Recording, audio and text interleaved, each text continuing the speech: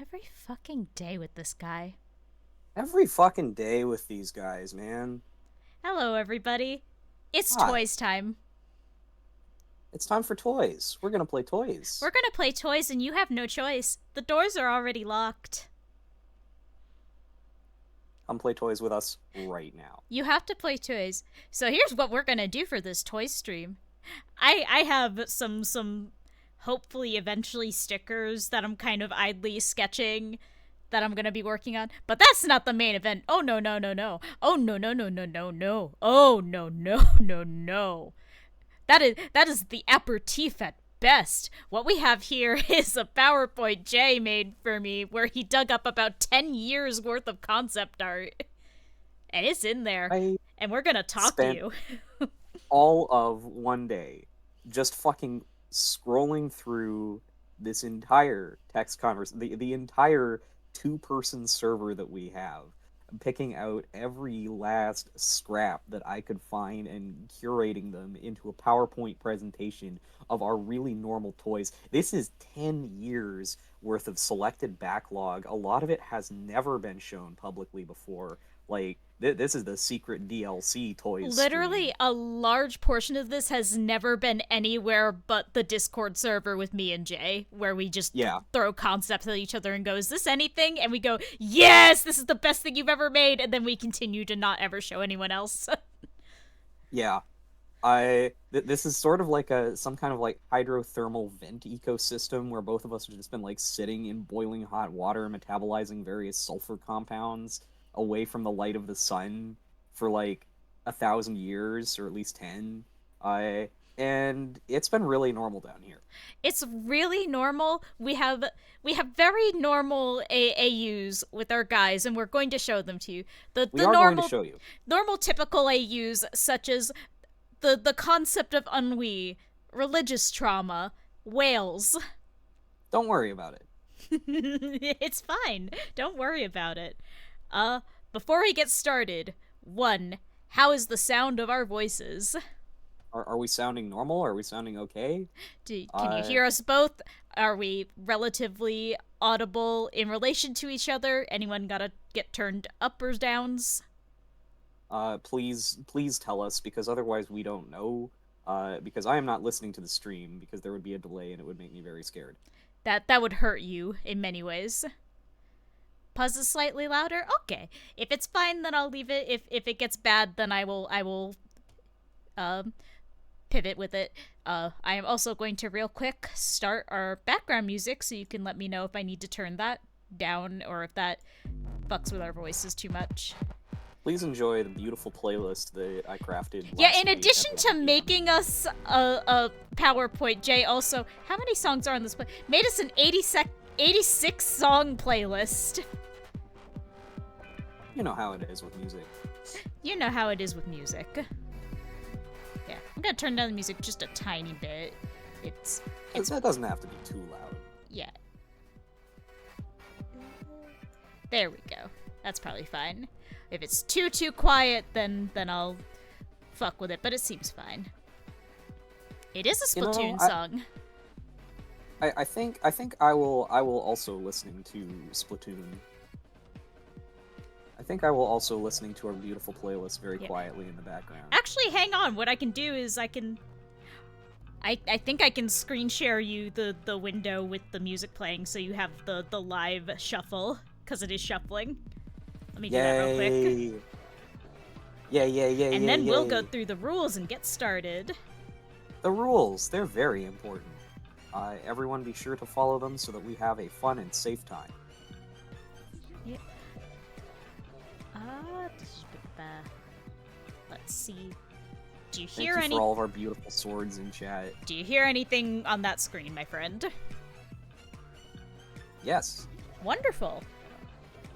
Perfect. All right. And with that, for all of you clowns, I'm gonna go through the rules real quick. They're all pretty standard. I think you all know them, but we're gonna go through them just for the sake of it, just in case. Rule number 1, if you're a bigot, you're getting booted. I get you with a hammer. We don't got no tolerance for that. Absolutely none. Rule number 2, I don't know how you could possibly backseat a PowerPoint, but if you do, I'll get you with a hammer. Don't tell us what to do. We know what we're doing. Rule number 3, likewise, I don't know how you could spoil a PowerPoint, but also don't do that. I'll get you with a hammer. Also, don't spoil games that we played in the past, games that we are getting back to, games that we've talked about wanting to play. Don't do that. That's rude. I'll get you with a hammer. Rule number 4, try to stay relatively on topic because this is a little bit of a playing toys stream. You're welcome to toss a question in the chat and maybe we'll even answer it, but don't go too off topic. Don't see that chat hasn't moved for a couple of minutes and go, I need to ask everyone in chat what their favorite ice cream is or the stream will explode. No, it won't, and you're gonna distract us. We're so easily distractible, undiagnosed, by the way. I'll get you with hammers. I am, in fact, diagnosed, and I am also extremely distractible. Rule number 5. Streams aren't strictly 18+, but Jay and I are both adults. Some of the things that we talk about are gonna have mature themes. Some of these little doodles we've done, they've got themes of, like, body horror, or there's a knife somewhere. Keep in mind there is going to be body horror. Oh my god, there is going to be body horror. Please, if that's like something you're sensitive to, you might want to duck out at some point. Yeah, keep your comfort level in mind. We'll try to give you a heads up if we hit a point where we're like, oh, this next slide has the meat on it, right? Yeah, the meat. Yeah. Oh my god, you guys can't be redeeming science facts right now. We're in the middle of rules. We'll get to science fact in a minute. Wait your turn. Wait your turn. Alright. We got to rule number 5. Rule number 6. There's much pain in the world, but not in this room. We know it's rough out. God, we know it's rough out. Look at us. But we want these streams to be a little bit of a reprieve from that, a place where you can take a break for a bit. Not to be those, like, Oh, we don't really discuss politics. Fuck that shit. All the power to all the people. We just want to take a break, okay? It's rough out. Every day I wake up and my little rectangle that contains the sum total of all knowledge in the entire world beams bad news directly into my eyeballs. Let's fucking play toys. We're here to play toys! It's toys time! It's toys time. And rule number 7, outside the previous 6 rules, if I just decide your vibes are off, I still get to get you with a hammer. It's my stream. I make no rules. If I ain't having fun, then I hit the funny button that ejects you like a cartoon. I will also put forward to everyone in chat, remember, at any time on the internet, you can block anyone you like for any reason that you like. And you don't have to justify it. You should. It makes the internet a better place because you no longer have to see anyone that makes you roll your eyes or feel unbridled fury. If somebody's annoying, just block their ass. It's that easy. I love blocking mildly annoying people. I love blocking mildly annoying people. It's my favorite thing to do. Yeah. Okay, is that all? That's all. We do have our science fact if we want to just toss that out of the way real quick. Okay. Well, I'm not, like, a gastronomist. I don't actually, like, know a lot about ice cream specifically. But I do know that, like, when you're making ice cream, you have to, like, churn it, right? You've got to, put it in some kind of mixer or blender. You can't just, like, let it set. And that's because you need ice cream. It needs air in it. It's got to have, like, air in its structure, or else it just kind of, like, solidifies into this sad little cube of frozen product. It's not very light. It's not very fluffy. It's not very scoopable. So I do know that much. That's why you gotta aerate it, otherwise it just, like, solidifies. Also, ice fact.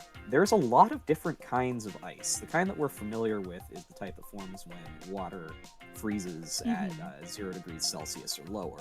However, under extreme pressure conditions, water can form an ice-like substance even at higher temperatures. So pressure has bearing on where and how ice freezes and what type of ice it is. There's, like, a whole phase diagram chart. It's been a while since chemistry. Yeah, there's some real interesting types of ice out there. That's actually very cool. That's something I didn't know. I learned something here today. Thank you, Jay. You're welcome. Anyway, PowerPoints. We got them.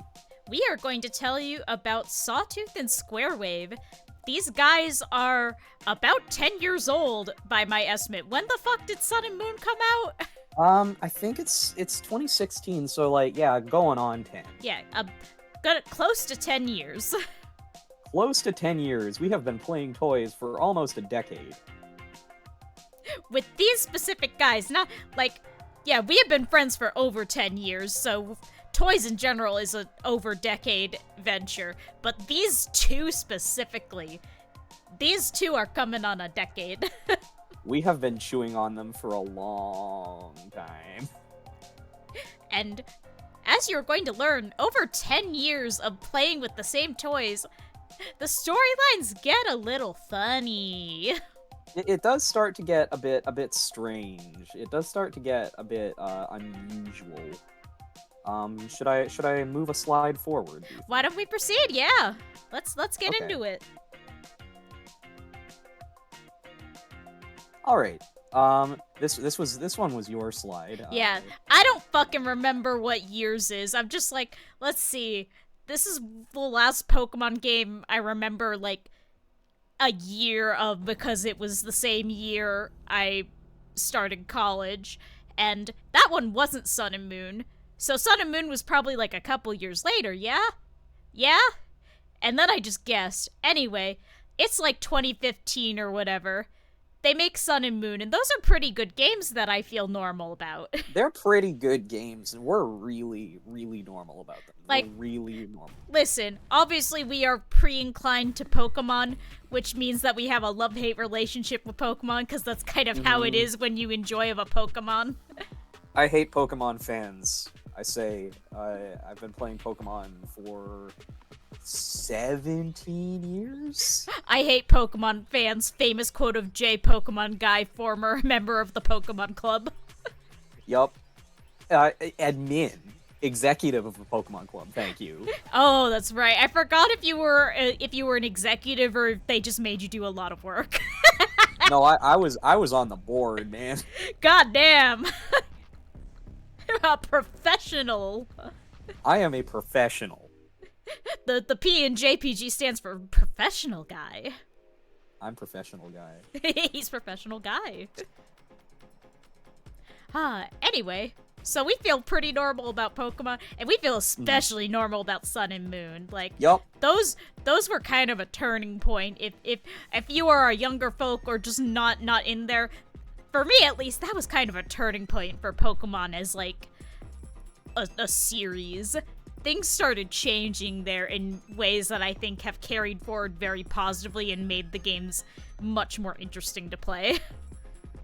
Yes. I think another like noteworthy thing, I guess from personal standpoint, is during the Black, White, and XY era, I was still playing the games. I was in like high school or whatever, and it was kind of a slump for me. I was playing through these games and going, man, is this actually kind of bad?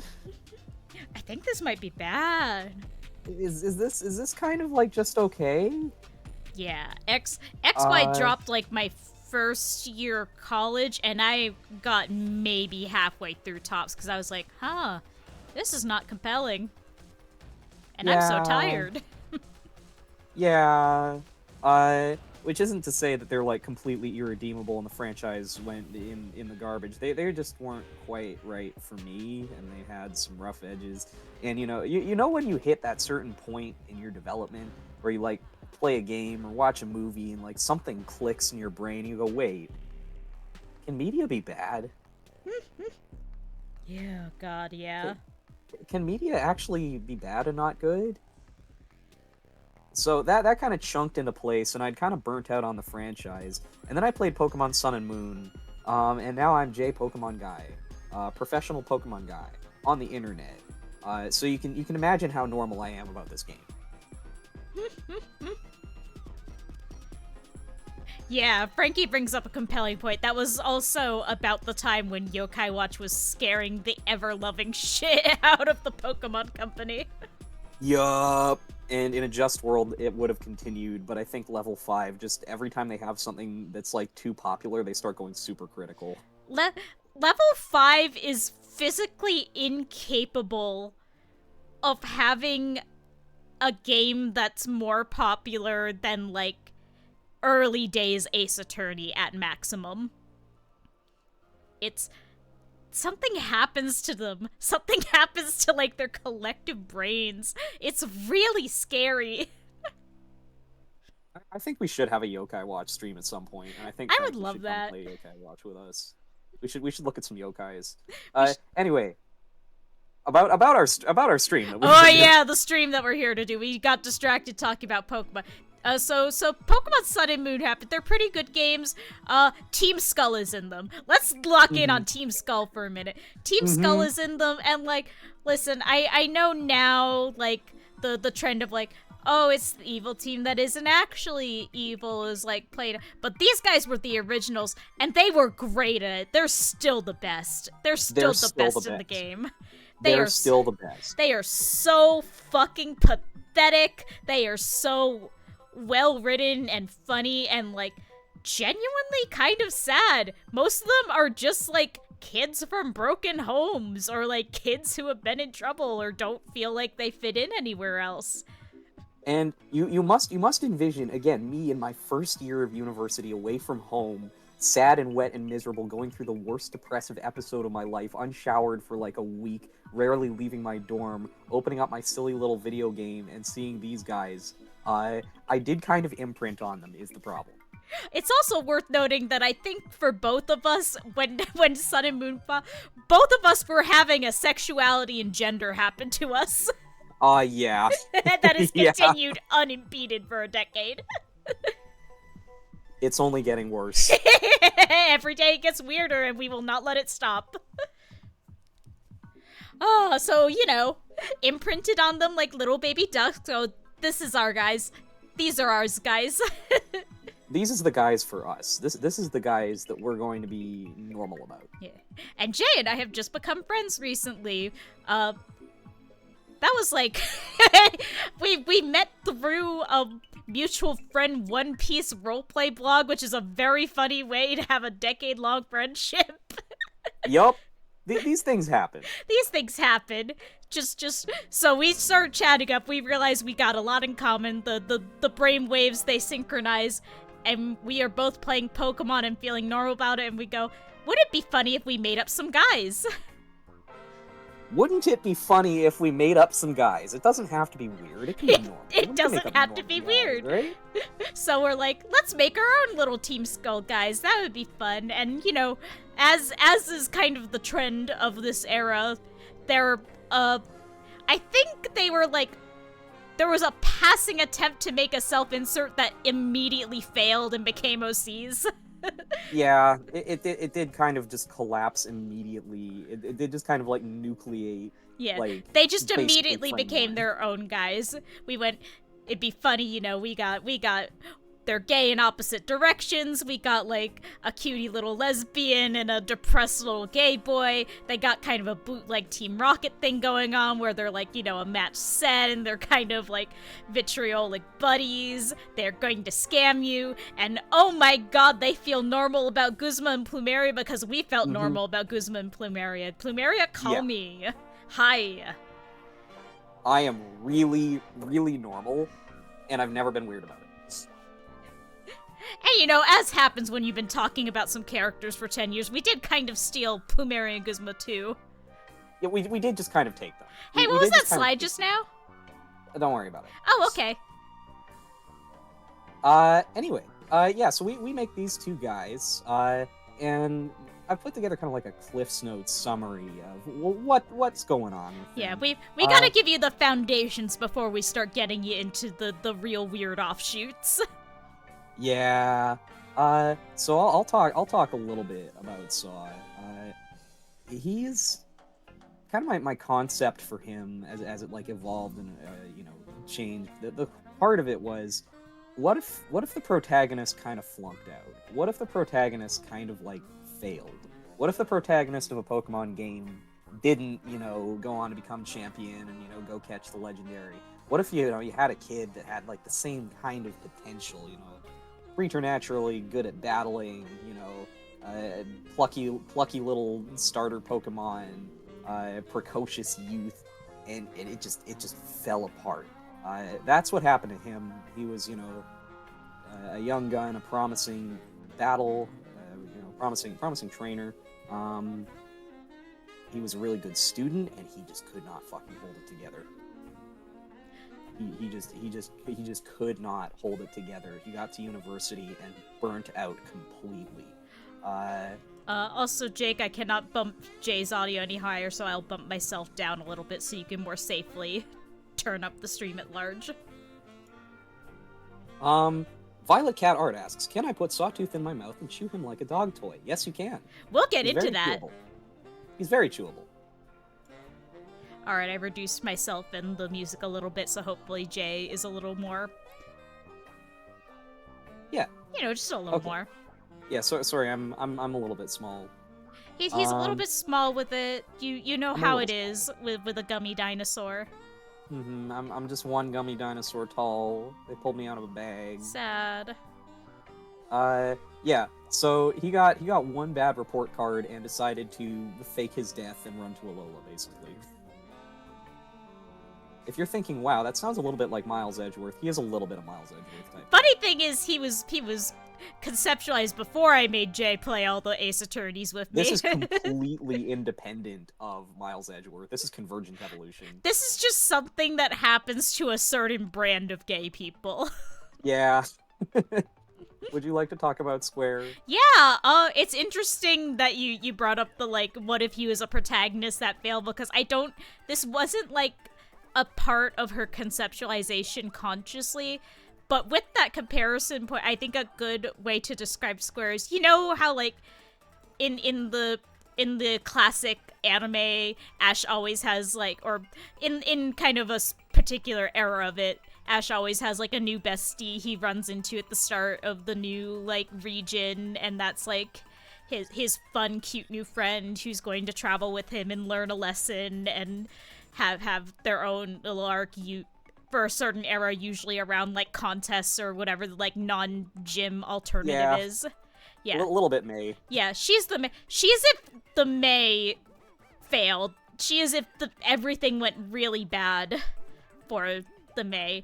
And another kind of like, we'll get into this, like, not quite failed, but forced to give it up. Square is from Hoenn. She was a rising contest star, is going pretty good. And then you guys might have heard about the incident with Team Aqua.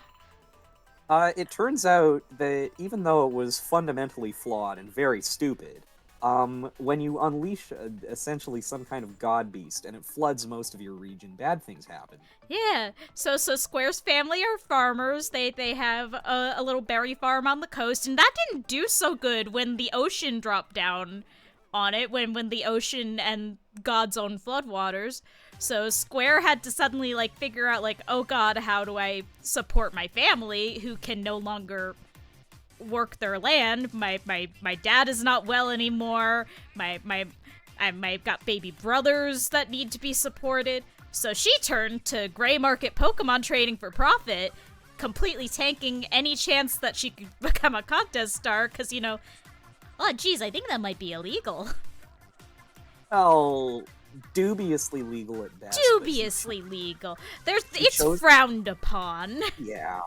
She chose to give up her contest persona because she, you know, any of the little kids who looked up to her, she didn't want to break their dreams.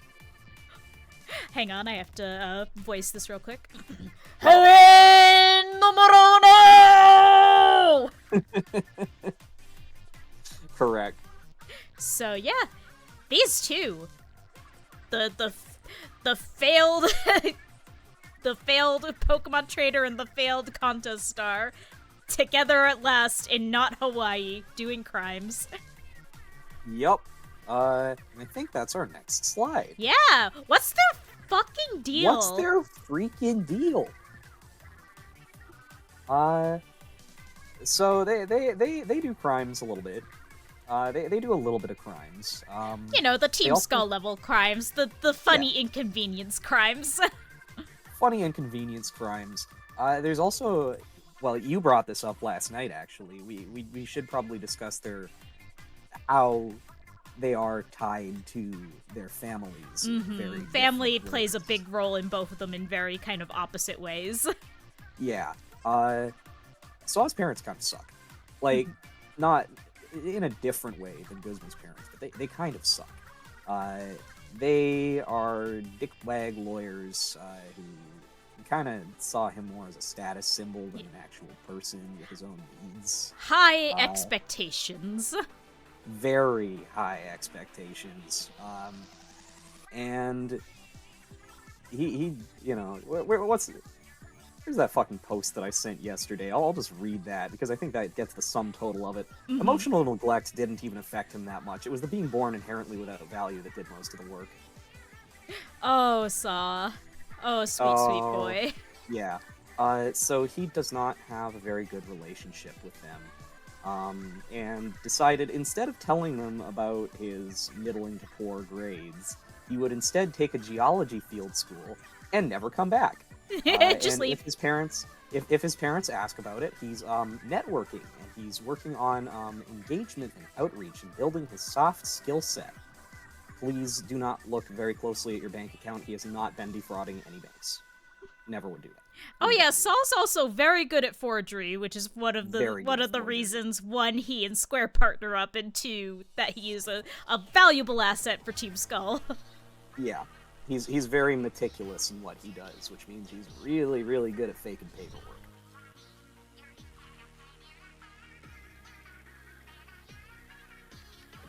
Always meet. Yeah. I think Saw and Zeki, we got to put them in like a jar with a stick and a leaf. We got to see what happens. It'll either go really bad or really good, and either way it'll be funny. It will be really funny. Maybe we can even get them 2 sticks and 2 leaves so they can each have their own. Oh, that way they don't have to fight. I think they will sitting there. Brilliant. Staring autistically. Yeah. So that's a little bit of like interpersonal background.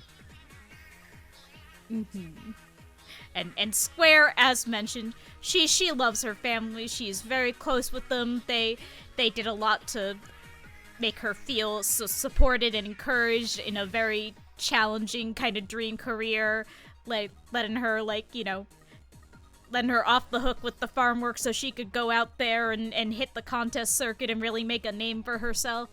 And then something really bad happened to them, and she decides she is going to do anything and everything to pay it back. Make sure her brothers have a chance at life. Make sure that her mama don't have to work too hard. Make sure that her dad gets to recover in peace and happiness. She will do anything to keep them safe and happy. And they will not hear about how she's doing it, because they don't need to carry that on their shoulders. Yup. So they're self-destructing for very, very different reasons. And they don't have anything wrong with them, and they're so silly funny! Look at them! So silly They're funny. in the little Team Skull uniforms! They're gonna fight you at the bus stop! But you're gonna have to do a funny little double battle. It's gonna be so silly, and there's gonna be like a little musical thing, and they're gonna say some funny lines, and everything is normal. Do not read into the subtext, okay? It's fine. It's okay. It's fine. Guys, it's okay. Guys, it's literally okay. So that's their feeking deal.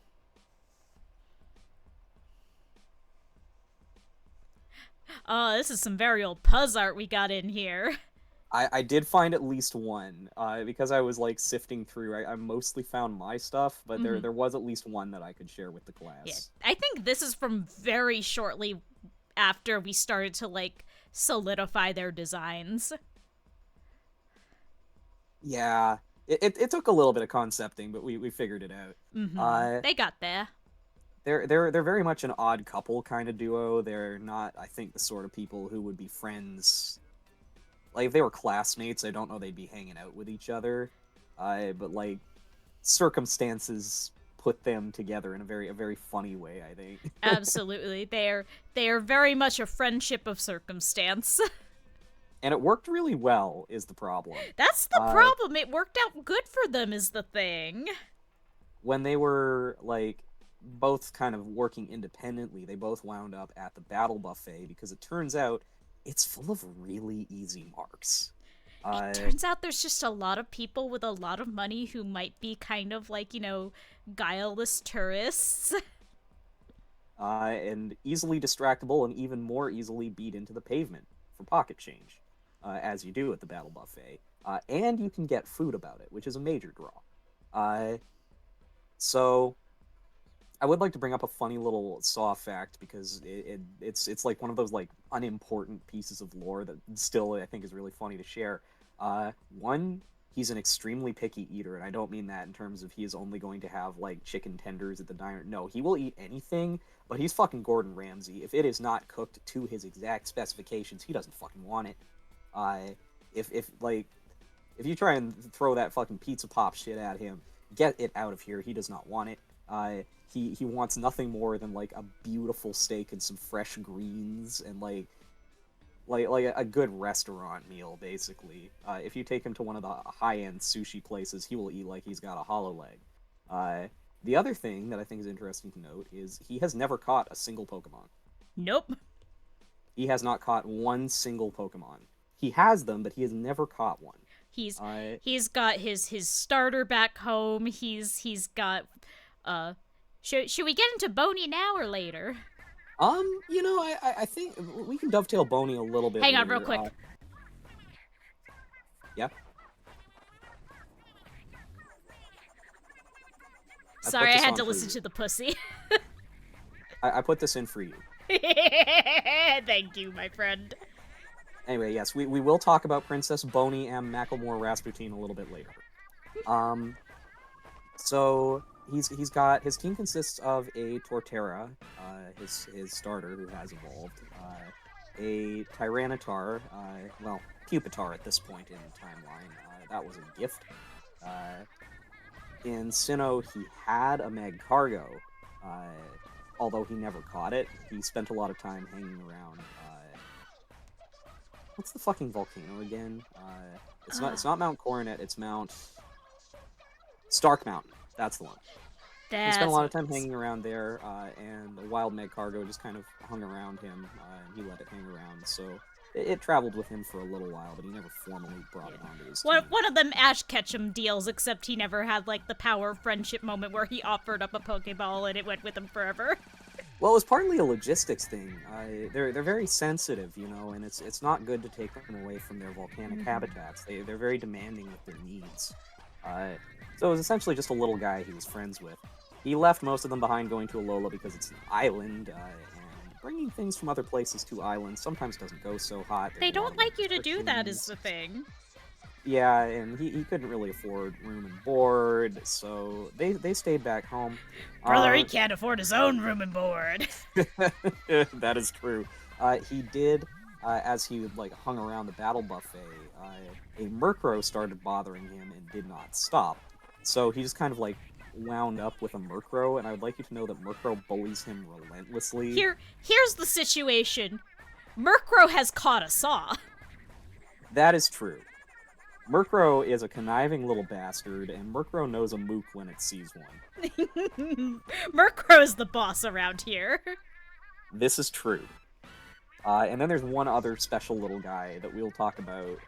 But do you want to take the stage for Square's funny guys? Do you want to tell them? Yeah, let's talk about Square's funny guys. So Square, she had a pretty solid team back in Hoenn, all contest stars. She had one of her kind of signatures as it was her Meganium, who a Johto immigrant neighbor gave her a little baby. What's the baby? A Chikorita. Gave her a little baby Chikorita when she was small, and she raised that thing up. And then she had just some others. She had like a Raichu. She had a what's the cloud? Castform? No, the cloud bird. Oh, Altaria. Altaria, thank you. I'm bad with names. And then Combuskin. I remember she had a Combuskin. She had a Combuskin. That was her like national official starter as like a 10-year-old. You know, you get the local. So yeah, she had a pretty solid team, and when, you know, things went tits up and she had to start getting out of Dodge and getting some money wherever she could, she essentially rehomed them for cash, which was heartbreaking for her. She regrets it to this day, but also doesn't regret it to this day because that money kept her family afloat for a little while she figured out places to make even more money. So, you know, she misses something them. to note about her is she has a very good heart. She always tries to find a good, loving home. You know, even if this is like a very dubiously legal kind of racket she's in. She's looking for the right place to put these Absolutely. guys. She's not pawning off to whoever on the corner's got $50. She went, okay, there's a dojo she got Combuskin to that was willing to kick her back some for the privilege. Altaria went to I think Altaria went to a more combat focused trainer that was like, oh, this is gonna be a good specimen, I can do something with her, here's some money for it. She knows who they all went to, but she does not visit one because it just hurts her to know that she can't have them in her life no more in the same way. And two, she doesn't want to confuse them none. They're with new families, they're with new trainers, they've got new lives, and she doesn't want them seeing her come back and being like, oh, okay, so we're going back now, right? Yeah. So that part of her life is kind of over at this stage, and so she sells off the team. She starts kind of she's essentially using ambush tactics to capture Pokemon. She is catching them with a Pokeball in her bare hands and, training them up to sell and make a little money back. And eventually, she makes her way to Hoenn because there's some money there. There's some opportunity there. She's I'm gonna assume you meant Alola. Alola, yes, thank you. My brain, it don't work so good. Yeah, that's why you got me for. Thank goodness. So yeah, she makes her way to Alola, and eventually she ends up with a couple of Pokemon that she keeps because they ain't good prospects. They don't sell, but she went through the trouble of catching them, and she's not gonna just like release them out into the wilds to suffer or nothing. So she's got uh uh you're gonna have to remind me of names because I'm cooked. There is There's Salandit and Salandit. I couldn't Vullaby. remember, not Salazzle. She's got a Salandit which didn't sell because she caught a male and everyone who's buying wants a female so they can evolve it. So she's like, okay, I just got this little thing and you're kind of scrawny. You're not really the your Platonic IDs, they are not ideal. good. Yeah, this little guy is filled with vitriol and hatred, Yeah, and is very also ill-tempered. tiny and shitty. Yeah, tiny, shitty, ill-tempered, tolerates Square enough that she's like, okay, I'm gonna keep you around because otherwise I don't think you're gonna get fed. And then Yup. she's got, sorry, I already forgot the other one. Vullaby. Well, Vullaby, yes, little baby. Kind of a runt, very freshly hatched, very new. Probably got separated from the mama a little too early. So she's like, oh my god, this is a baby. I have to take care of the baby. So she's got little shitbag and literal infant to Yep. to her name now. And that's their beautiful team. So at the point they meet, Saw has one Murkrow who is bullying him relentlessly, and Square has one shitty lizard and one baby bird. And this is where we need to start talking about Boney. Oh, this is where we talk about beautiful Boney. This is where we talk about beautiful Boney. One of the trinkets that Saw brought with him is a skull fossil. He's not really a dinosaur guy. Like, he didn't grow up obsessed with them. His favorite dinosaur is Stegosaurus, and if you were to ask him to draw a Stegosaurus, it would probably look like one from, like, the 1800s. That's the one dinosaur he knows, but he likes rocks, and so a well-meaning relative gave him, a fossil, and he brought it along as like a trinket or whatever. And it turns out that if you have a fossil Pokemon, there are people who are very interested in buying those sorts of things. There are people who are very interested in getting a fossil. And sometimes the paperwork for reanimating the dead is a little bit much to go through. So potentially there's some money in there for you, you know? If you can make it happen and you don't have to make someone jump through 30 hoops about it, then oh, there could be a paycheck in it for you. And you guys also, if you have been of the Sun and Moon playing type, you might remember that you revived fossil Pokemon there like a back alley trailer, if I remember right. You literally go find a trailer in the woods and a guy says, yeah, I can bring that back to life for you. It is very sketchy. So that's what Square is like. She sees this fossil and she's like, hey, you want to make more money than we have been? I can do something for you, but you gotta trust me and you can't ask questions, and I might need you to forge some stuff. And Saw, God bless his heart, decides to go along with it. They discuss the plan. They are going to bring this thing back for an interested buyer, and Saw's going to forge the papers. And so, they get this thing alive. They now have a very stylish but illegal baby. Stylish but illegal baby dinosaur. Yeah, and they're getting their client, they're getting the paperwork all worked out. It's all gonna go great. And the client backs out. The buyer gets cold feet and dips. And they are stuck with a whole alive baby. Nope, they are stuck holding the bag if the bag was an alive Pachycephalosaur. And so now, Saw, who is the more talented and experienced trainer in terms of, raising a more difficult Pokemon of that sort, now has Boney M. Yep, as named by Square, Princess Boney M. She is a beautiful baby. very She's a well tempered. she's a very good baby is the lucky thing. She is probably the best tempered of the Pokemon they got. Yeah, she's a very curious kind of a creature, and she likes to run around, and she likes to play her favorite game, biting things, and she loves to play her favorite game, bonking things. But she's learning that maybe don't bonk things too hard. Saw's glasses are shattered for a reason. He can't see so good no more. He already couldn't see. Okay, I always forget this. Remind me. You're gonna have to remind Mhm. me. Yeah. The shattered lens is on the side his good eye is not, right? That is correct. He actually has the eye that works has decent vision. Like he's not like short-sighted. If anything, he might be a little far-sighted. He does have one dead eye. Nothing like happened. That's just the way it is. Mm-hmm. Saw a little bit also. We didn't get into this. Saw also Yeah, a little bit has the ailment. Saw does not like horses. he does not like horses. His legs don't work so good. One of his eyes is basically blind, more or less. Uh, he's normal. He's normal, and everything works good. He's normal and healthy, and please stop looking at him. Stop looking at him. Stop looking at him. Stop. He is not underweight. He's not a plastic Halloween skeleton with some latex on top. Stop. Yeah, this is why we'll get into fuck off We'll robot. we'll, we'll talk about the fuck off robot. We'll also talk about some other robots. Yeah, but yeah, that is definitely why fuck off robot is like this.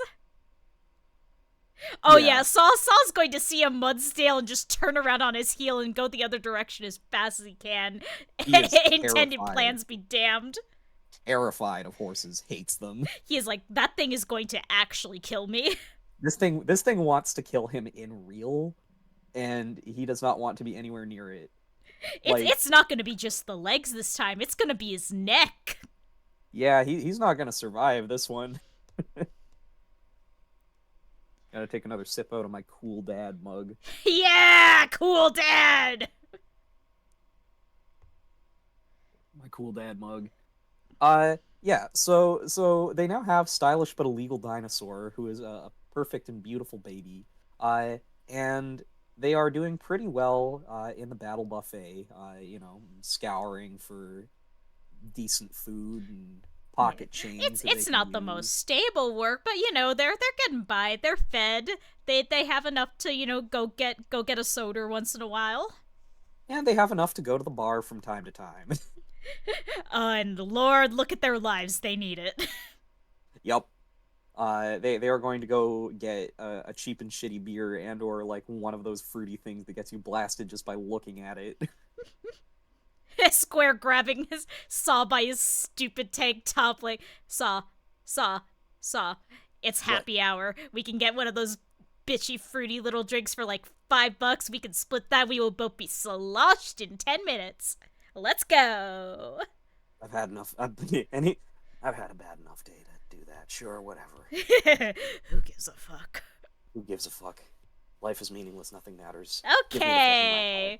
Maybe we can scrounge up some quarters and get 2 fruity little drinks. Listen, death is coming. Pass me the Mai Tai. I'm passing it. Yeah. So they're not exactly thriving, but they are scraping by. They're surviving. They're surviving. Yeah. One day at a time. Yeah. This is not Frankly, like, sustainable. They would probably be doing better, but on Saw's end of the earnings, he is blowing that all on the fanciest sushi he can get because of his special little tummy. And Square is sending every cent that she can that isn't strictly for stay alive one more day back to the family. Yup. And they're normal. They're so normal. So yeah, every once in a while they scrape together their pennies and they go to the bar.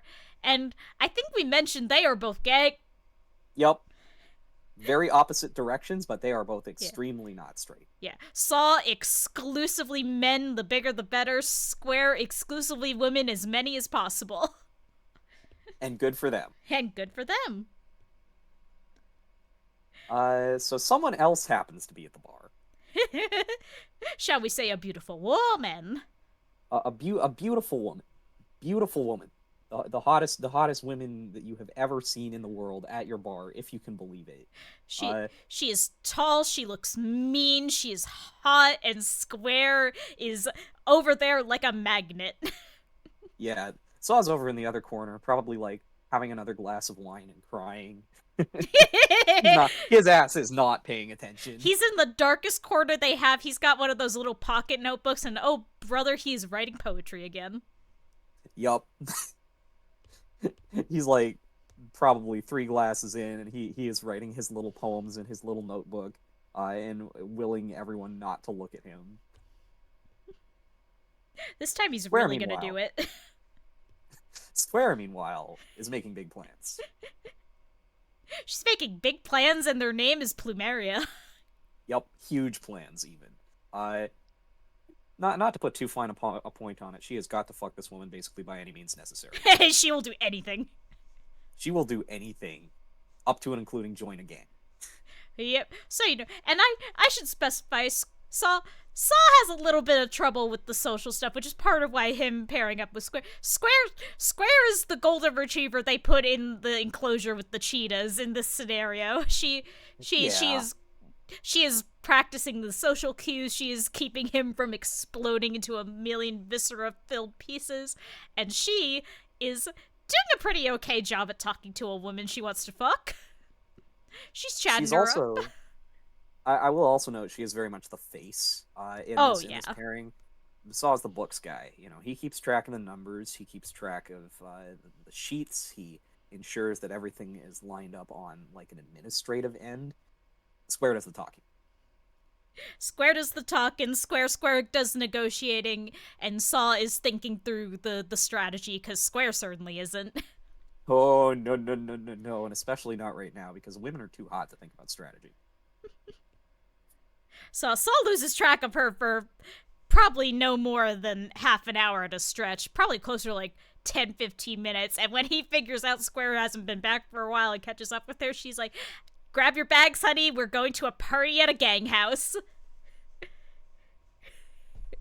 Saw has some compunctions about this. He is maybe not so keen on this plan because while he is currently a low level petty criminal, he does have some hope that he can get his life back on track someday and maybe make something of himself and like not be a perpetual disappointment forever. Uh, if he gets involved with like organized capital C crime, there's no turning back. That's just it forever. He's going to be living in the gutter for the rest of his life. Like, people are gonna notice that. Employers notice that. Yeah, he is going to be functionally unemployable for the rest of his life. Uh, but he is not going to let his only friend in this cruel and cold world, he is not going to let her go by herself. That would be a callous thing to do. That would be irresponsible. So, as reluctant as he is, as many compunctions as he has, he will go with her because he cannot let her go alone. So Saw and Square are going to the Shady House.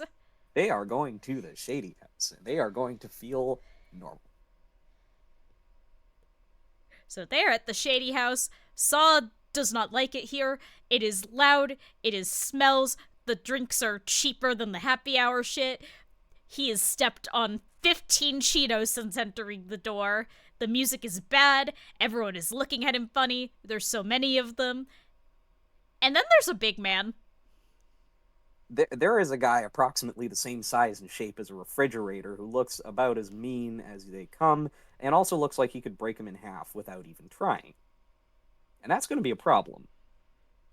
That is going to be a problem that he would like more of immediately. And actually, he's suddenly rethinking this whole plan, and it's starting to look a lot better. It's starting to look a lot more feasible. He thinks maybe it's actually not so bad. Maybe Maybe this there are is some actually benefits to organized crime. you know, maybe it's time to move above this rinky-dink dime store shit he's been on. Maybe it's time to try it. If he can't be the best, well, he sure as hell can be the worst, and he might as well.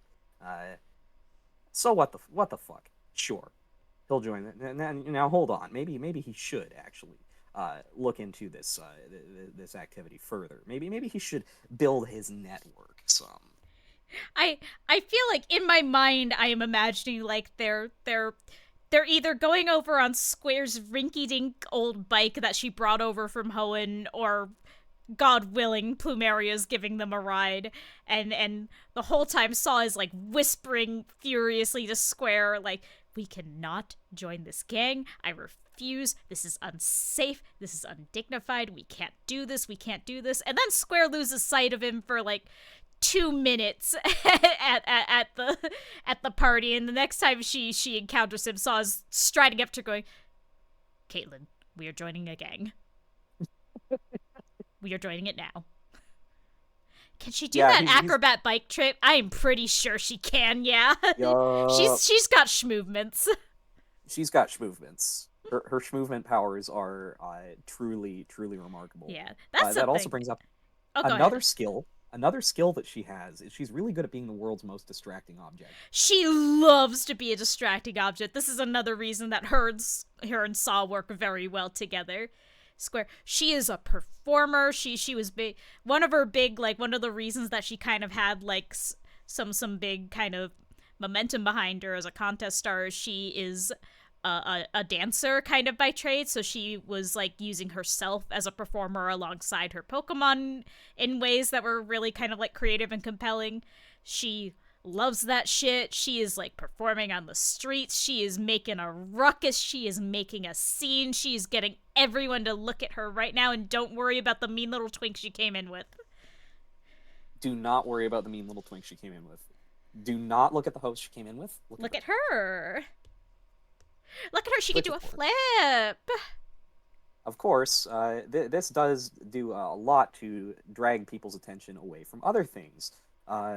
Like perhaps somebody else getting into someone else's papers or picking a couple pockets, things like that. Yeah, things like that.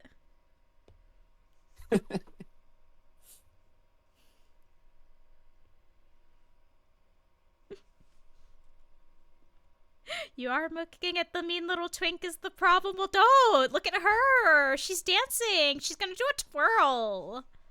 She's going to do a little spin. So yeah, they've decided that actually this is great, this is cool, and they love joining gangs, and it's gonna be great. They are surprisingly good at it. This is kind of where they're meant to be. They have the structure of people listening to them and people relying on them and people who will give them direction. It's kind of an improvement over scamming people at the sushi restaurant. Yeah, they're they are learning that this is maybe not as organized as they thought. What did Frankie say earlier? The laundry basket full of crime. Yep. They're gonna fold that and put it away eventually, maybe. Probably. Unless they don't.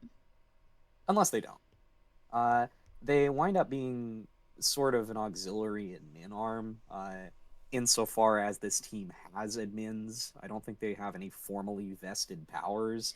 They're just kind of they're the giant rats that make all the rules. Yeah. They don't make all the rules, but informally, Square's kind of like a recruiter because people like talking to her, and she has a very good sense of people. This is a funny fun fact I didn't actually remember to bring up earlier. So y'all remember the psychic trainers from Hoenn, the like kind of like the weird girls, as it were.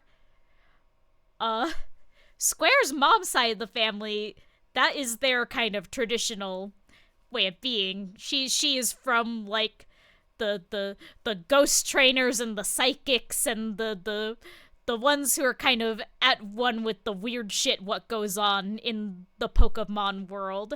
Square isn't really on that side of things, but she does kind of have a preternatural sense of how people are doing. She kind of gets vibes off of people. She is reading them like the mood ring. Claire's mood ring. Is our music still on? Did our music stop? Oh, I forgot YouTube likes to just not let playlists go anymore. Which is so fun. Thanks, of it. YouTube. It's so fun and Very cool. cool. Yes, I am watching the playlist that I said to keep shuffling running. Ah, I thought something was missing. functional website. Functional website. Yeah, so she's really good at reading people's moods and emotions, figure out how they're feeling, which is very useful when you're the negotiator. And it's also really useful when you work with people as sort of an administrative function. And it means that she works really well alongside Saw, who is kind of getting a reputation for being the worst guy you've ever met on Toontown. Yeah. Like, Grunts hate him. He they has a hate him. stick up his ass. He has sky high expectations of everyone. If you screw something up, you are never going to hear the end of it. He is going to drag you over the coals. Yeah, he is very, very difficult to work with. He pushes everyone. If he's in charge of something, he pushes everyone really hard, but he pushes himself even harder. Basically, he's got the same unhealthy expectations for himself as everyone else, for better or worse. Probably Mostly for worse. worse. But it does mean that when he is put on a task, he sees it through to completion. Doesn't matter what that task is, he is going to make it work by hook or by crook, because the other thing about Saw, and I don't think I brought this up, he's really weird about power structures. Yep. He's really weird about power structures. If he perceives you as someone who outranks him, he will defer to you entirely. He will bend over backwards to get your approval. If he perceives you as someone who does not outrank him, he is the worst boss you've ever had. And he does not like a lot of these funny little mooks running around. He thinks they don't take anything seriously, and they'd better shape up, or he will shape them up himself. Because he's been given a task, you are acting as extensions of him, and anything you screw up is going to reflect poorly on him. So you better fucking get this right. Is this healthy? Absolutely not. So, Square is the recruiter and the fun guy you can always go to for to lend an ear, to give you a little bit of a pep talk. And Saw is the middle manager that everyone below him hates, and that Guzman and Puero realize, oh shit, we can get this guy to do whatever. Oh fuck. Nope. He'll do any. He will do any. Jesus Christ, he'll do any. And also, my god, we are already at an hour in. Wow. You ready for a 3-minute break, my friend? Yeah, I love 3-minute breaks. We're gonna take a 3-minute break. I'm gonna run the ad so that it doesn't interrupt the stream when you have to come in and refresh. And Everyone go get a snack right now. get a snack, get a water, get a treat. I'm gonna feed my cat, I think, and we will be right back.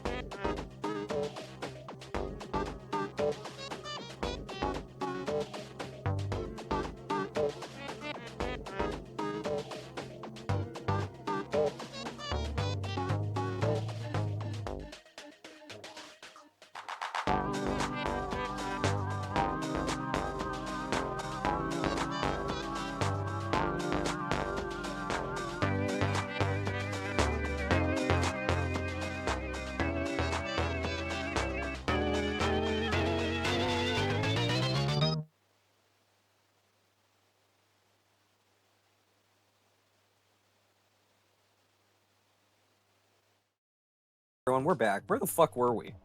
Well, I was muted until after you finished saying that, so no one knows.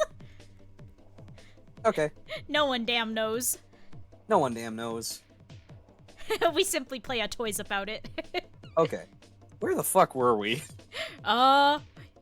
Everybody loves Square and everybody doesn't love Saw. That is true. That is correct. Yeah.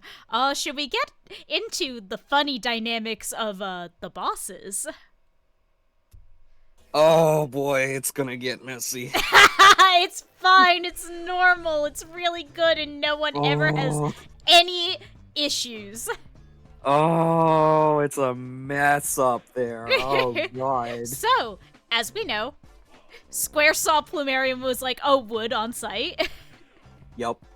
Saw Guzma and also was like, oh, wood on site.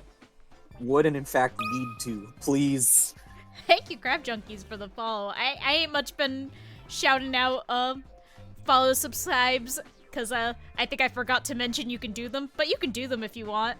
I still don't have Mix It Up set up, so tips aren't set up to go, but also you should go to Jay's Ko-Fi and buy all of his guys. He makes cool adoptables. I do customs too. If the guys in there aren't weird enough for you, I can make weirder guys. You want me to make weirder guys? Get Jay to do concept work for you. It's really good. If you like villain coded, Jay's done a bunch of the like robotics and stuff like that for villain coded. He designed Davy's arm. He's working on Buck's mech right now. It's awesome. Really good first time chat, Crab Junkies. Also really good username. Really good username. Thank you. I love crab. Crab. Yeah, okay. The relationship dynamics are a mess. There's no helping them. Yeah. Square's used to like just going up to a girl and flirting with her and probably having something good happen. So things are okay enough with her and Plumeria.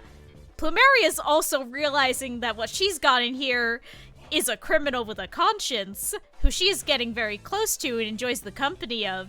And given the kind of stuff Team Skull is cooking up on the back end right now with, say, evil women, that's not good. Especially because they have a vulnerable teenager in their employ that they're kind of gonna betray a little. And they're gonna kidnap another vulnerable teenager. Yeah, the whole thing's a mess. And I think it's important to note that Plumeria is not, like, particularly happy about this either. No. Like, she's not having a good... She is straight up not having a good time right now. She does not approve of any of this, but it's money for the crew, and Guzma's all in on it, and she is all in on Guzma, so it's like, okay, I guess we're doing this. I'm just gonna not tell this nice girl I'm fucking about any of this, because I don't want her to get involved, and also she's not gonna be happy if she hears it. Yeah. Yeah, Guzma's not even happy about it. I don't think. It's just like, wow, an adult who's treating me with respect and money for the gang. Yeah. At this point, he's got his own problems. He's got a lot going on. I'd also like to take a moment. We are talking about our funny original characters, but this is a very important piece of Guzma's character that I think goes overlooked. He's someone who's very loud and boisterous. He's someone with a very big presence. He's someone who throws his weight around a lot. And I think he's someone who often gets characterized as like a fairly angry person who's prone to outbursts. Anger is a secondary emotion usually that stems from two sources, either sadness or fear. I think his is very fear-based. Yeah, his whole persona is doing the like personality equivalent of a cat puffing itself up to look big so maybe it won't get eaten.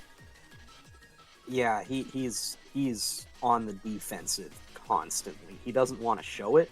He will sooner die than tell you that. I don't even think he realizes that's what he's doing. But it is very much something that the core of his character to me is that sort of fear, that very deeply rooted feeling of helplessness that he is doing everything to push back against. You know, squishing it down to the point where he doesn't know it's there anymore. He doesn't acknowledge it's there anymore.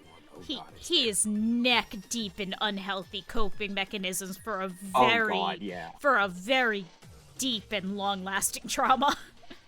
Yep. And here's the thing about Saw. He's sort of the brains of the duo. He's really stupid. he's really smart, but he's really stupid. You know how it is? He's really fucking It's stupid.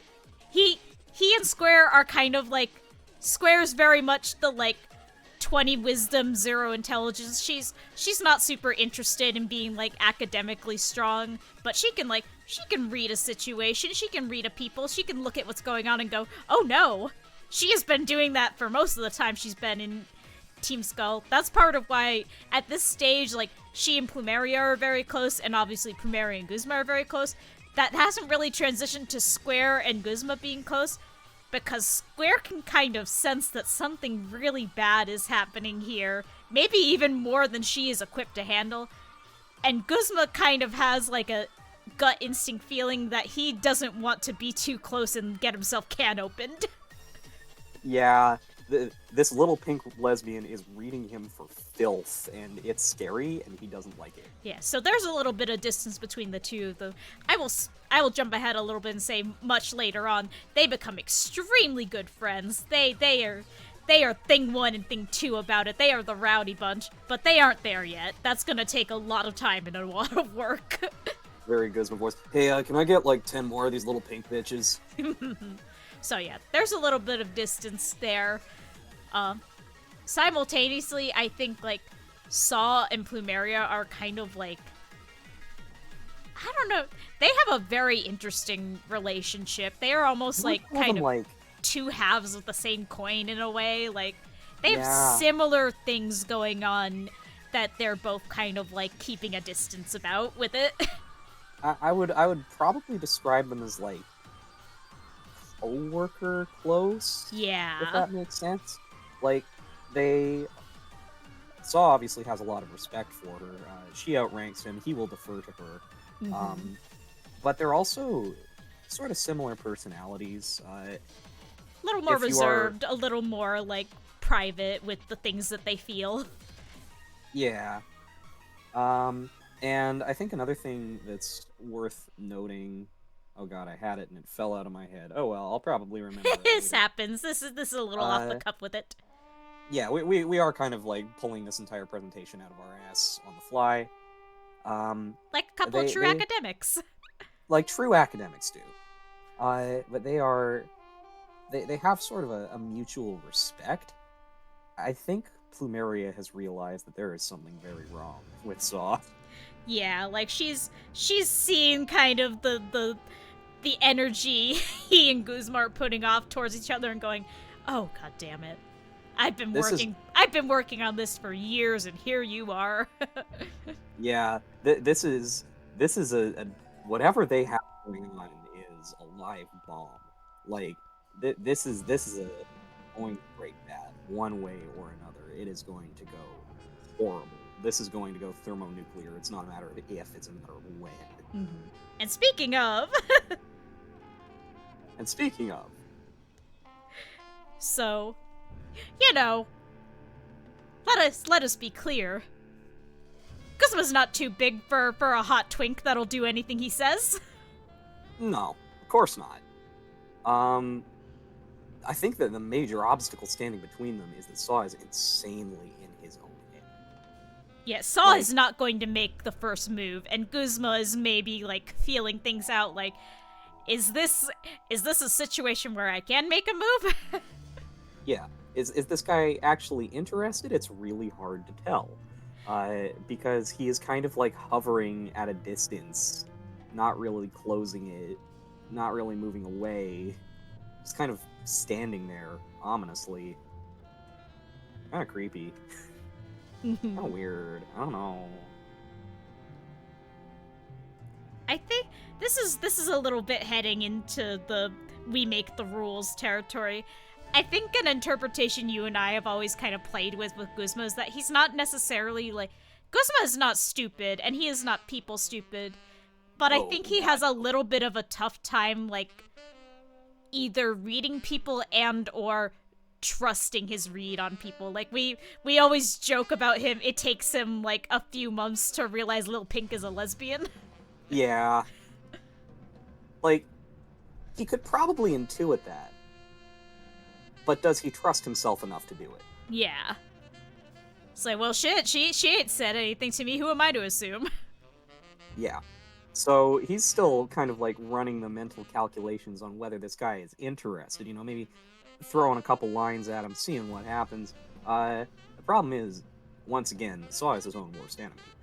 98% of his problems are his own fault. Some of them aren't. A lot of the time they are. And he is too busy playing five-dimensional chess in his own head to realize that he's been getting hints. Like, at this stage, Saw could walk up to this man, say, "Would you like to fuck?" and get a yes. But he is too busy on stage 57 of his 300-step plan to do that. Yup. He's like, no, surely not. Surely it Surely couldn't be not. that easy. Surely not. This winds up, eventually, after they finally close the distance, becoming the world's messiest situationship. Which is to say, they are hooking up. They are hooking up repeatedly. And Saw never stays. He always leaves. And it's not because he wants to, it's because he doesn't think he's wanted.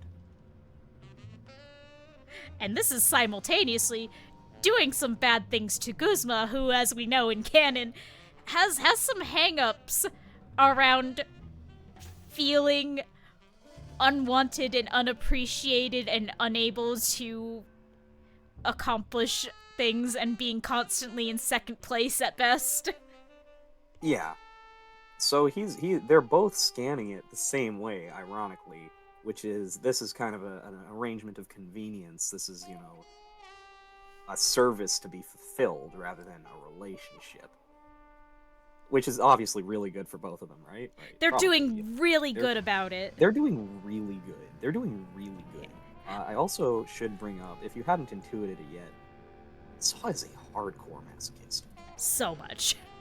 Like, he is very, very much, like, to the point where I think a responsible person would say, "Whoa, buddy, slow down. That's a little much, don't you think?" That post about the sub getting into some of the freakiest shit and the Dom having to go, "Oh, hang on, I think we're heading into a little bit of a yellow card territory for me." Yeah, I think we gotta back out, man. I think we gotta bring it back a little bit. That's a little too much. So obviously this is a really healthy situation for Guzma, who, one, as established, is desperately posturing as the big bad man as a coping and protective mechanism in ways that are not healthy or helpful for him. And two, is about as explicitly as a Pokemon game can make it, a child of physical abuse.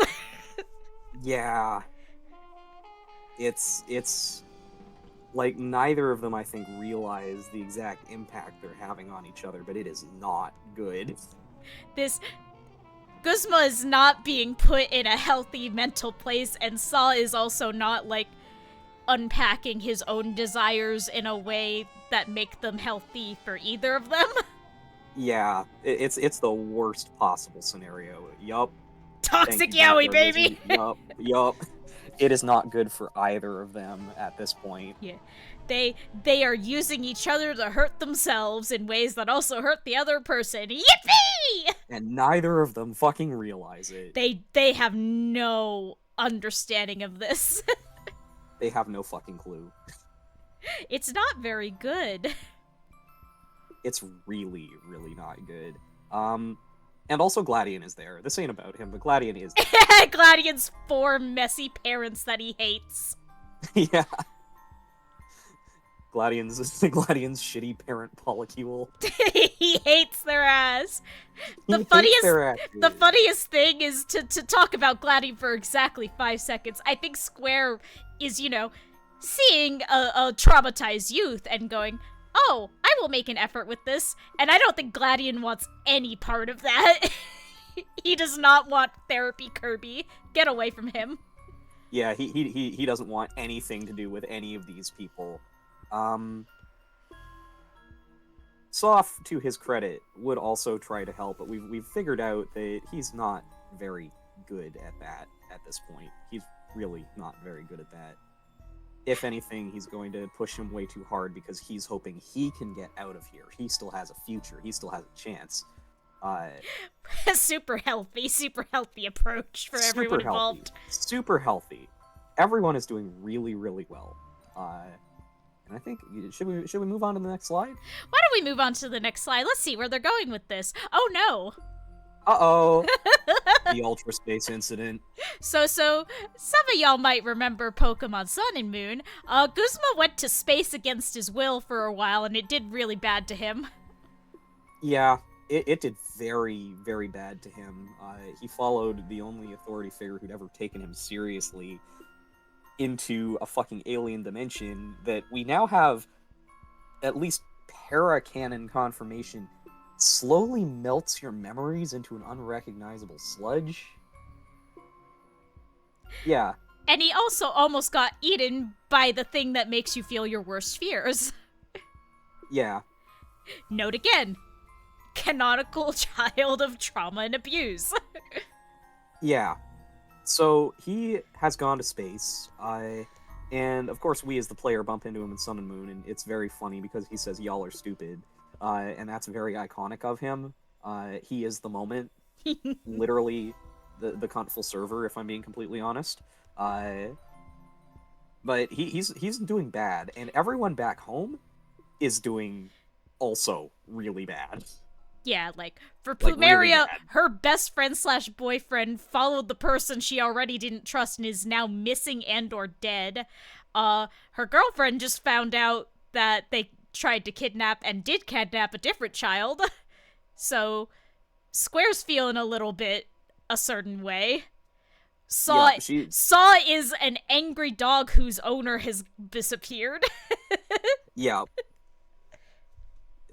He is not doing well, and he is lashing out at just about everyone around him about it. And Guzma's in space having literal trauma triggers injected into him by an alien. Yeah. He's doing bad. Everyone is doing bad. Yeah. But the plot resolves and everybody comes home. Yay! It's all good. And then the protagonist goes and they become champion, and you get to go do some like post game side quests and stuff. And don't worry about what happened to Team Skull. Don't worry about what happened to Team Skull. Don't worry about what happened to Team Skull. Yeah, we have to deal with that here right now. We're dealing with it right here. Guzma comes back. Everyone is elated because, one, he's alive. Two, he appears to be unharmed. There's something wrong with him. He's really not himself. He's like visibly kind of exhausted. He's like just kind of going through the motions. And shortly after getting back, apropos of fucking nothing, or at least apropos of going to space or disappearing or whatever happened to him, he just declares that it's over. He's disbanding the team. No more Team Skull. No more Team Skull. Go home. Everybody get lost. Go do whatever you need to do. He's through. And it is at that point that Saw fucking explodes. It is at that point he just goes entirely off the rails. He's been slowly building stress this entire time. He's been worried, he's been nervous, and he's reading this as a very selfish action. You know, it started to click for him. These are people with nowhere else to go. He has nowhere else to go. What is he supposed to do if not be here? You're just going to arbitrarily decide that it's over and everybody has to move on just because you say so? What's wrong with you? As you can imagine, this goes over great. Yeah. Picture, if you will, you're Guzma. You just got back from space where you almost died, and you remembered every bad thing that ever happened to you at once. You have decided that you can't be the big bad figurehead anymore. You are not the big bad figurehead. You are still that scared little kid in that house with the broken golf clubs, and you are kind of holding up and hoping everyone just disappears about it. And then the guy you've been fucking that was making you feel all this a little bit beforehand comes in and just rips into you and points out everything that's wrong with you and every way you failed him and everyone around you. And at this point, I will stress, Saw doesn't fucking know. He's bought the facade completely. Guzma is the big bad figurehead. There's nothing underneath that. That's who he is. Yep, he has taken him entirely at face value. He has no fucking clue. And when he finds out, he is going to be gutted, and he is going to run up a hill in the pouring rain, and he is going to scream until something starts bleeding. So that's going really well. That's going really well. But, you know, as with all bad times, there will be an end to the bad times. And you can rebuild in the aftermath. Yeah. They hit the breaking point, and they pick up the pieces afterwards. Saw sees what's underneath, and decides, I need to do something better about this. They essentially start from scratch. Square and Plumeria have to make their amends too. There's going to be a lot of hard conversations. There's going to be a lot of fraught emotional dialogues with them. Yeah. These are essentially 4 people who go through the worst day of their lives, or maybe second worst day. Square's whole life got upturned by a whale that one time. The fucking whale was pretty bad, so maybe that's her second worst day. Yeah, but it's still pretty bad. That was like a pretty fucking bad. Yeah. Like way up there. They all have a really bad day, and afterwards they kind of meet each other for the first time, and they go, okay, let's see where this goes. Let's start as friends. Let's get to know each other. So that brings us to our next slide. Post-canon. Everybody's got to do something in the aftermath. And one of the contacts that Guzma has access to is Cuckoo. And he has been working, obviously, in his lab, and his wife, Burnett, has been working at her lab. They're both scientists. They're both insane. I love them very much. They are buy for buy, T for T goals, genuinely. To live like them. To live like them. Wife guy of all time. Wife guy of all time. So Saw, who has a background in, like, physical geology, geochemistry, quickly bringing in pizza to a burning room. Yeah, pretty much. Hey, Guzma, that shit was crazy. You doing good? Oh, God. Oh, fuck. Oh, shit, man. You need anything? I got pizza. You want pizza? The pizza's not going to solve every problem, but it's not going to hurt him. It's still pizza. It's still pizza. Oh, I should have gotten pizza today. Anyway, you should have gotten pizza. Saw has a skill set that dovetails nicely with what Burnett's doing. He already has some, like, chemistry and some, like, physics background, especially physics. I think he's the sicko who actually, like, enjoys physics. So he's a good fit for her lab, you know, working with the filing cabinets, you know, looking at energy signatures. Yeah. So he's able to pick up some work there. And I will say, at this particular stage in Saw's life and Saw's whole situation, Burnett is probably, like, the best possible person for him to be working with. Yeah. Like, just personality-wise, she's kind of like a midway of Square and Guzma in terms of, like, authority figure for him to be working with. Yeah. She's looking out for him. And it helps that he's pretty good at what he does. You give him a little task and he does his little task. That's just how he works. Square, meanwhile, gets some work at Kukui's lab, picking up, you know, the same sort of, like, administrative shit. And you may have remembered that I mentioned Square has been fucking catching Pokemon with her bare hands and determination, so she's a pretty good fit for this line of work. Yeah, they're doing great. I think Lily winds up with them post-game as well, which is great. Now Square has another baby sibling. And you know she is doting on that kid. Yup. After everything. Awesome. Plumeria is really, really fucking good. Like, she's been hamstrung a little bit by having to manage a team full of rowdy, like, late teens and 20-somethings. But she's really, really fucking good. So now that the weight of the world is no longer on her shoulders, she can, 1, smoke an irresponsible amount of weed and pass out for 12 hours. And 2, as is her God-given right. As is her God-given right. And she can also pursue her training in earnest, and starts making serious runs at the Battle Tree and the Champion title. She's got potential. She has serious potential. She's got the drive, and she's got a lot of people rallying behind her now. everyone cheering and clapping and cheering and smiling so big style. You go to any single like run she's doing on the title, and there's like anywhere between 2 to 12 former grunts holding up like posters in the background, screaming their lungs raw. The dedicated hype squad. And Guzma, he doesn't really know where he wants to go from here. He's hanging around Hala's house, you know, working with him, but he's sort of adrift. He's not sure what to do now. He just knows he's got to make a change. He's got to make a change, and I think he might reflect a little bit on his own advice. Make sure you're getting what you want out of life. How can he be happy? What would make him happy? What can he do now in the wake of everything that's come before? Where will he find peace? And also, Saw and Square are now semi-professional wrestlers.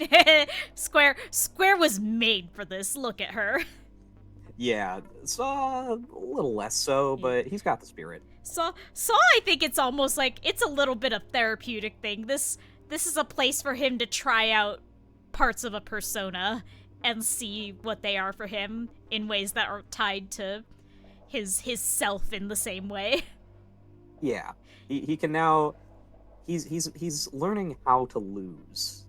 He's set himself up as a heel. It's his job to lose and to be overcome. He's an obstacle. He's an opponent. That is his role. So by failing, he is succeeding. It's kind of a weird paradox thing, but I think it'll help him unpack some stuff. Also, he gets to unlock some of his weird latent furry energy. And like, I'm not gonna harp on it too much, but you see the chains. Yeah. You can connect some dots. Yeah. I would also like to note as like a flavor thing that Guzma really likes Battle Royale, and he also has not figured out that these two newbies on the scene are in fact two of his friends and one guy he was fucking. Ah, we love you, Guzma. We love you, Guzma. So that's kind of where they leave off, at least in this story. Yeah, we toy around with them. We're like, oh, wouldn't it be funny if like they turn up as researchers in Galar or something, or like, yeah, oh, you know, they're on vacation in Baldia. Yeah, they're there on holiday. They appear every now and then, you know, going through their lives, finding peace where they can. It's time. Anyway. Now for the real presentation. Now that we've covered the basics, Yeah. So you might have saw at the very beginning of this, I referred to these guys as our multiverse Barbies, and that's because whenever we are exploring a new thing, whether it's a show we like or a game we just played or just a concept we're chewing on, it's like, okay, pick up the dolls, put them in a little costume, put them in here, and we're playing toys. Sometimes the little costume is a little more conceptual. Don't worry about it. We'll cross that bridge when we come to that. Very vital question from Frankie in chat. Is fledgling a square? Not yet, but I think with enough effort she could be. She will be, eventually. We will get her there. Fledgling will learn movement. This is a larval square. She's still pupating. Anyway, I figured I'd start us off with something, you know, fairly rote, fairly normal, and this also gives us a great excuse to talk about one of Square's interesting character traits. Welcome to Pirates. Welcome to Pirates. Welcome to Pirates. You love pirates. You love pirates. We're doing hijinks on the high seas, and we've got these funny guys, and they've got harpoons and daggers and funny little swords that don't actually do piss all. Except when they do. Don't worry about it. Don't worry about it. This is a pretty clean like translation of their quote unquote canon backstory into a new universe. Square's out there doing whatever for money. She's a paid mook. She's a hired hand. Saw is on the run, trying to get away from it all. Former Navy. He joined the Navy to run away from home, and then joined the pirates to run away from the Navy. As you do. as you do. And what's interesting about like dropping these guys in different locations is you see how the same traits change contextually. Saw is still a complete hard ass and very hard to work with, but when you're on a ship, it turns out that can be kind of useful. Mm-hmm. Yes, he is very exacting and he drills everyone relentlessly on, going to shore procedures, on boarding procedures, etc., etc. But that kind of meticulous nature and that kind of, I guess, dedication to training can and does save lives in perilous Oh situations. yeah, Saw is keeping people alive. Saw is maintaining their boat, their supplies. He is getting them through the metaphorical and literal storms. Yeah, he's still no fun to work with, and he very rarely, if ever, lightens up. Also, I think our music cut out again. Ah, right in the good shit too. Thanks, YouTube. Very cool. Ah, yes, I'm watching. Gaze upon Plumeria is beautiful. Love to see it. Love to see We her. love to see it. Uh, yeah, he's still a prickly hard ass who doesn't let anyone get close to him. That's also because did we tell everyone he's trans? I think we literally just assumed that was such a default that we forgot to tell people he was trans. Okay, well that's another important facet of his character. He is very much transgender. Uh, that was the least relevant part of the story Yeah, beforehand. not out to his family. Basically, like kind of out in school to select individuals, if I remember right. Like he had a close friend in Yeah, his classes that he kind of left behind. yeah, Yasmin. He misses her dearly. Oh, Yasmin. Uh, anyway, yeah, he's very much transgender, and that's part of the reason in this one he's running from the Navy. Uh, and despite being on a pirate crew, which no rules, no one cares, he's still really, really tight about his identity. Yeah, he is keeping that shit buttoned up. He is going as stealth as he can. Yup. More than he really needs to, given he is not the only person on this crew who is trans, but he don't know that. And he assumes that they are going to attack him with hammers about it. Saw is walking past a couple of mooks having the full on, like, my top surgery went really well. That's great. My bottom surgery is next week. I can't believe we're both trans and communist. And he is Yup. going, I can never let anyone know. They all hated me. So that's part of the reason he's so uptight. Absolutely no one has ever seen him without his clothes off. He refuses. And you can imagine how well this is going for his hookup prospects. Oh, yeah. So, as usual, he's in his own head. He's playing 17-dimensional chess with himself. Everyone's like, wow, what's this guy's problem? And now we need to talk about Square, because Square is the really interesting one here. Square is Captain Ahab. Square's Captain Ahab in this scenario. So you might have heard me mention the whale. In Pokemon, that is Kyogre, and in this situation, it is a whale or something that is like a whale. Who knows? We'll talk about how metaphorical it does or doesn't get. But basically, as far as she's concerned, that thing almost killed her family. That thing ruined her family's lives. And she is going to have that whale dead by her hand if it fucking kills her. Yup. She is a crack shot with a harpoon. If it swims in the water, she knows some way to kill it. She is an excellent fisher, which makes her great for provisioning. Her absolute, like, hateful relationship with the sea in general makes her something of a liability. Like, she's super fun and she's super silly, and everyone likes hanging out with her. And she's got some baggage that doesn't go well with working on a ship. Oh yeah.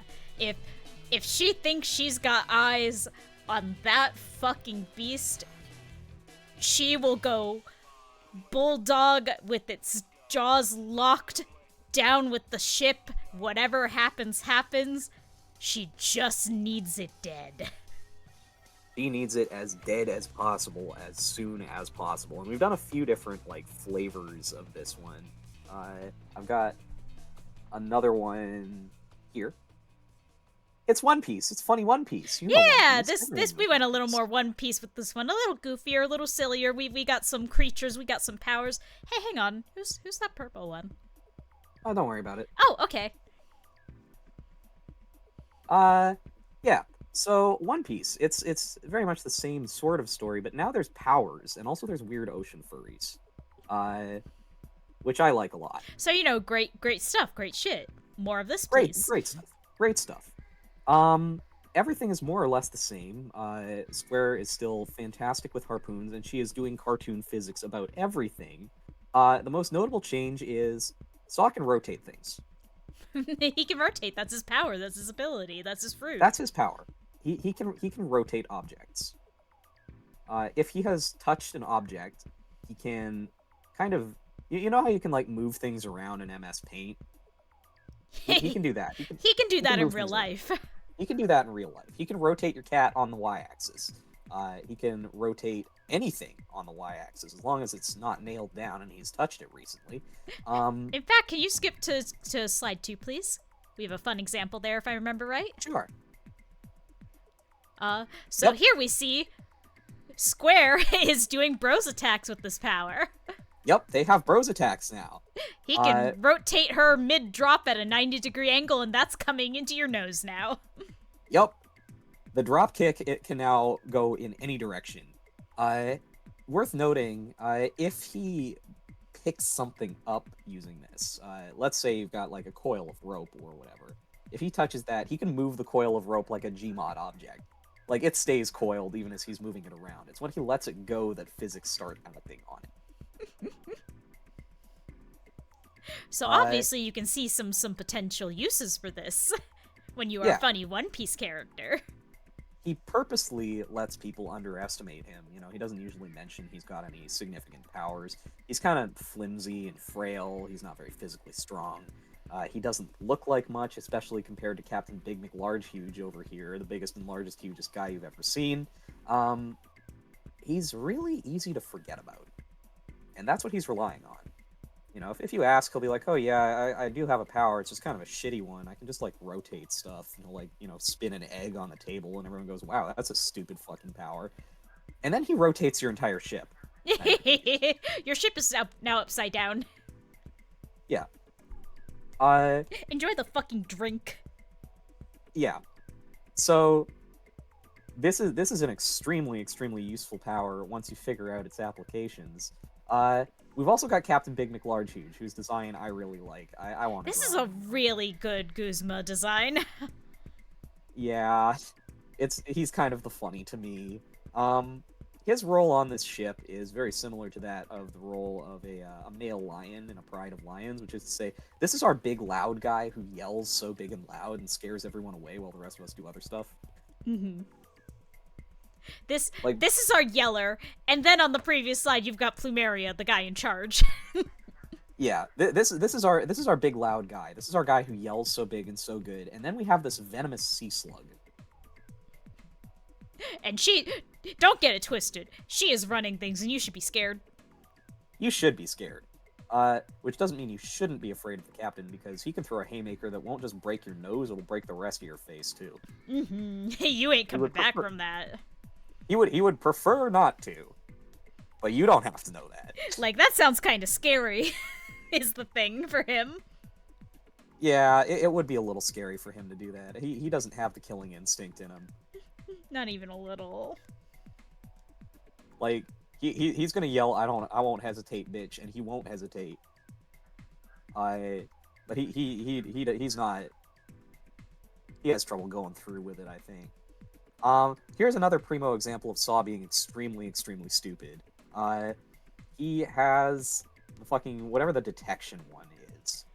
He's really good Frankie at got reading up people. for dinner. We don't have our doctorate in we One lost Piece. our One Piece knower. No. For those of you well, who are not familiar with Frankie's game, one, go follow Frankie on everything. He's cool. And, Go follow him. And two, he is a genuine, like, One Piece scholar. Like, literally, like, cross-referencing and notating documents on things in One Piece. Earlier in the stream, he was calling me the God King of knowing things about Pokemon. Frankie is the God King about knowing things about One Piece. His mastery of the One Piece canon is immutable and indisputable. It is a fixed point. It is Polaris in the heavens above. If there is something you need to know about One Piece, he will know it for you. And for himself. And for any other reason. For inscrutable knowledge reasons, because the paint box is kind of a collection of feral academics in a way. That is true. Anyway, Saw's really fucking dumb. He has his observation skill, which is it just observation hockey? I think it's observation hockey. This is basically, in the universe, the equivalent of, like, being pseudo-psychic. It is what he relies on to not get chunked immediately in fights, because, as you may have noticed, he is made of wet tissue paper, and if anything happens to him, he is going to shatter like glass upon impact. This is not a problem if you can foresee things and dodge them before they hit you. So, another thing that this skill lets you do is it lets you, like, read people's motivations. Not quite mind reading, but, like, very similar to what Square has. Just, yeah, like, figuring out those he got Square's power this time. He got Square. She also has her power, but he had to, like, train relentlessly to learn this skill. She just has it. She can just do it. She just has that on lock constantly. Saw, though, as you can see, he is using his incredible powers of perception, and he has decided to doubt it. Because while this is, in fact, a bisexual with unresolved trauma, he hasn't said as much. And that goes counter to what he understands about the captain, so surely it's him that's wrong. Surely. So Saw in this universe is kind of doing what quote-unquote canon Guzma is doing to Saw. Or to anyone. Yeah. He's assuming that he's wrong because this contradicts what he's seen. And what he's been told. And he's willing to take his word more than he's willing to believe his senses. Which is a cool thing to do with that thing you trained to do for most of your life. Yeah, of course. So I don't know, how much more is there to say about One Piece? I know if Frankie was here, we could probably talk about One Piece for like another hour. Listen, we'll set up another stream for that. We'll set up another stream for that. What do we have on the next slide? I forget. Oh, that's a great question. I should have this open in another tab. Hey! Hire a samurai. So y'all, happy 3 years to Arceus. Happy 3 years, Legends Arceus. This is another, like, one-to-one translation. Send your guys to History of Japan. Send your fucking guys to History of Japan. Yeah, this was a fun one, because, you know, again, when a new Pokemon game comes out, if we have a fun enough time with it, we're dropping the guys in there just to see what happens. Like, you know, they're on vacation, they're on a research trip, they're at a different stage in their lives, and it's funny. This is just an AU in the making. You're sending them back in time, baby. This is the time travel episode. This is the time travel episode, and it's really funny. You are going to see throughout this presentation, I really like drawing timelines. I really like drawing continuities and charts, and I really like making complicated, you gotta have the charts. You gotta show them your charts. I gotta show them my charts. You gotta show them the charts. We gotta look at the charts. So we've already got, like, canonical temporal displacement, potentially cross-universe displacement in Legends Arceus, because Ingo is there. Yeah. In God bless. In Pokemon at large, to be clear, that game got timelines, and we are helpless to do anything about it. Well, maybe you're helpless. I'm not. I love that shit. Give me more. Built different. I'm built different. So, as you can see, I've placed a main continuity line featuring Alpha Sapphire, 3D Platinum, Moon, Sword, into either Scarlet or Violet. Probably Violet. I'm not sure. Ultra Sun and Ultra Moon aren't canon. They didn't happen. We don't need to talk about them. We don't need to talk about them. What we do need to talk about is that for Legends Arceus specifically, Saw and Square are coming from different timelines. Mm-hmm. Ultra Sun, only Saw ever showed up to Team Skull. Ultra Moon, only Square ever actually joined. Both of them, from alternate timelines, are now in the fucking history of Japan. They got EBDB'd. Well. They got EBDB'd. Guzma is also here. They're all kind of here by accident. Yeah. Like, they're not supposed to be here. They are not the special chosen ones here to fulfill a task. They fell through a fucking hole. A hole happened and Arceus went, oh shit. Oh goddamn. Ah, Oh now fuck. these No. they fell in and now I can't they're Everything's all scrong bongled up. what I can't just reach in there and grab them out. Look, my little horse hands don't reach. Fuck. So they're here now. Their memories are gone. They never actually met each other. And in this one, they are, I'm not going to say bitter rivals, but they're not friends. Yeah, they don't have that forged in fire bond. They are effectively strangers, and they are doing really well in the history of Japan. Uh, Shane forgot his name. He forgot a lot of things. He forgot so many. He forgot so many fucking things. They're Ribbon and Shane, respectively, because I thought that was cute. It's cute. I thought it was cute. So I think this is again non-canon. This is like baseless speculation.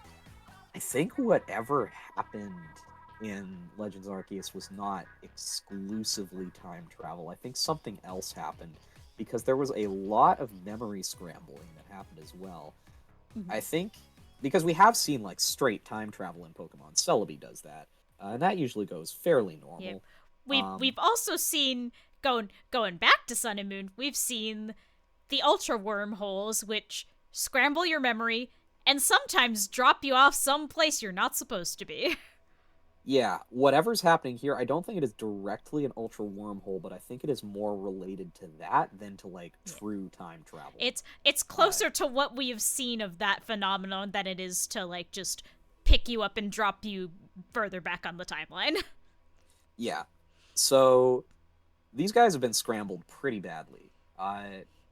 And again, this is I think Pokemon Masters, so it's like not really canon in a way that actually matters.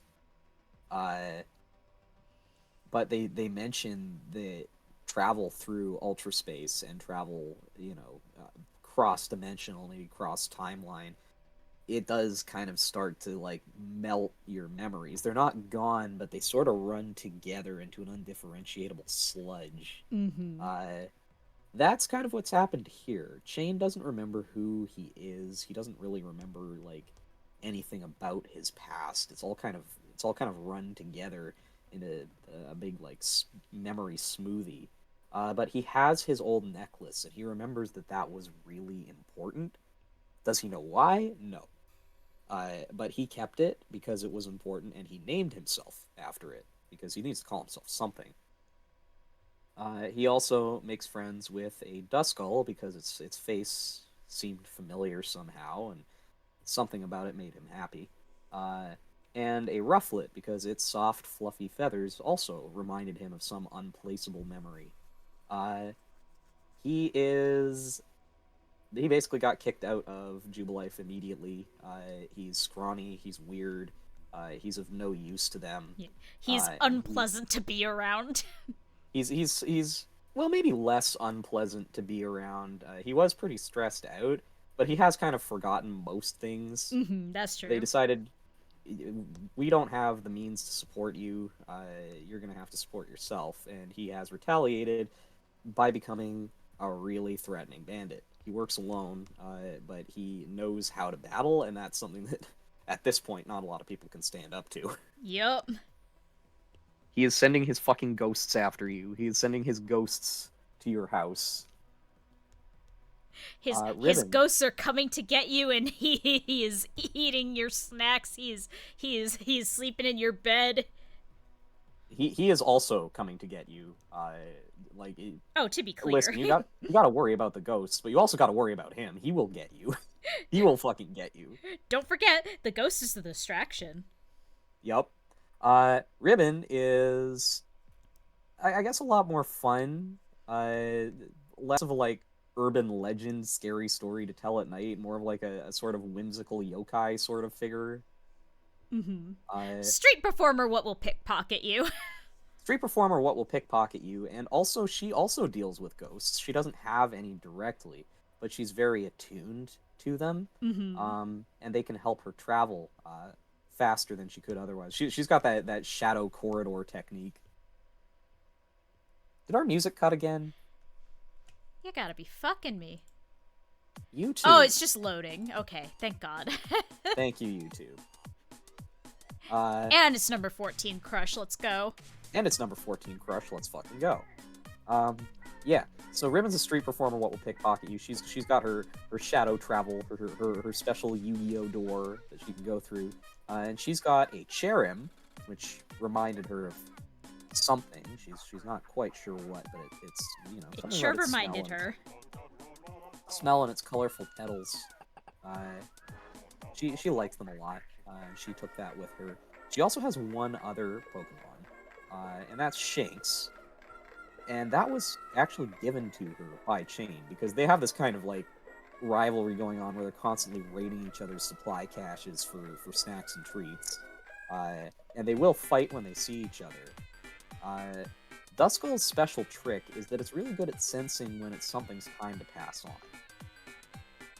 Chain uses this to find food. He can, basically find something that's on its way out, and then bring it with him, trade it with the Diamond and Pearl clans. They can help him process it into something to eat. But he's not totally cold-hearted. Sometimes he finds something he just cannot bring himself to let it die. And one of those was this sad, cold little Shinx, all alone, miserable, sopping wet beast in a cardboard box. Well, it's sometimes you find like a big old buck or something that's lived a good long life. And sometimes you find a sad, whimpering baby kitten, and you can't let it be. But it's also another mouth to feed that he can't support. Hey, you seem like a little pink lesbian who needs a friend. Take this cat. Yeah, it's free cat, idiot. You have another mouth to feed. Yeah. If he thinks it'll do better with you than with him, he doesn't want it. Take it. So now she has a cat. So now she has a cat, and her little guys, they are so good at dancing and singing, and being so cute style. And also fucking Guzma's here. Also Guzma's here. I forget exactly where our D... Is this the Guzma what knows Square, since they're both kind of from the Ultra Moon? And we know Square don't remember shit. Does Guzma? A little bit. I think he got relatively less scrambled. Like, it's still a little fuzzy, but he's still got, like, some idea where he came from. He's not totally sure on the details. He knows he's not from here. They're in sort of a Popple and Rookie situation, I think. So Square has picked him up. He's lost. He has no fucking clue what's going on. She's like, hey, sweet, free guy. I've got this huge guy now. This is gonna really spice up the act. Yeah. They've got sort of a mutual recognition going on. Something about this person is familiar. Something about this person rings a bell. I think I could trust them. So they start traveling together. However, he never met Saw. He has no memory of this man. He doesn't fucking know who this guy is. Who the fuck is this twink? Who's this scary twink? What the fuck? He's scary. I don't like him. He's got ghosts. He's scary. However, Chain knows him. Chain remembers him. If hazily, and as you can imagine, he is feeling really, really, really, really normal. Like, really, really normal. So fucking normal. I don't think we ever, like, developed it much farther beyond that, but it essentially becomes like this like, comedy of errors, where you've got Thing 1 and Thing 2 having their silly little hijinks across the region, while Chain undergoes the horrors. Yep, this is a common theme of Saw. Square is having a funny little adventure. She's learning a valuable lesson about herself and the world around her, and Saw is experiencing the horrors. Yeah. It's always some shit with this guy. So, always something with this fucking guy. Yeah. So they're back there. They're undergoing the problems. Yo, You'll notice, especially as we get deeper and deeper into the paint here, sometimes these funny toys, they're less about let's develop a start to end coherent plot with our characters and more about let's put these guys down and explore some themes. What happens to them in this scenario? Let's put them in a situation. What does this mean to them and about them? Yeah. I think part of the reason that Square is having a fun and silly adventure and Saw is undergoing the horrors, one, it's because of their respective dispositions. Yeah, Square just stays look at silly them. despite it all. But the other thing is, Saw is from Sinnoh originally. Like, He's got ties to the land. He's got ties to the land, and at some point he is going to wander out onto a peninsula over in the Cobalt Coastlands, and he is going to realize he knows this place, and it is home. He grew up just outside Veilstone. Yeah, I was gonna say, we didn't say where Saw's from exactly in Sinnoh. Yeah, he's from just outside Veilstone City. Yeah. That was the kind of closest, like the route, like just south of it. His house was over there. Another thing we didn't really get into about Saw's character that kind of carries through to multiple AUs. Saw is, not metaphorically, haunted. Oh, he's super fucking haunted. He grew up in one of those, like, you know, those old money homes where you go in there and you're like, oh, someone definitely died here. Yup. To say nothing of the fact that the door to the distortion world is not far away from him. Yup, he is directly on the back porch of Turnback Cave. There's fucking ghosts. He's got ghouls. I think if you picked him up like a little dog and showed him to Giratina would recognize him in the way that, like, you recognize a bird that, like, travels to your backyard seasonally and, like, you've seen it get bigger. Yeah. Also, speaking of dogs, I'm thinking about that post again. Someone mentions Bichon Frise, and I immediately rack my brain for which species of luxury sports car I need to pretend to care about to make this conversation work. I am on the verge of failure, picking through every single piece of information that I have until a piece of paper flutters into view that just says small white dog. Bichon Frise? The very same. That is Square and Saw. You need to understand this. Bichon Frise? That little white thing? The very same. Yeah, so that's anything else we want to touch on about funny send them back in time? Not that I can think of, which is good because you'll never guess what time it is, my friend. What time is it? It's break time. It's Splatoing. It's Splatoing. It's Splatoing time after this 3-minute break. Hooray! We are going to hit the BRB screen. I'm going to run the ad so that it doesn't interrupt nothing, and then we will be back for some funny Splatoing. You love Splatoing. You love Splatoing. See you real soon for Splatoing. Okay.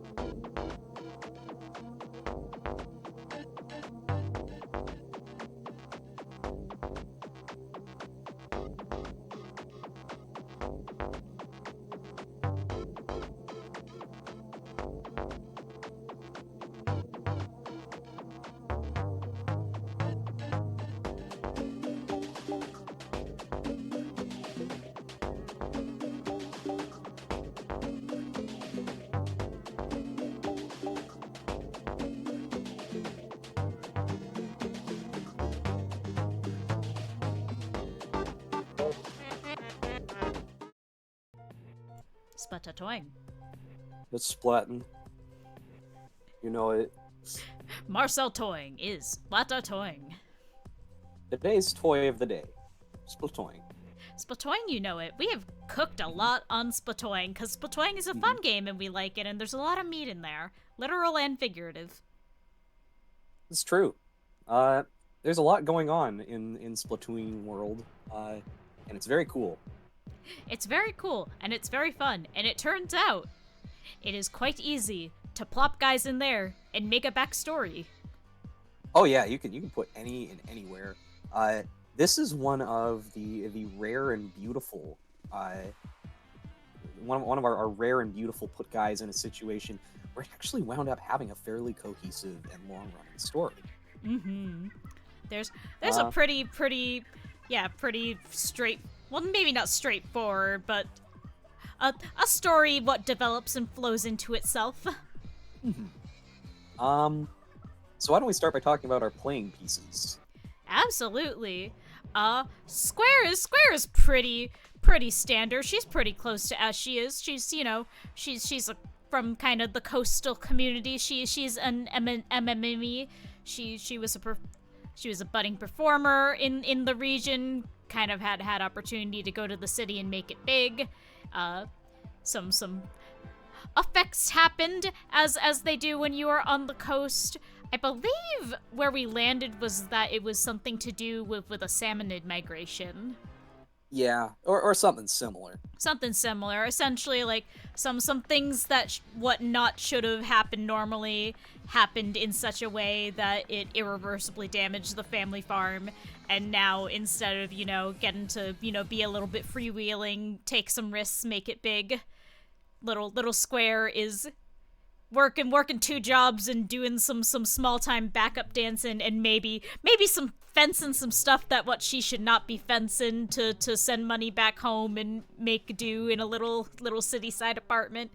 And then she picks up a guy. And this guy is really kind of unusual, I guess. Mostly because she hit him with a bike, and then he pulled a gun on her and passed out. she hit him with a bike, he got back up, pulled a gun, and then passed out. This is STF4. STF4 is a defector from the Octarian army. He was part of the stealth and reconnaissance team for the first Zapfish heist. And he was pretty fucking good at his job. Some notes about him. Again, he's not very physically strong, at least not compared to others of his kind. He's pretty frail and flimsy. He suffers from persistent low pressure. His hydrostatic skeleton isn't quite as pumped as it should be, so he winds up looking even more boneless than usual, as well as kind of underweight and skinny. Mm-hmm. He's also an insanely good sniper. Yep, you don't need to worry about not being able to take a hit if you are up in the nest and hitting people in one shot. His other major skill is camouflage. He excels at making himself look like other things. He's really, really good at blending in and hiding, and kind of habitually covers his tracks. Anyway, the first Zapfish heist, he played his role about as well as anyone ever could. Can he 360 no-scope? I think he's more of a patient guy. He's not going for trick shots Yeah, here. he's not there to perform. Well, not He like is there that. to get results. He is there to win. Uh, so no, he is taking his time. He's lining that shot up, and he tends to play fairly safe, I guess. He doesn't like giving up his position, and he doesn't like taking shots he doesn't know he's going to hit, because any missed shot is going to paint a line right to where he's sitting. He is very much the modest and patient sniper. Uh, anyway, he played his role pretty well, but as we see in Splatoon 1, Splatoon 2, the Octarian domes are not doing super great. They're not They're doing super great, and the game plan to simply steal power and overtake the Inkling Empire and become in charge on this game, that's not really doing it. Right? It's not helping. it's not helping, and compounding matters. A couple of squids showed up, and then a bunch of people fucking abandoned like the entire cause, which he was pretty upset about. He was not moved by the power of the incantation. Yeah, He thought it was an act of war, basically. yeah. Let us be clear. Saw does not carry this in his heart the way that we have seen so many of Octokind have and hold. He saw that big performance and he went, "Why are they flashing so many lights? I want to kill them." Yeah. So he was unmoved by the power of the performance. He stayed on. But that doesn't explain what he's doing in Inkopolis getting hit by a bicycle. Um, So let's get into that. yeah, he did leave, but for a different reason. After For the failure a of very different reason. very different. For the failure of the Zapfish heist, the domes again lost power. With fewer people around, there was less hands on deck to do maintenance and repairs. Uh, Supplies are tight, times are lean, and he didn't feel that his performance output could justify the space he was taking up. Uh, he essentially felt like he was a drain on resources that wasn't worth the resources to maintain. So he left because he wanted to spare more for others. He didn't leave for a better life, he left to make room for other people. He he is pulling the sacrifice play, and whatever happens to him once he's out, well, that just Yeah. happens. He wasn't expecting to, make it big or find a beautiful, free, and happy life. He knew that times were tight, and he wanted his teammates to have a few extra rations. They can find a better sniper than him. Whatever happens, happens.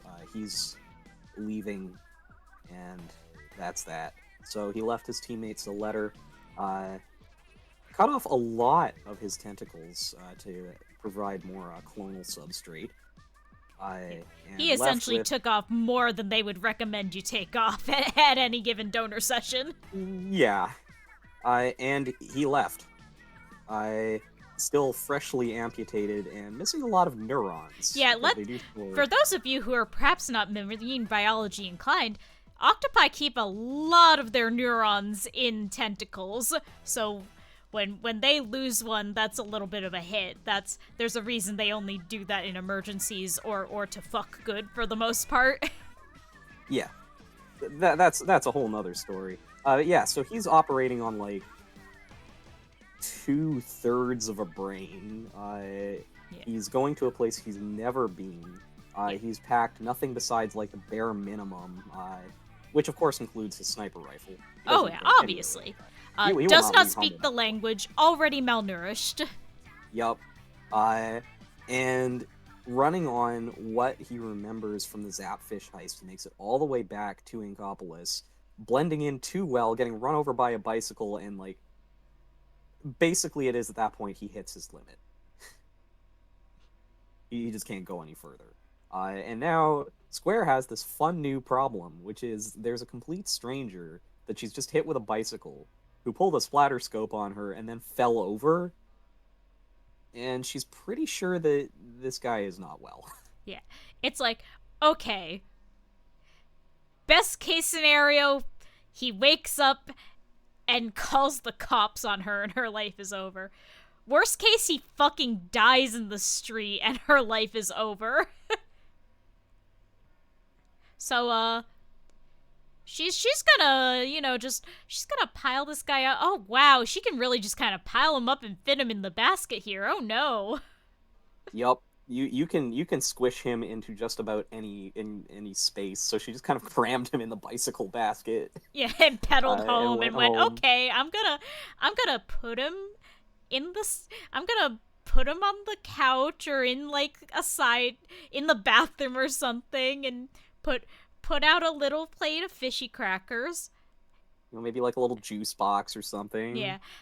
and I'm going to put this sniper rifle somewhere he can see it, but that is enough of a distance that if he goes for it, I can run.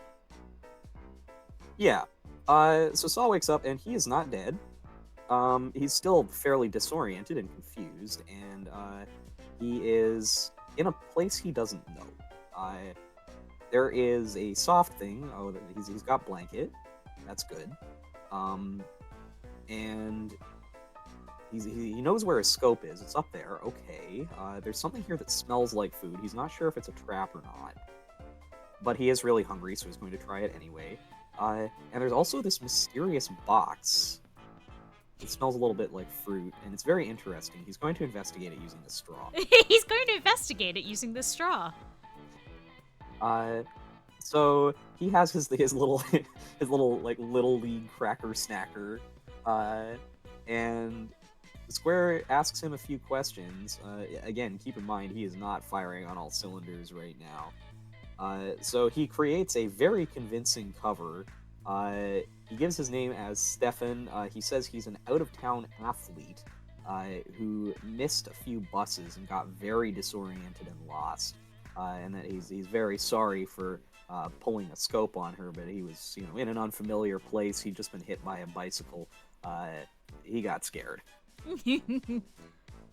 And she's noticed that he has like a really thick accent. He doesn't, little bit. The grammar's a little bit weird. He's not from here. He is absolutely not from here, and he's also kind of the weirdest inkling she's ever seen. But aside from the rocky start, he seems reasonable enough, if kind of cagey. Yeah, it's like she can relate. She knows how it is. She's not from around here. She's from out in the sticks. It's a little bit disorienting. And a lot of people come here from very far away trying to make it big in the turf wars. You know how it is. There, some kid, he's the biggest player in his little village hometown, and he's never left home before, and now he's out here with the big lights and the big talk and the big billboards. Yeah. So she's, she gets a sense that there's something more to this story that's not being told, but she's not going to press on him. He seems again, stressed and not very well, so she'll let it lie. And he doesn't seem like malevolent or harmful, so Yeah. She did hit him with a bike, and he didn't try to kill her first thing when he woke up, so like that's already a very good sign. Yeah.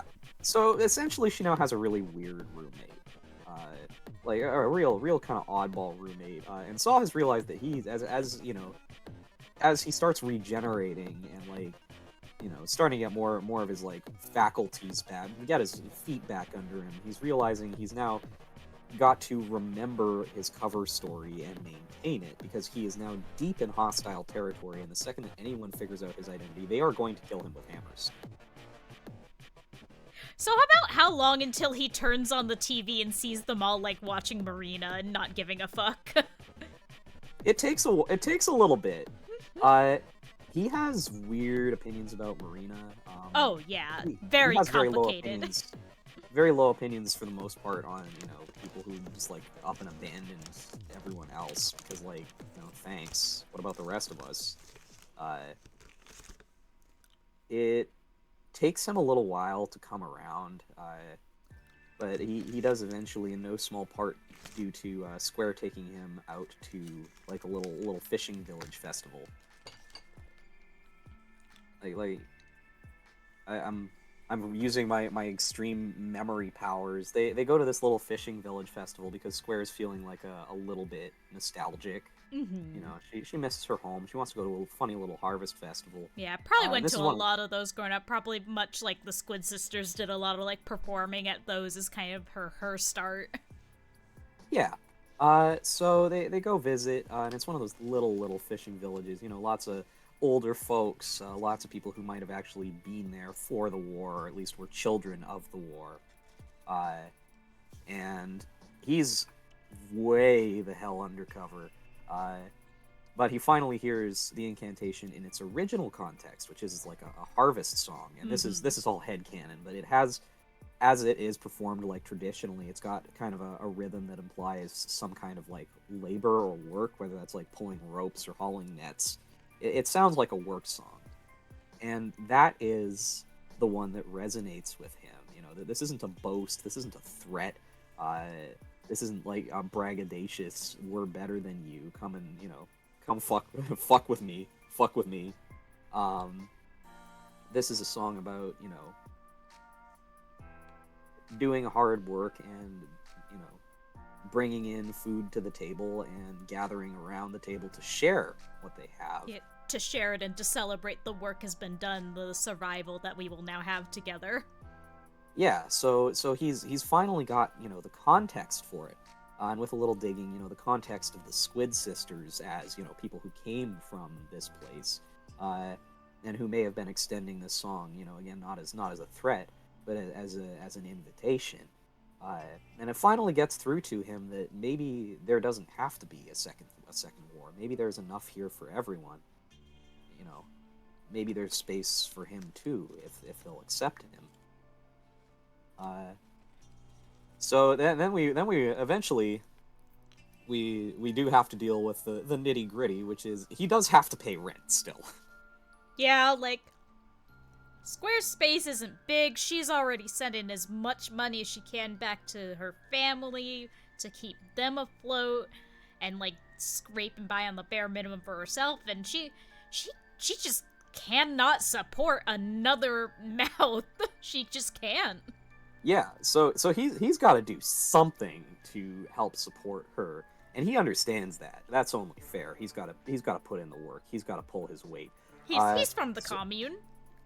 yeah, he knows how this fucking works. So he's very reluctant to do turf wars because he doesn't want to be seen. He doesn't want anyone looking at him. He's still a little weary of being found out, as it were, as, a deep cover spy, Yup. essentially. Uh, he would be good at it. He would be really good at it, but that's what he's worried about. He doesn't want to make a name for himself. He doesn't want to be a face. He wants to be anonymous. He wants to be someone with no identity that no one can track.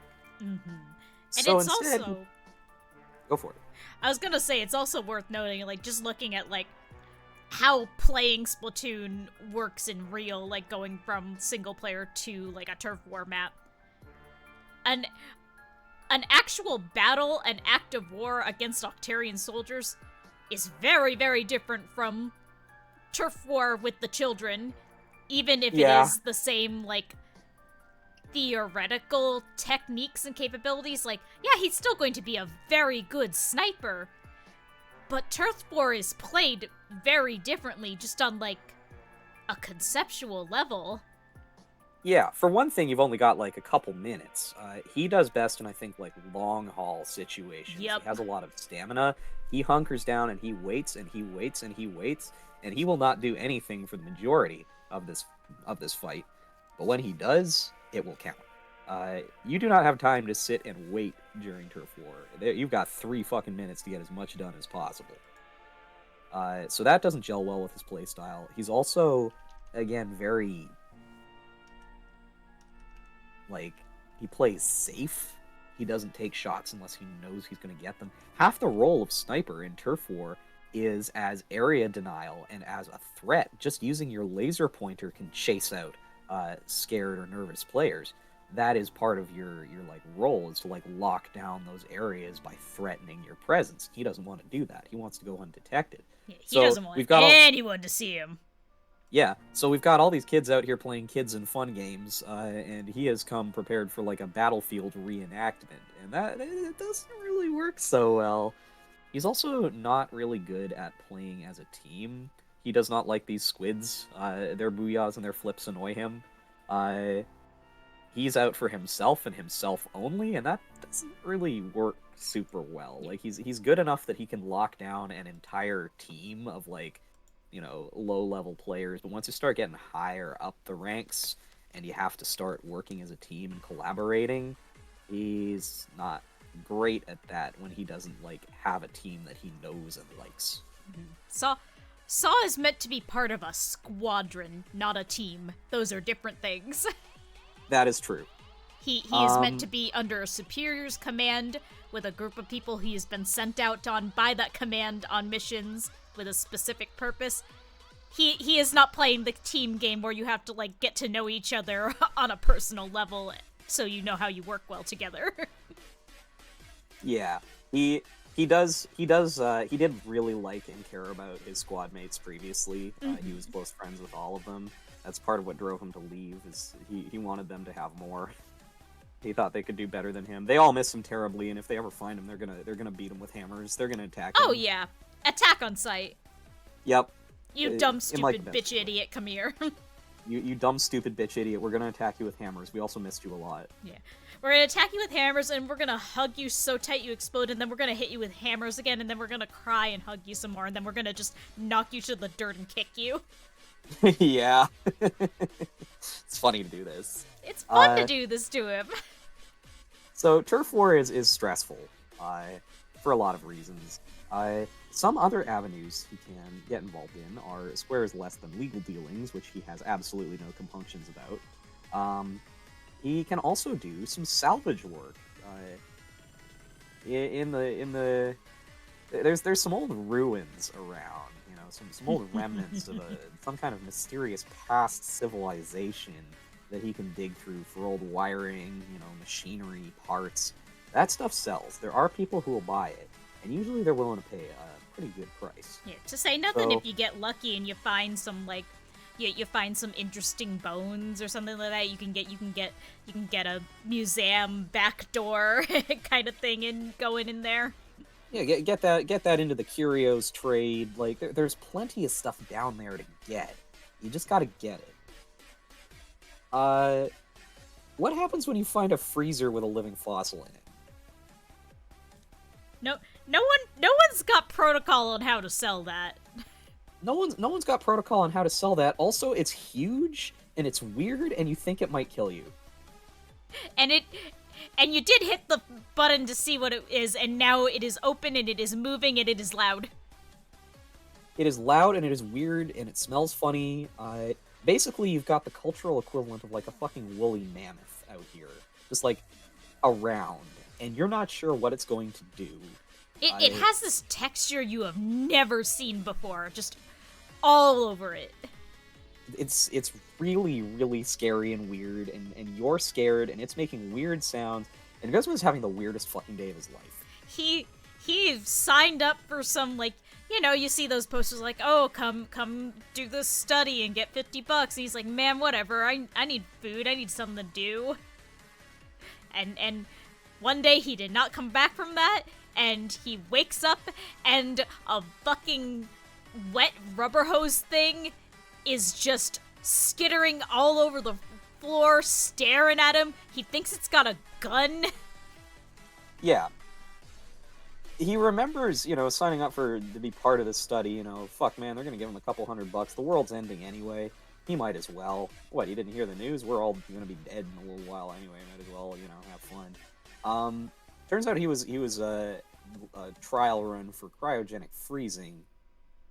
And it worked. And not long after that trial, everything went entirely for shit. So now he is the last guy on Earth.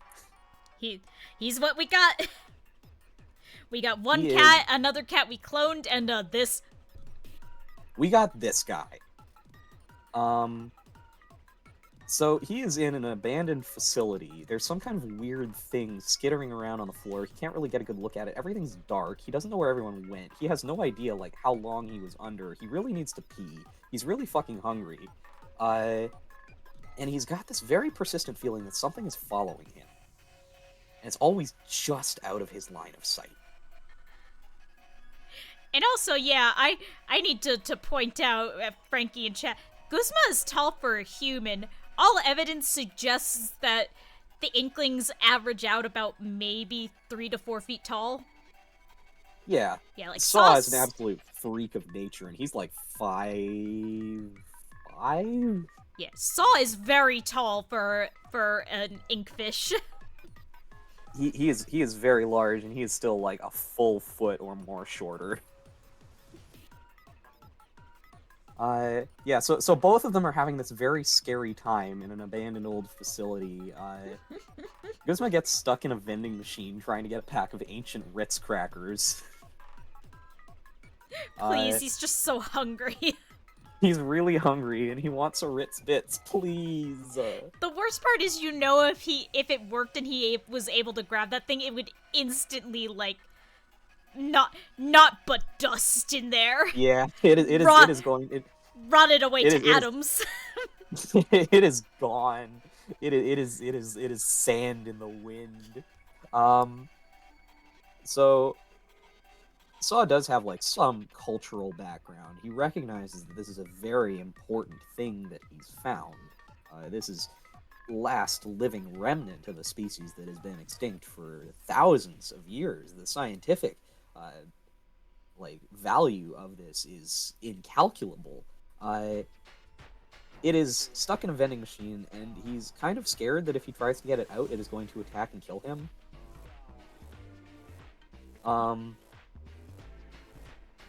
Again, rough equivalent of if you went like scrapping, like urban exploring or whatever, and you found out a live woolly mammoth, and it is fuck mad.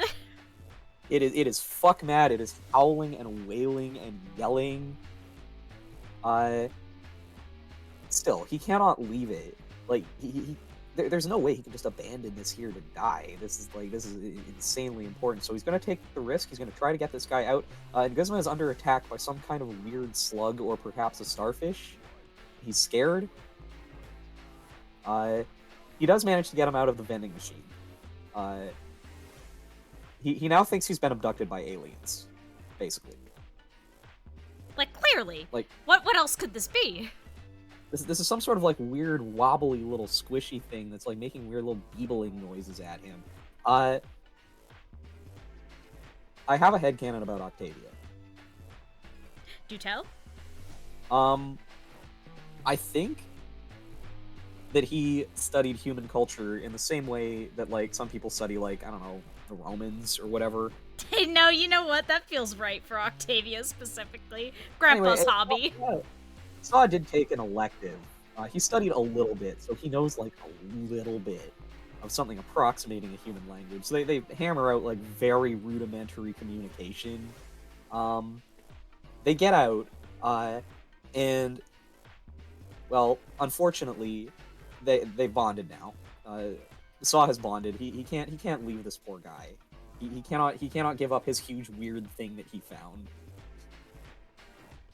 He's found this sad, lost, pathetic guy in a cardboard box all by himself, and he can't let him go. Guzman has, through rudimentary communication, realized that he is now several thousand years in the future. Everyone he knew is dead. The world has effectively ended and been taken over by squid, and he's taking it really hard.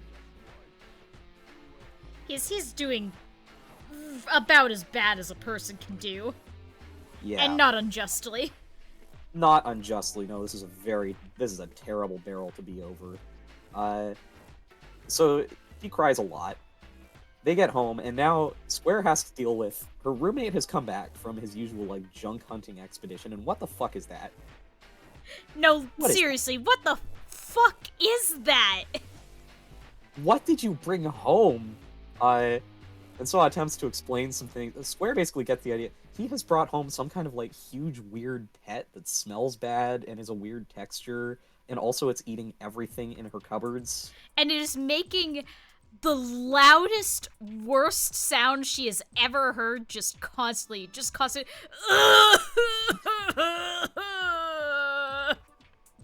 Um, yeah. So everyone's feeling really normal. Saw is attempting to explain that he does intend to keep this thing. Um, Square is on no uncertain terms telling him that feeding this is his responsibility. You have to feed Yeah, this. look at the size of that. She is sending money home. She is already barely scraping by. She can't. She just can't. Also, this thing better not pee on the floor or eat her pets. She will be so fuck mad. Like, listen, we've got a thing going. We've built up trust. She loves you very much. She will kick you both out if that's what it takes to survive here. Meanwhile, Saw is desperately trying to explain that this is not a pet, this is another thinking being. He knows this is a radical change based on everything that we know about, ancient humans. They are a lot smarter than we think. They're capable of communication, complex thought. They have culture. This is not a pet, please. It's Meanwhile, howling! Gizmo is attempting to eat a frozen pizza pop and not doing so well. Yeah, so they get him set up. They do some stuff. He's in here now. He's the third roommate. Still only barely communicating with the outside world. I think that was like, oh god, where do we go from here? We could go to Splatoon 3. Oh yes, Splatoon 3 gives us a lot about humans in the world. Yeah. So Splatoon 3, humans and the world. Saw is doing his best to act as a support system. It is really hard being the last man on Earth. He does his best to be like a surrogate of sorts. Obviously, this is going really healthy. He is not slowly modulating himself to look more like a human person. He's not affecting the look of having bones. This will go normal for everybody involved. Also, quick point: it is a really funny inverse of the usual relationship because they've gotten to know him first as like this very very sad, needy, clingy kind of thing. Yeah, there is no boss relationship here. He has seen the vulnerable Guzma first. Yeah, this is a sad, wet beast, sobbing and crying in the rain. And only later does he like try to play tough, but at that point it's too late, buddy. It's like a dog that you rescued out of the rain trying to like posture. Yeah. This is a sad wet dog. This is their beautiful sad wet dog. I'm stretching right now, Jake, don't worry. Yeah, don't worry. We've been taking our breaks, we've been stretching. We've been taking our breaks. I've been going up and down the stairs. I do not have tea, but I will sip my order. Anyway, Saw has not given up hope. He thinks, well, if there's one that's been frozen, surely there must be another. Oh yeah, because like, why would you ever freeze just one? Why would you ever freeze just one? Oh, that does remind me. Funny note. Team Skull has persisted past the apocalypse. Not just Guzman. The old colors got picked up by a new band of ragtag ruffians who like seconded their colors for themselves. So despite the entirety of human civilization collapsing in on itself like a house of cards, hey buddy, your gang's still here. They're just a bunch of squids now. A bunch of weird little ocean guys are still wearing your colors. What the fuck up is that? It's simultaneously the coolest thing ever and desperately sad. Yeah. Saw is under the mistaken assumption that Guzma is a person of extreme social and cultural importance because, well, why else would they have frozen him? This guy was a warlord of sorts. He is essentially a diplomat representing his nation to a now extinct civilization, the ambassador of days gone by. And he's very sorry for the way he's treated you, sir. Unfortunately, this is the best we can do. Unfortunately, this is the best we can do. Guzma, who was, again, sort of the the guy carrying the crime laundry basket around. Yeah, sure, he's a totally important guy, and they totally preserved him for totally important reasons and not mostly by accident. Yeah, yeah. Splat 3. Splat 3. Uh, Saw is looking for more remnants of human culture. He wants to see if he can find a proper friend for him. He does his best, but humans have a lot of social needs, and he's not sure he can meet all of them. He needs to find somebody else. He doesn't want this guy to be alone. So he does a lot of fun stuff in Alterna, and we also did a fun little spin-off. Let me pull up our next slide. Hey, you guys remember the Tower of Order? Ah, the You guys remember Tower Side of Order? Order. You guys remember Side Order? That Yeah. famous thing? You know, spoilers for Side Order. The DLC about a lot of Octarians who couldn't cope with the idea of things changing from that beautiful former world that they had, and it twisted itself into a mockery. Yeah. So he's doing really normal. He's doing really normal. He's a little bit stuck in the metaverse.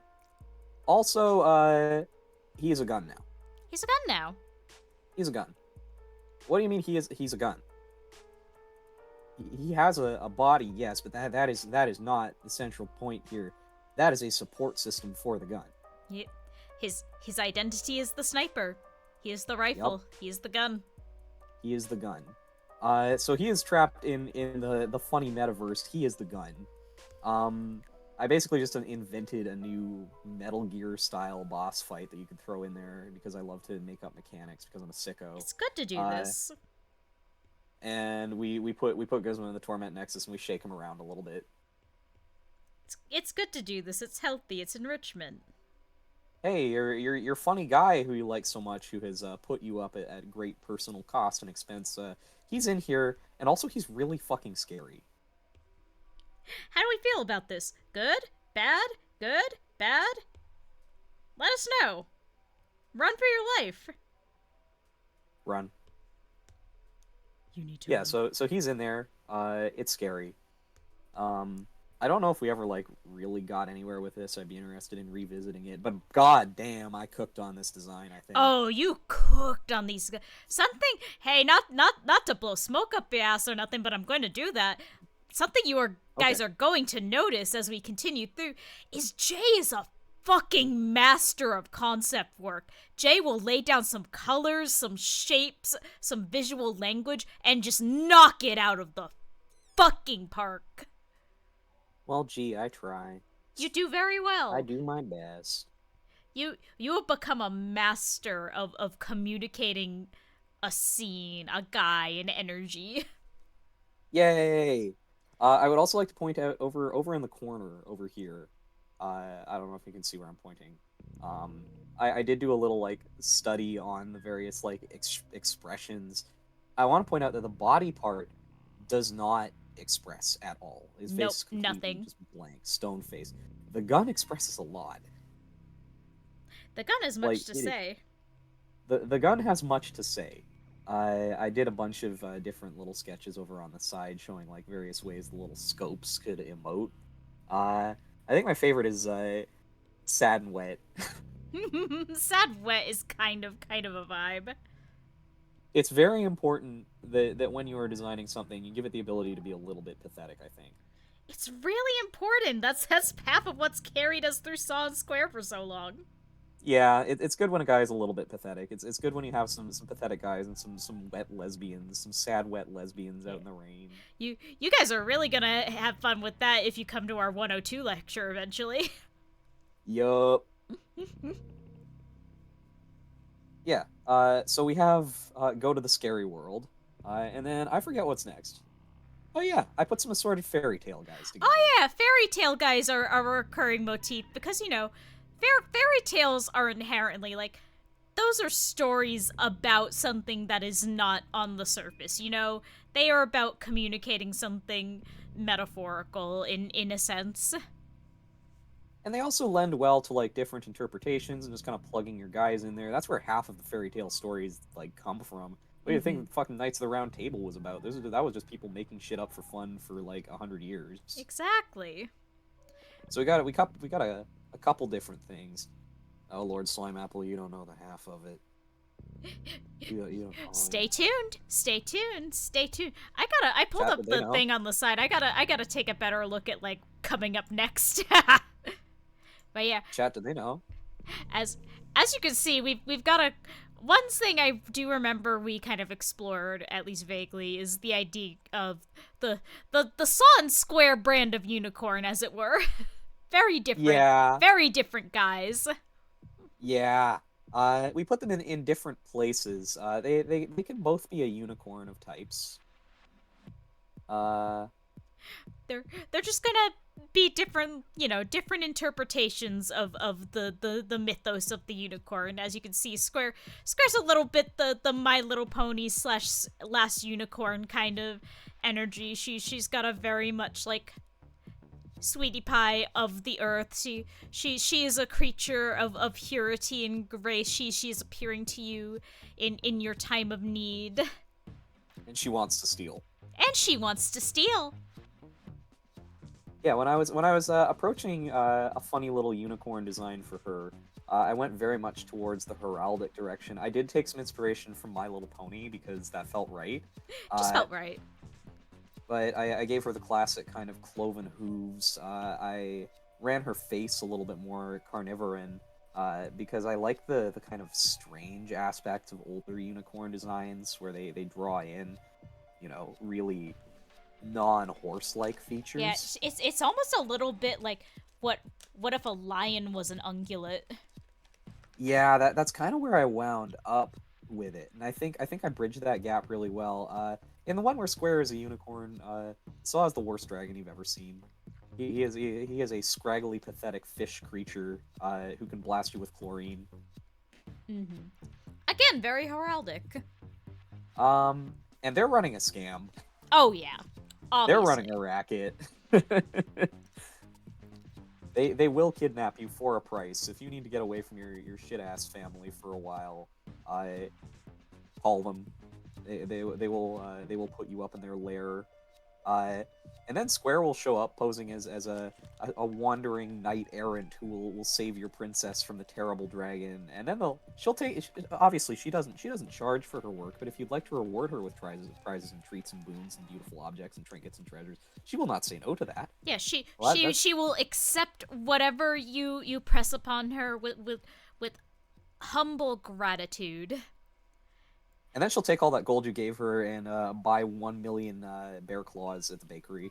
Oh, she is trading that thing in for chocolate croissants and hookers and blow, baby. Yup.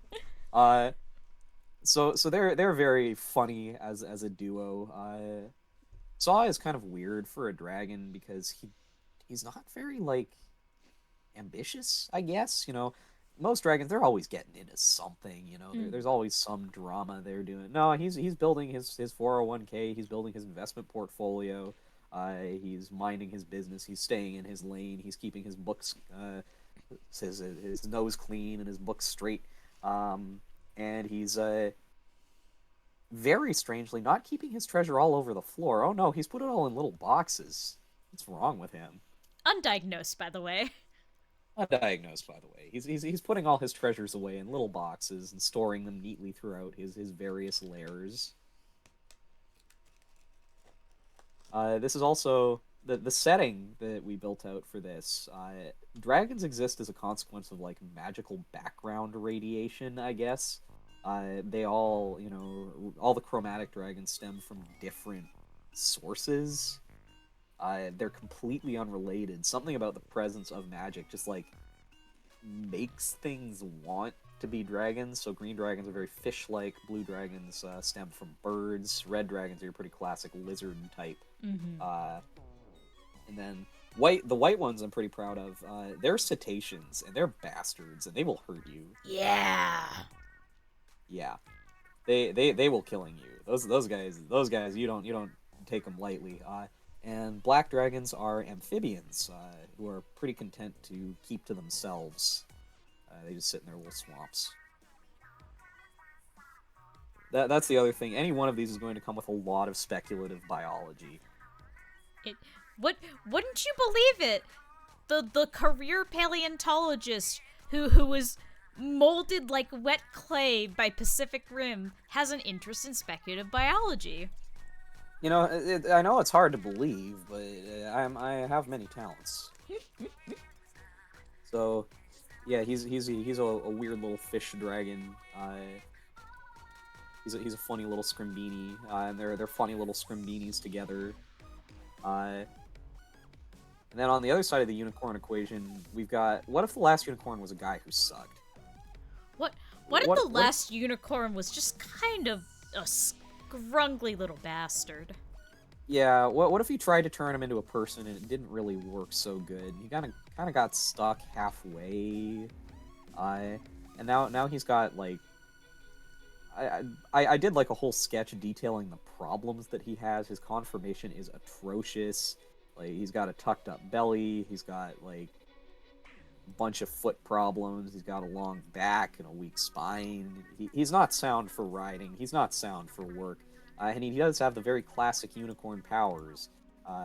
He can purify water, and he can cure some diseases, which gives him about the same utility as a Brita filter and a bottle of Advil, respectively. This guy is a starter self-care kit at the fucking Rite Aid. Yeah, he kind of sucks, but that's what's funny about him. Exactly. It's fun to have guys who suck. It's fun to have guys who suck. The other like unicorn spin-off, but before getting into like some of the really conceptual ones, I think I did remember the one notable omission to this PowerPoint, but that's okay. We'll cover that at some other day. Oh yeah. We did the Beauty and the Beast one up in the top, where I modeled the beast form after the unicorn. I took that kind of like weird twisted horn. Because like here's the thing about like a Beauty and the Beast, the like kind of weird like centaur lion bear type of deal that doesn't fit everyone. Yeah, it works. It works for like, you know, the classic beauty and etc. But what's the point if you're not bringing in some symbology or whatever? It's the unicorn about is a the heraldic symbolics. piece. It's about the metaphors. It's about the metaphors. It's about so the concepts. We love concepts here. So the unicorn's a very like symbolic animal, usually like royalty, you know, wealth, nobility. Not pictured here because I didn't have room to fit all of my fucking images.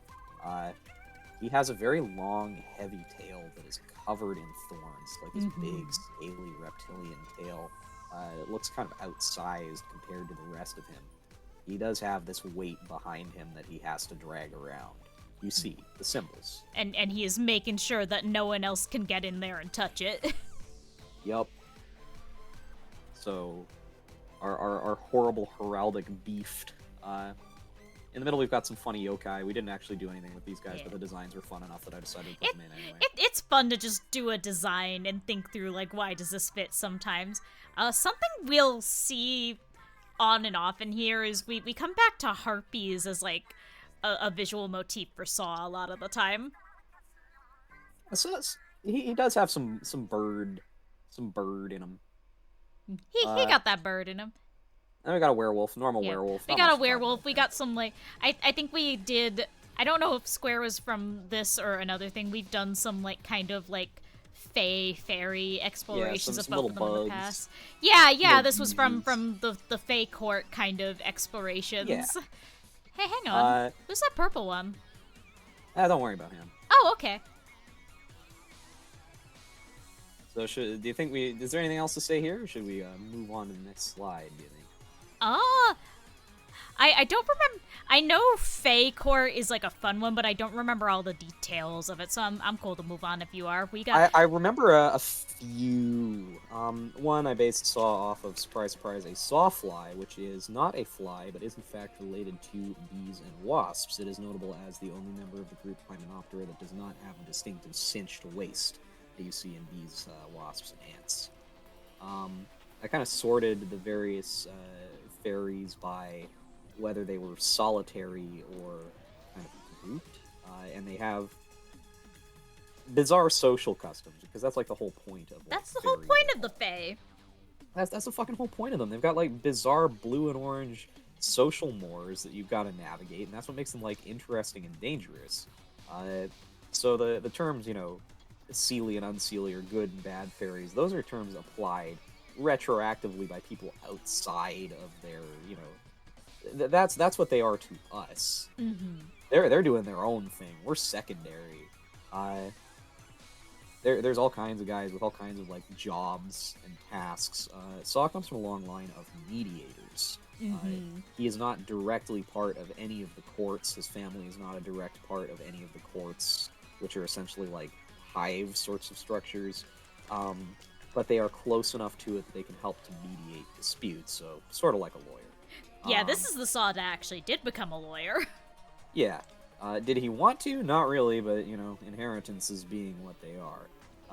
So he was born and raised to mediate disputes. This is the kind option to take.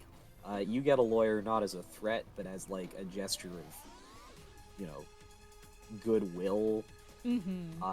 Because the alternative is casting a generations-long curse on your entire family. Oh, yeah. Yep. Square's special skill is seeing the future. She comes from lines of psychics and people who use divination, fairies who can look into what might be. So that's her special skill. We did have a fun one where they went undercover for a while, desperate. Yeah, they're they have perhaps unintentionally joined a gang. Yeah. And Hey, what trying... if the cute lesbian who just joined your gang, what if she was a bug? What if it turned out she was a bug and she knows how you die? Would you still love her if she was a bug? Would you still love her if she was a moth? Would you still love her if she was a moth? Yeah, so we got two bugs covering for each other.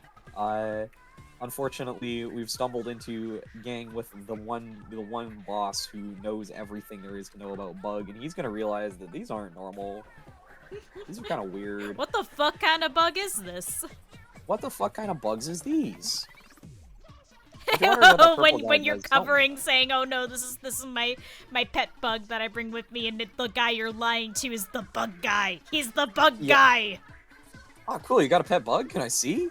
What species? No, where'd you get it? Don't worry about it. It's Don't worry about it. Scared. Look over there. Holy shit! Is that a bear over there? That's Square sprinting for her life with Saw like nestled in her fucking crook of her arm. Yeah. Jamming him into her purse. I have to leave suddenly. Oh god, yeah, that one is fun. You'll notice again as we go through these sometime, again, especially as we go more into the conceptual. Sometimes there's a lot of nitty-gritty spent on the world building and why is the world they're in the way it is and why do they behave this way within it. And then you ask us, so what happens in the story? And we go, what story? Story? Huh? Huh? What? Oh, fuck. We forgot the narrative. To be clear, many of these are not narrative exercise. They are character and world-building exercises. We should do more narratives, though. I miss those. Narratives, I've heard of them. Well, I would we'll potentially get to that later. There's one thing we've been cooking on is like an actual project. Yeah, we do have a little bit of a project. It's still very much in the early stages. But... It's very much in the, wouldn't it be cool if we did this stage? But cool? we'll talk about it when we get to it. See, sniff out the interest. Yeah, these guys are the funnies, and we like them. We like them. And also, like, as someone who does narrative shit sometimes, it's good and fun and interesting to place your guy in a different setting and go, how does this change them and why? It's a good way of thinking through what are, like, kind of the immutable traits of a character versus what is, like, situational based on... Yeah. What... Are they this way because of something that happened to them? What happens if that doesn't happen to them? Are they this way because this is just who they are? How much do you change before they are unrecognizable as the character? And we are going to push those limits as far as we can. That is a very fun thing. Somehow, all of these still, for the most part, read as Saan Square, no matter where they go, no matter what happened to them. Yeah, following up on our funny fairy tale guys, we got a couple of serpents. We got a couple of long, noodly types of Got guys, a little and more also a like funny dark square. fantasy going on here. Yeah, we got some the labyrinth shit going on here, as well as a really good Plumeria. I'm very proud of her. This is an excellent Plumeria. Plumeria is I very was fun to monster fight because she has so many like very sharp striking traits, like design yeah, wise. she's fun to cook on. I love her. Gripping her, grisps her. Crisps her. Anyway, we didn't do like a hell of a lot with this guy, but you need to remember him for later. Okay? Oh yeah, You need to please you need to keep in remember mind the spaghetti sea guy for later. serpent. Please keep in mind the sea serpent. So this will be a surprise tool that helps us later. He's very important. I believe after this is death. Death clues. It's really death clues. We need to leave. We need to leave. It's really death clues. I believe some of these are a little more modern. I mean, mystery skulls. You can kind of place that to where it originates. Yeah. But top right here in some of these related ones, I believe some of these come from when we were watching Dungeon Meshi earlier this last year. Oh, absolutely. Bottom left corner and top right are both Dungeon Meshi, where I started to play with the resurrection mechanics. Mm-hmm. Why does the stream becoming small? I wish I knew. I'm very stupid. Oh, is it trying to serve you a banner ad that happened on Holly's a while back, and everyone was like, well, not everyone. One guy was like, I think you made the stream small by accident. It's Twitch. It's Twitch. It's always Twitch. Thank you, Twitch. Very cool. Anyway, top right, bottom left, those are both Dungeon Meshi, where I started like thinking about the resurrection mechanics of the show. We've noted time and time again that Saw has the approximate constituency. He's got the constitution of wet tissue paper. So I was thinking, what happens if you die a lot?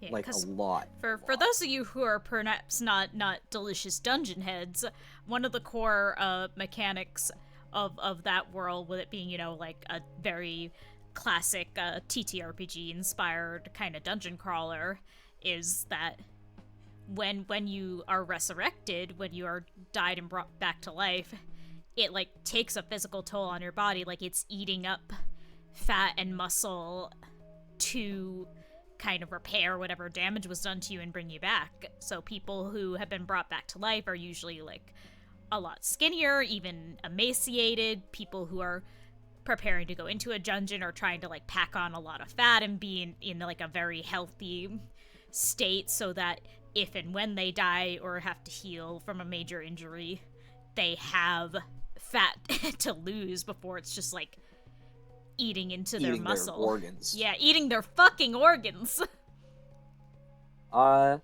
Anyway, Saw kind of fucking sucks at his job. He's like, not very good. He's not very good. And he has died so much that dying has become his skill. He's basically, like, died and been resurrected so many times that he's only loosely tethered to his own body. And that means he can essentially die on command, and then his ghost can go do things. It's like if Danny Phantom sucked. What if Danny Phantom was just, like, in even more obvious agony at all times? Yeah. So basically, as a living being, we've got the worst and most fucked up twink elf you've ever seen. He is not very useful in his base state. He's an okay rogue or ranger archetype with, you know, some ranged weapons or whatever. Where he really excels is fucking dying. Because now he is unshackled from his pathetic body, and he can do things that he couldn't otherwise. He can scout floors by going through walls. He can cast cold at will. He can communicate with ghosts. He can trigger traps remotely and use those as both defense and offense. Basically, he starts getting a lot of utility. But he's basically min-maxed. His resource management is insane. If anything goes even remotely wrong, he's fucked. He's also got to worry about making sure that his physical body stays safe because he is still tethered to it. He's not dead, dead, but he's close. He's essentially existing on the brink of dying constantly, so that he can cast Unlimited Cold forever.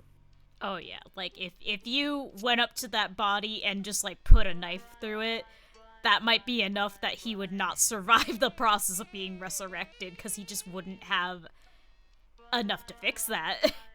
Yeah, well, part of the reason he is so skinny is because remaining untethered like this takes a massive energy toll. Oh yeah. Uh, he can't put on, like, he eats, God, he eats, but he just cannot put on weight because this is such an energy demanding exercise. Basically, he's got a limit break, but it is his limit, and breaking it does have consequences for his body. Oh yeah, to say the least, as you can see here. He is very much doing speedrun strats, and that's where Square comes in because she's an excellent healer and a strong magic user. Usually, he's like okay at using magic. He doesn't do well at like casting spells on the fly. He's really good at like sigil work. Like if you give him time to like write something out and like draw a little circle, it's great. If you're making him just like do some kind of cantrip or spell on the fly, he's gonna have a little bit more trouble with that. Um, but Square is basically acting as like mission control. She's helping like stabilize, and she's there in case anything goes severely wrong.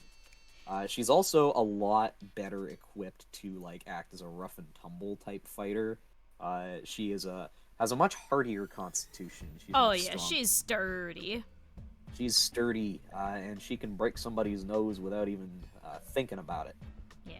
I don't Which is a very know. useful skill to have. Did we talk about what Square is? Like, was she a human? I think she was a gnome.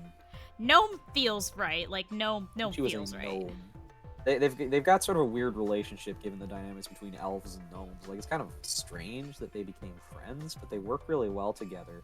Yeah, they're and making it work. They're a strange elf and a strange gnome. It's true. They are very odd. They're both very strange.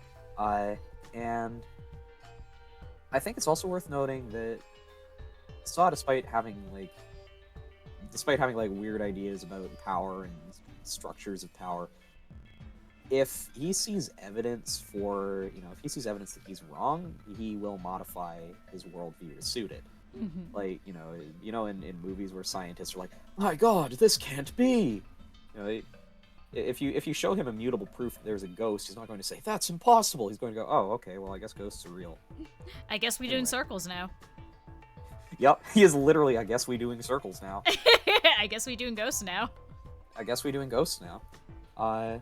So meeting Square and seeing her approach to magic and seeing it work, maybe a slightly different way than his does, but seeing it work all the same, he's decided that, maybe the whole conflict was kind of stupid, actually, because what she's doing seems to work for her. And while he continues to do magic in his own way, he has taken to saying thank you to the spirits that provide the magic once he's done. Adopting this into his worldview a little bit. Adopting this into his worldview. Perhaps it is good to offer gratitude to things that help you. Good to do this. A good practice. Good to do this. Good practice. Like it certainly isn't hurting nothing. Yep. The Might worst as well. The worst case is this is doing nothing. The best case is that it's doing something. Yep. And he doesn't lose anything for it. Exactly. So, this is good strategy. These are good tactics. He's got the tactics. And speaking of tactics, I don't have a segue. We're overdue for break. Oh, fuck. Okay, we go break now. We go break, and then we come back to this guy keeps turning into skin and bones in me, and we're gonna look at that. Yup. Be back in 3 minutes. Get up and have a stretch in a water while an ad plays. Don't get advertised to. We will be back with more toys. I hope you're enjoying our toys. I love our toys. I hope you like our toys. I really like our toys. All right, Good be night. right back.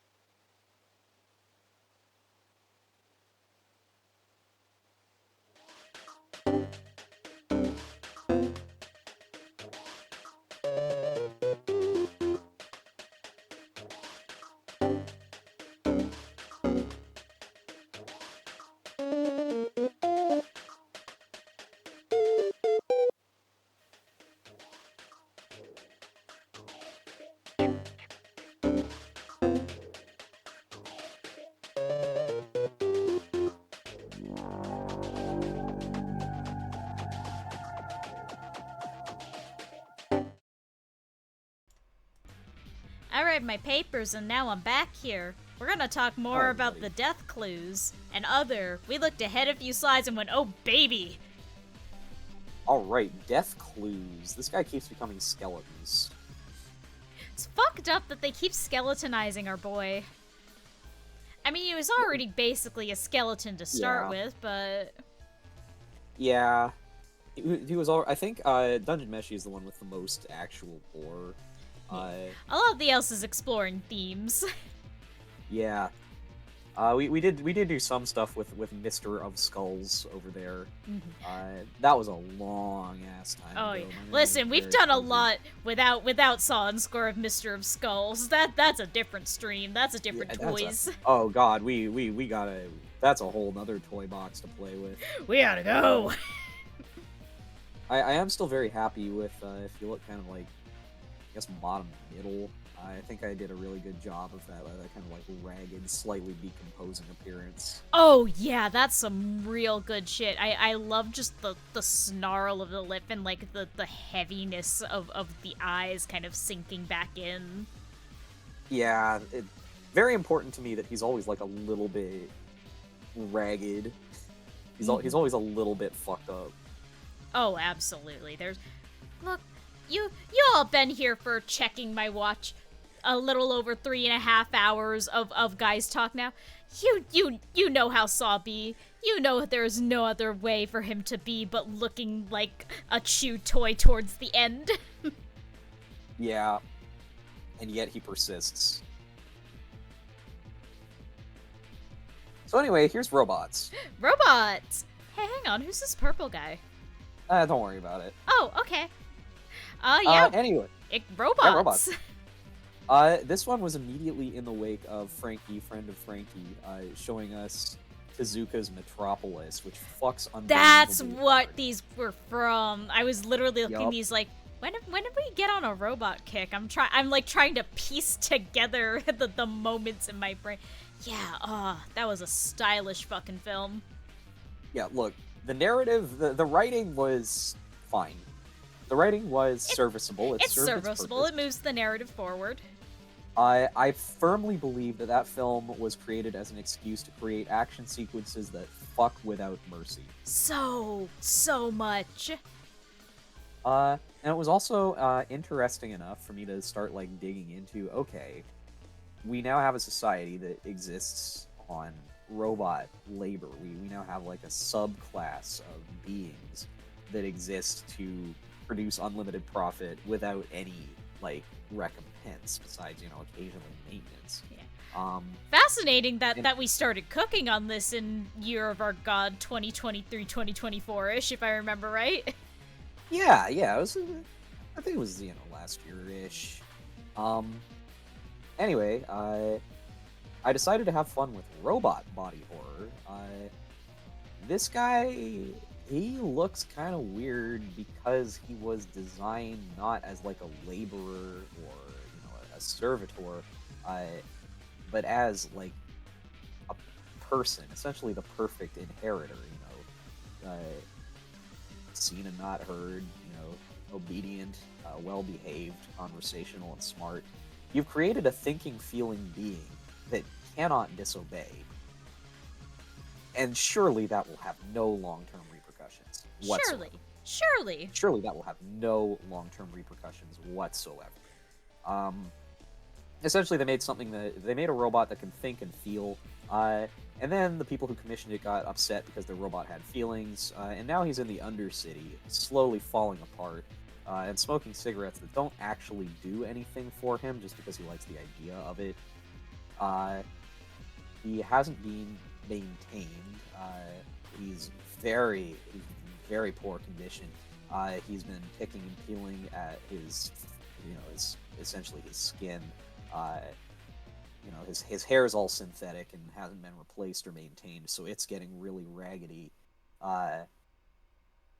And the only thing that's like essentially keeping him from just fucking snapping and biting everyone is he physically can't. Like he's capable of it, but he's got literally limiters. cannot have that be a choice he makes. Yeah, he does not have the option to do that. That is the only thing in between him and climbing the spire of heaven to fist fight God personally. Yeah, so despite being abandoned essentially and left to rot, he still can't break out of his base programming. He's doing really normal about it. What you're seeing in the bottom right-hand corner is what happens immediately post jailbreak. This isn't really like a concentrated attack. This isn't an act of malice. This is a to whom it may concern. This is you were in Radius, and I have been slowly building rage over the entire course of my stupid existence. And you happen to be in arm's reach, and you're getting your skull broken about it. POV, you were the guy who happened to be around when this happened. God rest your soul. Yeah. Nothing personal, strictly business.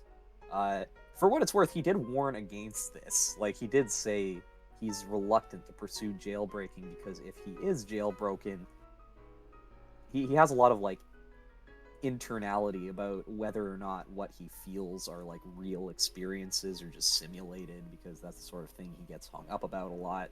Mm-hmm. Whatever it is, it's a lot like anger, and he has had no outlet for it, and that means as soon as there is an outlet, that shit's getting pressure washered, man.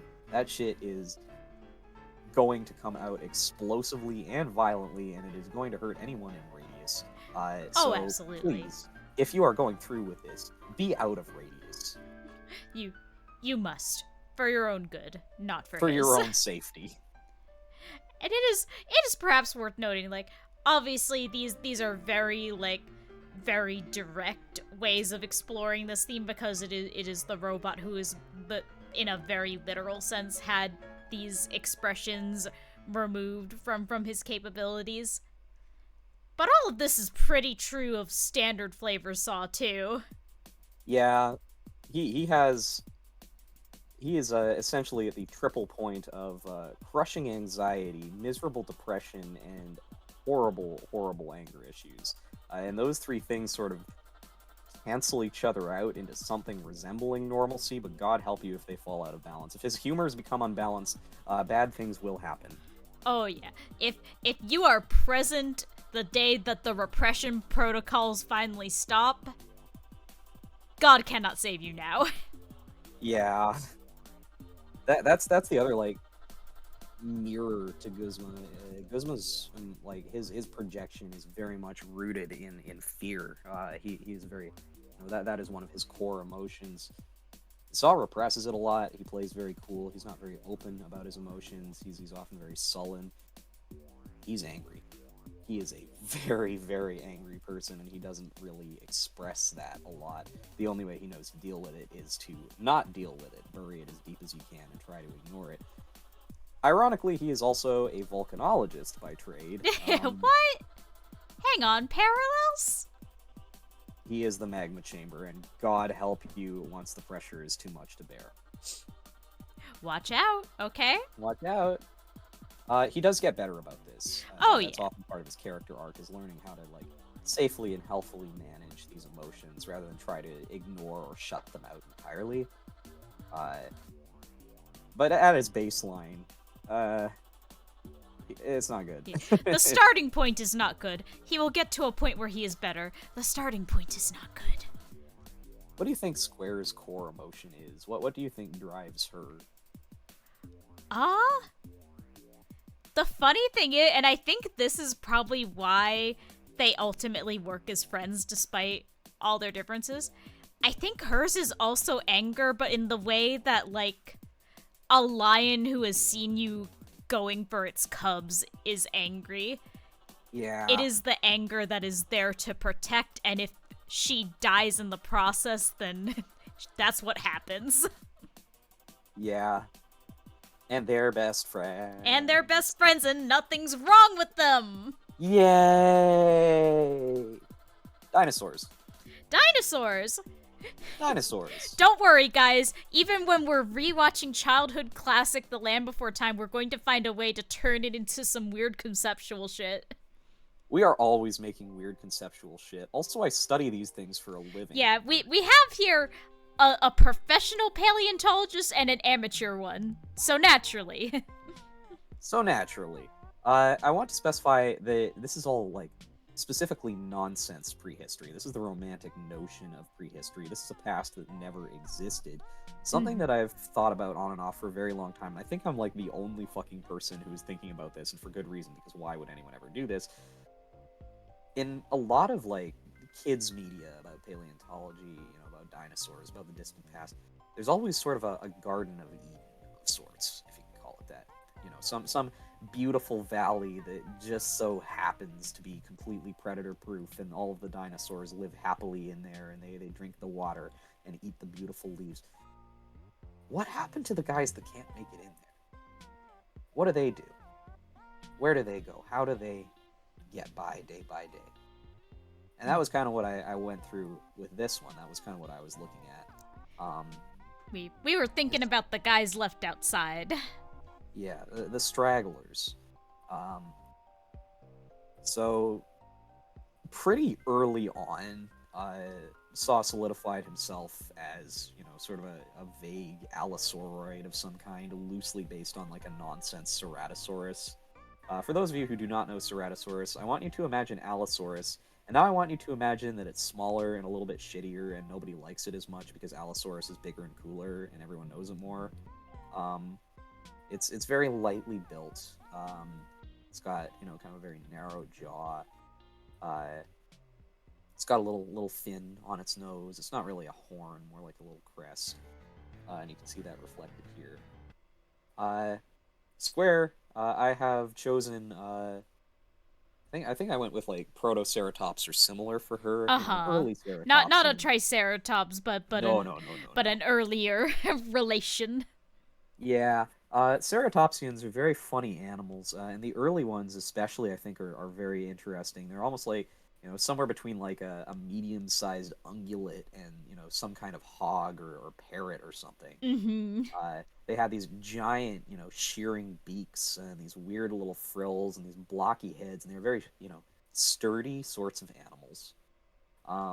You can't knock over that animal with a pail of water. No. And in fact, one of the most famous Protoceratops fossils, I think it's Protoceratops. I'm going to say so. One of these early ceratopsians was a very famous fossil.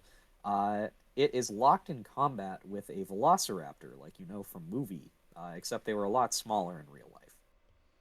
And what strikes me about this fossil, I think our music died again. Oh, it loves to do this. Oh, Man. it stopped on something really funny, I tell you that.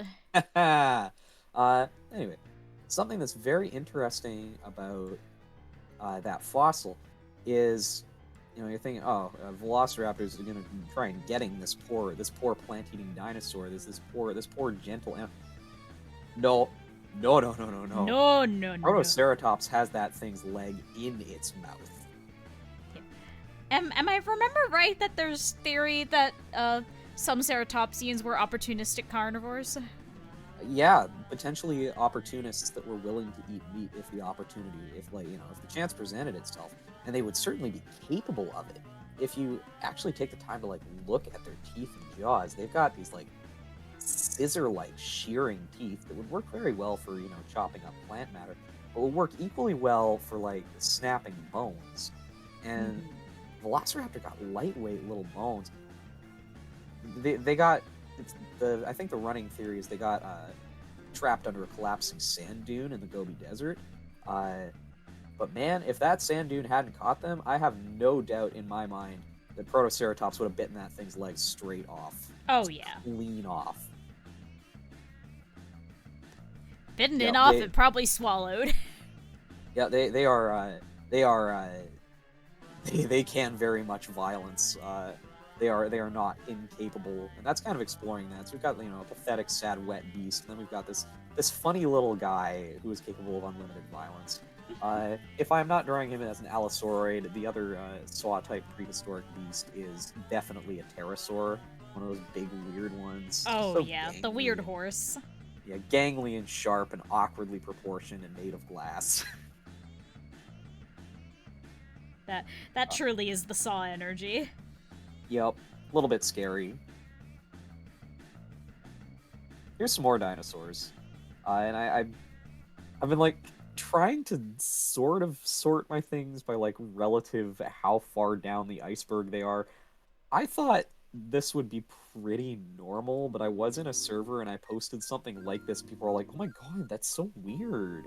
It's so weird and out there and strange." Again, we have been in the marina trench here with this character work.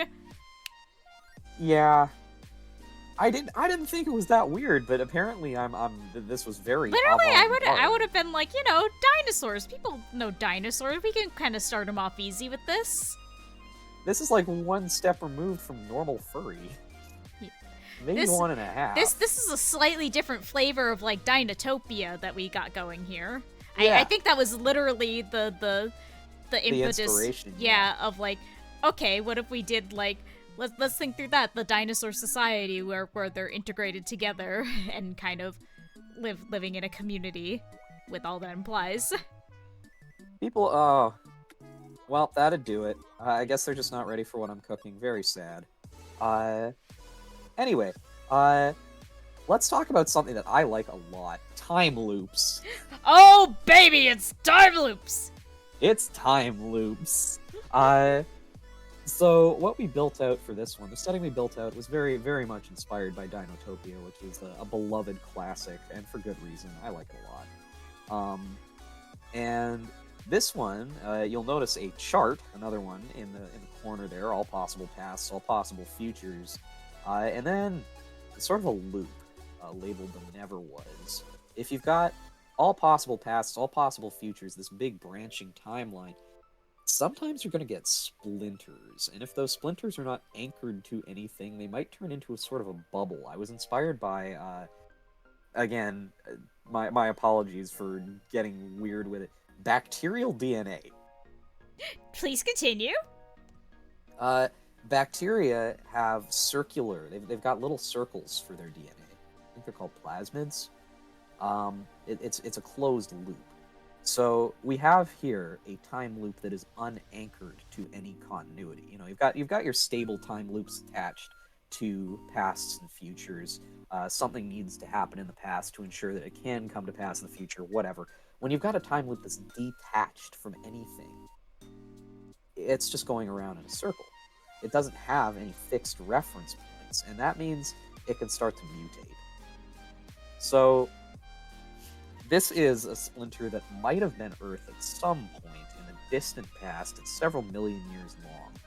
And it's been spiraling long enough that it's gotten a bit confused. And now we have hexapod dinosaur people with a like quasi-Edwardian society, sort of a gas lamp fantasy type setting with dinosaur people in it. We discussed a little bit like how their civilization would work. They're scholars and the way they'd have to build their buildings and kind of transportation that would be around for them. I did a lot of studies on like their clothes, like what kind of clothes they would wear. For them. There's a little sketch of that in the corner. You can see. Yeah, like thinking through a lot of different logistics, like what is convenient for them to wear with the body plan. What would they consider like parts of the body that need to be covered? What kind of clothing would they wear for specific jobs, specific activities, things like that. Yeah. Something of note here, saddles were never really invented because there's not really anything to like sit on and ride around. They've got carts and wheels and things. Those are handy for hauling. So Guzma has a pillow loosely tied to like directly over Saw's hips. That was the best they could do. And that's what they got. You need that pillow. He is bony. There's nothing cushioning you. There is nothing there. As usual, Guzman fell in a hole, and now he's in an area. That's another recurring theme. We love to drop Guzma in a hole, and now he's in an area. And when he's in an area. I suppose it makes sense, given Canon did, in fact, just throw him in a hole, and whatever happens, happens. Yeah, I do love throwing him in a hole, and whatever happens, happens. It is frequent, and it will happen again. Yeah. So now we've got... Oh, another funny wrinkle is dinosaur Edwardian civilization is convinced that mammals will never exceed a certain size. any of the mammals are like they're no larger than like a bird at most.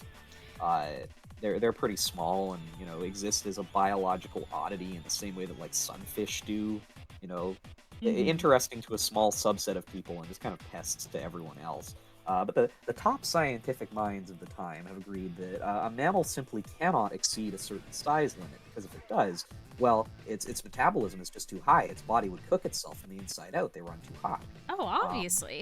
It's obviously, the this is only just thing that common makes knowledge. logical sense, and I know like you read your stories, and it's so fantastic to imagine like the big friendly mammal the size of a building. That's never gonna happen. And then this guy shows up. And everyone goes, "What the fuck?" Hey, what the? Hey, what the? That's not normal. And once again, Guzmo's is skewing the data because he is in fact larger than the average bear. Yeah, he's a big fucking guy, and he doesn't know where he is, and he doesn't know why these like weird Jurassic Park clones are talking to him. He doesn't know who these guys are. Where is he? Where's his girlfriend? Lower left POV, you're Guzma and you just woke up. Hey, you're finally awake. God. Yeah, so it's more guys in situations. I do love to put a guy in a situation. That is the impetus of most things what exist narratively speaking. A That is guy is true. in a situation. Help. Help. Next slide. Oh baby, we get to talk about Pacific Rim. Merry Pacific Rim year to all who celebrate. Merry Pacific Rim year to all who celebrate. This guy is going to come up a lot. This guy is going to come up a fucking lot, okay? Yeah. Kaiju Saw has existed in many iterations and has inspired many more unrelated to the actual kaiju, but certainly a, a, a starting point, a starting This inspiration. visual language is going to come up a lot. And I Yup. mean a lot.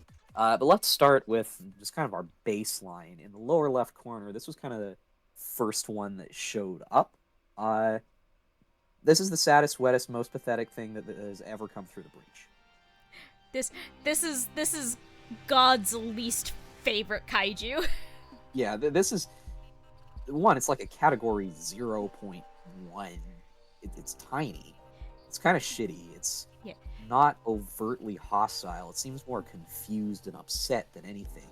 Um, what is this? And the answer is this is essentially like one of those little like self-care multi-tool things. Uh, for those of you that have watched Pacific Rim, one, congratulations on having impeccable taste in films. Two, Two, how's your gender doing?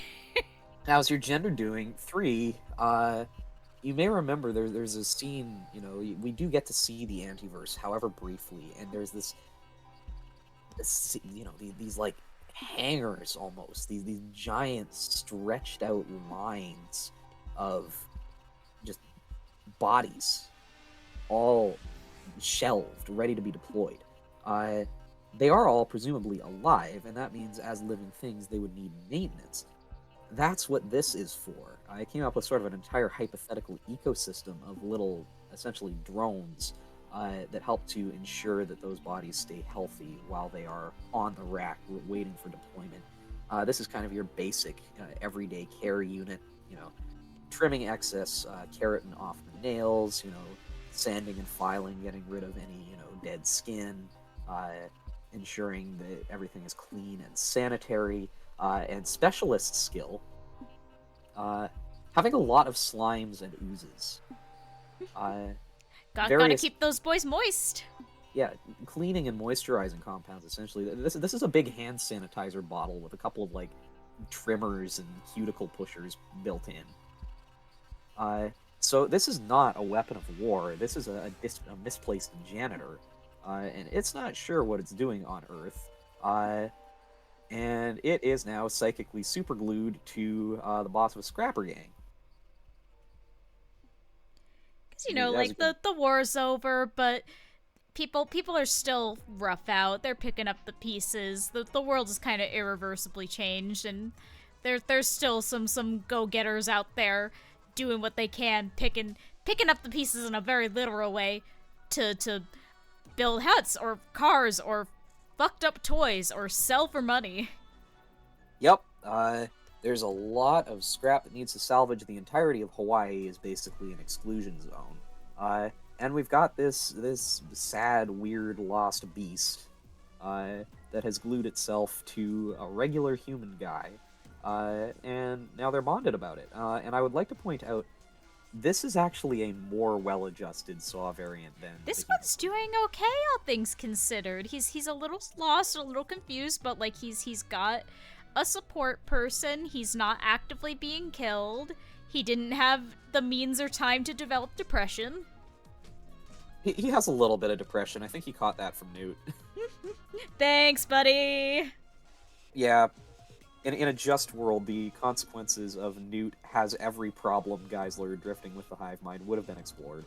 But we don't live in that universe. We've just got to do it our damn selves. Anyway, yeah, he caught depression a little bit about it. But he is very, very polite and well-adjusted for a weird alien reptile. And it's mostly just like a slice of life, I guess, about, this guy living in and around people and trying to accustom to a new home and a place he sort of recognizes. So the last time he was here, Hawaii didn't exist. He was somewhere in Laramidia, western half of North America, and it's been about 67 million years since then. A lot of things have changed. Oh, yeah. It is. So it's a little slice of life. Square in this one is ex-PPDC. She was dishonorably discharged after trying to solo pilot because they could not keep her away from trying to fight the whale. Yep. Remember the whale, remember the metaphor, remember Captain Ahab? It turns out the government doesn't like it when you are part of their special kaiju army and you try to go Captain Ahab when you're impatient about not getting partnered up fast enough. Yeah, they do not like it when you try to get in the robot and just start fucking getting things. It turns out they don't like it when you go, fine, I'll do it my damn self. Yeah, it turns out that is insubordination, and they will kick you out about it. So now she's working with the Scrappers, and she has a real time about giant alien lizards showing up. She feels a way. She feels a fucking way. This is perhaps the most work Saw has had to do to get Square on his side. Yeah. Eventually it does work out, largely because he is a polite young man and he is going to go see the sailing ships about it. He makes it abundantly clear that he is not going to hurt anyone. He's not supposed to be here, man. He was stuck to some other guy when they threw it through. Yeah. I don't know, like, outside of, like, maybe if he got a lucky bite in or, like, tumbled over them really hard, I don't know if he could do significant harm to a person. He's just not equipped for it. Oh, he absolutely could. He's large and heavy enough and has enough sharp edges that he could hurt someone. He doesn't really have an impetus to. He does not have the biological urge. He hasn't been given any orders. He was supposed to be a janitor. That was his role, was maintenance. He's a fucking nail clipper. What do you want him to do? So yeah, he is very much capable, but he's not designed for combat. He's not, like, great at it. He also has, like, very sad kind of vocalizations. He's a guy who, like, honks gently. The honker. The honker. Well, he doesn't usually have to make sounds to communicate. They're all connected. This is, you know how cats, like, yeah, I was about to say cat. This is a cat who is trying to communicate with its people, and this is the only thing they respond to. Unless you're wired in, and then he can transmit complex thoughts. Because Guzma is receiving a lot. He had to deal with a new influx of data. But again, it helps that he's very polite. He's so polite. Guy in the top right corner, though. That's the one you have to worry about. Get scared of that one. that one is here to hurting you, killing you. That one hates you personally and wants you dead. That is the one that you have to run away from really fast. That is the one with an actual category number, and he also has every problem. Again, got a little bit of the nuke contagion. Now he has anxiety and depression, uh, and that has given him an awful lot of hatred, I think. Because now there is something wrong with him. The something wrong with you is now also wrong with him, and he has to deal with it. And he's mad. This has been a recent exploration. Yeah. Or like a recent return to exploration, rather. Many of these guys cycle in and out as the themes feel relevant.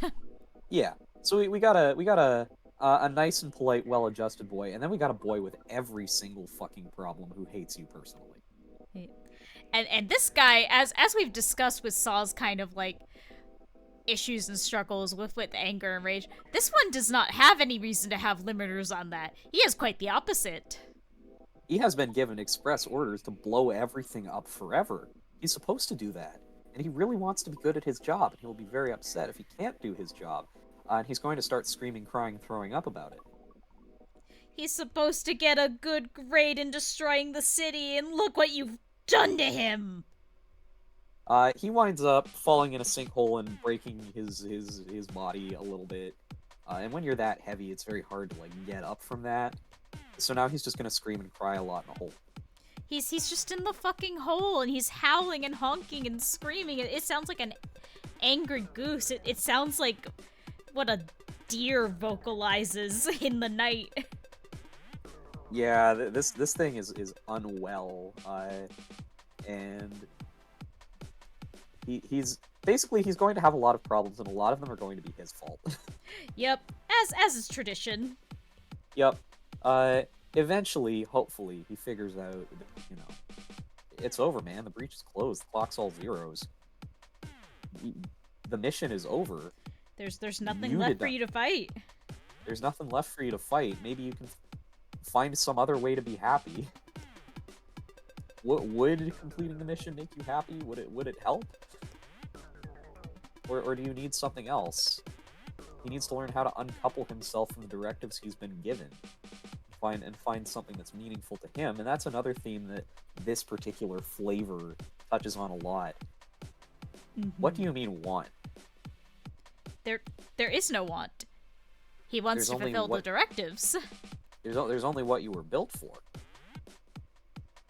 You are created for a purpose, and you fulfill that purpose. That's how it works. What do you mean want? Why would he ever want anything else? So that is a theme that comes up from time to time. So yeah, keep this guy in your mind and like just rotate him a little bit. Rotate him a little bit. We're gonna. You might see some of these shapes, in fact, very very soon. Oh, hey, look, shapes! Hey, this guy looks awful familiar. This is a boy that will look familiar to some of you. Some of you might have seen him in comics and posts. Some of you might have heard of a beautiful boy Tetsu befriending / tormenting this boy. Yep, this is the one that wound up in the tabletop RPG we're playing. And I want to stress that I didn't really intend for this to be my player character. I kind of gave this to Snail as like, hey, do you want a funny NPC you can put in as a joke? Do you want a funny NPC you can put in as a joke? He's a robot with every single problem, and it'd be really funny if he was. And they were like, dude, this sounds like an awesome player character. What are you talking about? I was like, you're really just frame one, no hesitation. You're gonna let me play as like a giant salvage robot the size of like a small building. They're like, yeah. Why? What's wrong? That's because Snail is awesome. Snail is awesome. It's really cool that the two of you conned each other into playing toys together. We did in fact con each other into playing toys together. Anyway, this is SAW Mark IV, and he was originally concepted for the Lancer tabletop RPG, which is absolutely not what we're playing, but it informs a lot of his flavor. We have neither of us have ever played the Lancer RPG, but we have both looked over the rule book and just kind of salivated and taken some of the concepts and chewed on them. You specifically, but I've looked at that and gone, how interesting. It's a really good. I want to play a game of Lancer someday. One of these days. Anyway, my initial concept for Saw was, what if a Cybertruck learned how to hate? And if you're going, oh god, Jesus Christ, yeah, that's the intended response. Yep, that's about right. In Lancer's canon, which we've kind of ported over, there's like essentially corporate city-states that build robots under, their flagship brands. I wanted to make like the SpaceX of one of those corporations, headed by an entirely incompetent buffoon, who is an active detriment to every single engineer working under him. And they're basically making a worse version of something that already exists, to the point where it's a massive fucking liability that absolutely no one should ever own or drive. So naturally, in our tabletop game, the other incompetent mega corporation has purchased one of these and taken it on the colony ship to do some work. What do you mean there was a revolt? Shockingly, he was not really part of it. He didn't realize there'd been a mutiny. He didn't know! He didn't know. He's a little stupid. He just found out, like, a little bit ago. Yeah, he only just found out there'd been a mutiny. What do you mean there's been a mutiny, huh? What the fuck are you talking about? You can't do that, that's illegal. Yeah, what if a horse was a bulldozer and it could explode? This is the worst idea anyone has ever had. And the CEO talks a lot about how people just don't understand his vision, and how he's revolutionizing everything, about how he's God's gift to robotic engineering. His vision was taking a massive fucking bong rip and saying, what if we made a dinosaur with chainsaws for hands? And the sun lives inside of it. And we put the fucking sun in. Oh yeah, I totally forgot. So you'll notice a few things. I kept Saw's body shape, which is to say emaciated. In this canon, it is because the guy, boy brain genius billionaire, decided that making it fat wasn't cool. They needed to make it skinnier. They need to make the legs skinnier. They needed to give it a good silhouette. And you guys remember what happened to the fucking Xbox? Oh, poor Xbox. You guys remember what happened to the Xbox that one time where the 360 specifically? You might remember it from the times that it kept getting so hot that it stopped working. Yeah. So we have this very thin, extremely impractical design that puts aesthetics over functionality. He is a quote-unquote zero gravity unit because his legs are too weak to meaningfully support him in gravity. He can't stand so good. He can't stand so good. He is very slow moving around. In 0G, he's a little bit better, marginally. Marginally. Anyway, those big fins on his back are heat radiators. They are intended to act as like cooling fins. That and a couple of vents are basically the only cooling systems he's got, and there is a reactor in there that is too big to fit in the chassis, physically. Like, this is a reactor plant designed to power, like, a small colony ship. Like, this is for long-term space station habitation. It is putting out more power than you would ever need for an application like this, and it is absolutely not something you should be able to fit in this stupid wasp waste chassis. That's because they're space folding. Something perfectly safe to have next to the reactor. Yep, they took another fat fucking bong rip and said, what if we put an entire fucking nuclear power plant inside this thing by folding space to fit it? Dude, I know how we can fit that thing in here. It's gonna be awesome! So, space itself has been folded into a complex accordion origami to fit this giant fucking reactor that, again, is putting out more power than this can meaningfully use in any way. It's also, space folding is also the reason why there's any room for, like, a person to sit in there. which, by the way, you shouldn't. Do not drive one of these Please, things for the ever. love of God, do not For the enter love of the God, Saw do not. unit. Yeah, this is not a place of honor. Nothing esteemed is here. Get out. You need to. For your own health and safety, you have to. And that brings me to the other part. So there's obviously a lot of physical problems with this thing. The other thing our boy genius billionaire was into is sticking AI in things that really don't need it. Like, just make everything smart. I'm looking directly at the camera and smiling serenely. Yep. Make everything smart for no reason. Because that makes sense. So this was a quote-unquote salvage unit, in the same way that, like, I don't know, a fucking flamethrower is a tree-clearing unit. It's like, yeah, man, I guess. It can do that. Man. Yep. And it has, instead of just like a standard computer suite with some, fun little personalization, no, this is a thinking thing. This thing can think. This thing has like thoughts and feelings and opinions, and I want you to imagine what would happen if like the most annoying guy was meddling in the creation of a shackled machine consciousness. It's not so good. Fucked up a perfectly bad robot is what you did. Look at it. It's got anxiety. Oh god, it's got more than just anxiety. Yeah, so anxiety, depression, anger issues, perfectionism, the works. There's so much wrong with this.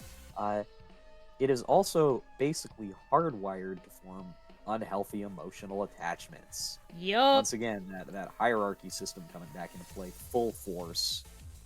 This thing needs a boss so bad. This thing needs a boss. It needs a pilot, and it will do anything for its pilot. What if Metal Sonic? Maybe he is a little bit of Metal Sonic type guy. That's a high. Metal Sonic is a guy we both enjoy. Metal Sonic makes his way into some things we build. I love a Metal Sonic. I do love a Metal Sonic. But yeah, he's basically hardwired to form really unhealthy codependent attachments.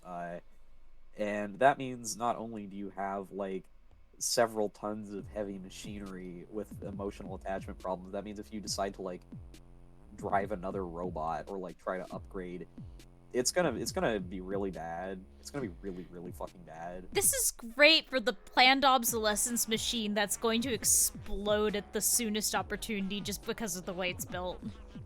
Yeah. Yeah. So that's basically the sum total of it. We've also got here his new friend Kay, who has in this one found him and taken him on as essentially an accomplice while she is trying to run some very legal salvage operations. So actually, legal. Don't worry about it. Raiding subsidiaries of the company that built Saw. Please, she is normal contractor. Don't you remember hiring her? You remember. She's just gonna take this box and scoot it out of the way for a while, and whatever happens, happens. And the worst part is it works. It works every time. Security is so bad. Everything, all these, digital locks, they're just, don't even have to fucking try to get through them. Like, it's embarrassing how bad the security is. Saw doesn't realize he's basically running mission control while running a faux salvage operation in the background as a cover story. He's going, God damn, these people are incompetent. Any idiot with an SQL injector could have the run of the place in 15 minutes. Anyway, oh shit, these are the idiots that built me. What are these people making? What kind of garbage could they possibly be producing? Oh, son of a bitch. No. Oh no. And then I also made Plumeria a cyborg because I thought that was cute. It's good to do this to hot women. I think it's good for hot women to be cyborgs. It's good. I gave her like electrical ribbon hair. Always a good look, in my opinion. Always a good look. Yeah, and I'm still very fond of the found footage collage SAW. Yeah. Do you have lots and lots of mechs you need to salvage. This bad boy has you covered with all kinds of salvage tools to break down even the most heavily armored derelict with ease. Our friendly onboard artificial intelligence is equipped with useful safety information. Taste for freeform jazz. That is true, by the way. He does like freeform jazz. He does like freeform jazz. And he is equipped with safety information. He does have lots of useful safety information. He opened up Wikipedia in one of our games recently. Yep. He loves to open his little Wikipedias about it. Based on legally acquired Smith Shimano technology, the Saw Salvage unit sports a range of versatile, durable, and modular salvage implements. It can slice, dice, rip, and tear anything you put in front of it, as long as it is scrap metal. Ripping and tearing can't quite get the job done. No problem. This oversized slap chop comes with cutting torches to break down wrecked mechs for recycling. Saw is designed for zero gravity use. Its weak-ass legs give it the approximate ground mobility of a 1999 Toyota Corolla with a faulty transmission, and its hull has the structural integrity of wet paper. Not that it matters when you are a humble scrapyard employee. To shreds, you say. To shreds, you say. To really drive home how funny this is as one of a party of, what is it? There's We're like five player characters, something like that. My player character in the same game that exists in the same place in the same party as Saw is Fledgling, the personal assistant robot who's basically what if a Furby was an Alexa. And I think it is important for our beautiful audience to know that Saw is beefing crazy hard with the Furby. Saw hates this Furby. Saw hates this Furby and will stop at nothing to like blow her apart. And the Furby thinks Saw works for her. Yep. Which is one of the major reasons why he hates her so much. But Fletchling's doing great. She basically thinks she's God now. She ate a deer. I think she's right. I think she's right. I think she is God. She will never die. It's all. Oh God, he is not winning. Not even a little bit. He is getting his ass smoked. Please imagine for a second you're beefing with a Furby. By beefing with a Furby, you have already lost. He's already lost, and furthermore, the Furby is kicking his ass. In the same fight where Fledgling ate a deer, Saw got stripped of all paint and greebled. He got his ass. He basically flubbed a roll so badly he lost most of his greebling and some of his ability to move. He ran headfirst into a deer and bounced off. And then he got so mad that he picked up a deer and started smashing it against anything in reach. He finally pulled himself back by beating a deer to death with a different deer. Yeah. He's naked, he's weirdly smooth, he's pissed off, and he's going to smack a deer with another deer. And then he did that, and he looked up and saw that the Furby had finished eating the boss deer. Yup. Something really scary happened with that deer and Fledgling. I didn't intend for it to work out that way, but I think it has single-handedly changed Fledgling's character arc. And it's awesome. It's really fun. I love our tabletop game. Yeah. I love our tabletop game. I love that I've thrown this guy at so many other people and that they're beating him with hammers. Thank you to DM of Snail for letting us do these things to and with them. And thank you to other player characters of Jake, Frankie, and Holly for playing toys with us. Yeah, I love my friends and their toys. One day maybe we will talk the gang into a CCL toys stream. Toys. We haven't even gotten into the really weird shit yet. Yeah, guys, please understand this is pretty normal. We have This is pretty normal. This is a 40-ish slide stream, and we have just left page 26 for page 28 for page 29. Anyway, here's another guy of the same shape. You're going to ultra space. You are going to ultra space. This is some pretty bog standard like character and creature design work, TBH. Yeah, I don't think we did like a hell of a lot with it. I just kind of went, hey, let's design an Ultra Beast because I really like them. And the Ultra Beast design sensibility is very interesting in that it's a fun challenge in that it still has to, it has to fit in and feel part of a Pokemon game, but it also has to look like it did not come from this fucking world. Something that the designer, I think it's James Turner who did them. He Or at least mentioned some that of when they, them. I don't know if he did all of them, but I definitely think some of them. he did like most of them. Damn. Hell yeah, brother. um, but something that he mentioned is that when they were designing them, they utilized a lot of design principles that they ordinarily like actively avoid, uh, Hmm. in designing Pokemon. Yeah, that's a really clever way to do it, is to, like, break those fundamental rules in such a way that it feels not of the same world. Yeah. So I kept some of those.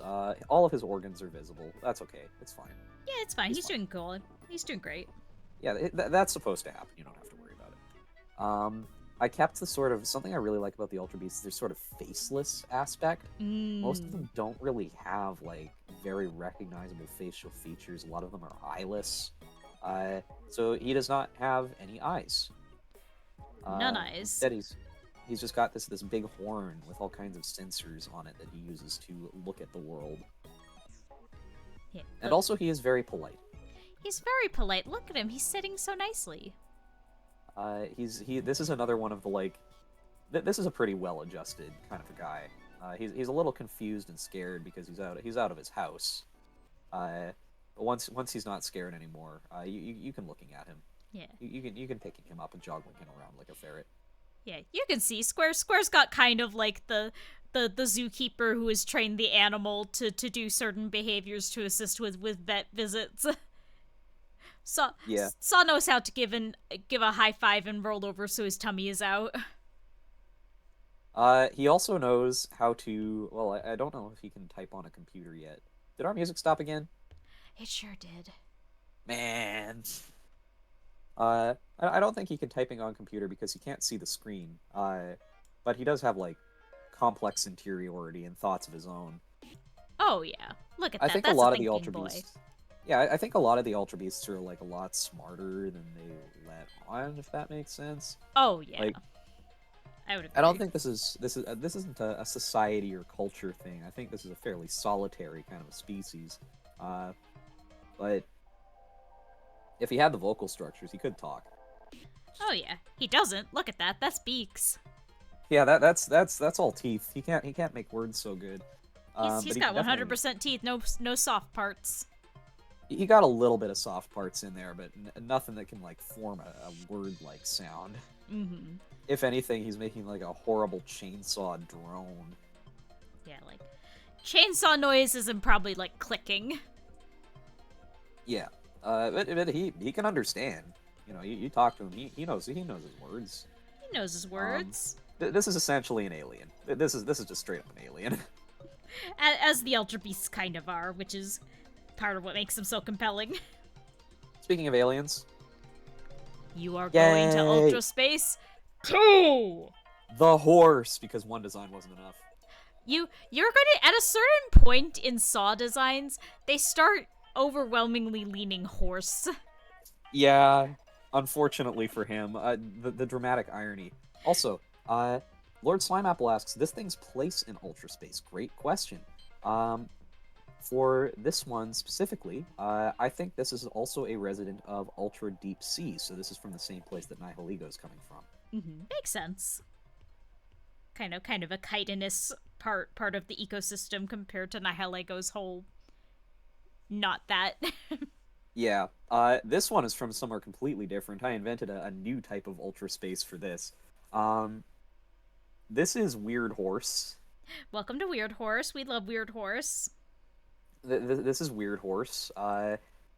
And Weird Horse is based on a few different things. I started with the notion of sort of like a false god of sorts, which is kind of where the horse thing came from. I was like vaguely aping Arceus. Also loosely based on hydrothermal vents. So it's got this very like hot interior filled with fluids. And I don't know, did I do 2 slides for this one? Oh, let me check Did real I quick. do a second slide for this one? I might have. I don't know if I Let me did. check real quick. Sorry, I'm trying to find the spot. Nope. This is the only one for this particular Okay, weird horse, or at then least in I'll order. I'll just like talk about it. Yeah. Also, sorry. The Music is stopped, and I'm trying to figure out why. Okay, that's okay. I'll keep talking while you do that. Um, the fluid reservoir inside is not actually like truly part of its body. It's basically it's carrying its own little ecosystem around with it. There's a bunch of chemosynthetic microorganisms in there that produce the kind of energy and compounds it needs, the kind of metabolites that it needs, and it just keeps the interior at the right temperature, as well as eating minerals to give them the kind of basically nutrients they need to make things for him. This is how a lot of hydrothermal vent organisms live. Uh, things like those little crabs, the bristleworms, they can't directly metabolize the sulfur and like heavy metals that come out of the thermal plumes, but they can host bacteria that can and do use those as food, and then they can use the bacteria and the metabolites they produce to sustain themselves. So that's sort of what's going on there. Um, I like to make mechanics as well, so this is a rock psychic type, which I thought would be kind of a weird, funny combination. Yeah. Um, and with the Ultra Beasts, all of them have like some kind of gimmick. Usually their stat blocks are very heavily skewed and very min-maxed, and they often have like they have immense potential, but you need to play them right to really draw out their power. Um, and what I did here was I leaned into the sort of tactician mindset. So I don't have the stat block up on the screen, but I gave I think I put like fairly strong attack and special attack, and then fairly low defenses. Decent hit points. Middling to bad speed. And then a move set just packed with like weird tech moves. Power shift, switch your attack and defense stats. Suddenly you're a wall. Uh, Things like a power trick, swap your attack special attack stat, power split, nerf the opponent's guard split, nerf the opponent's defenses and bolster your own. Like all these weird sort of tech moves that change the rules of the game, fitting into the sort of like again false god theme. If you can't win as you are, change the rules. Mm-hmm. And outspeed them, trick room.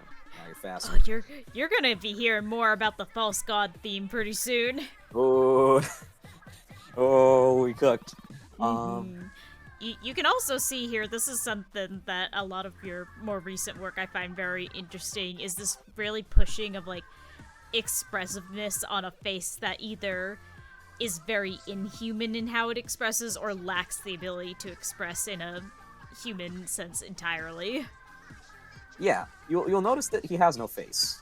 Don't got He's just that. got this like this like put like a little mouth on there, but beyond that, no eyes, no like landmarks aside from this like sort of like diamond or star shaped hole.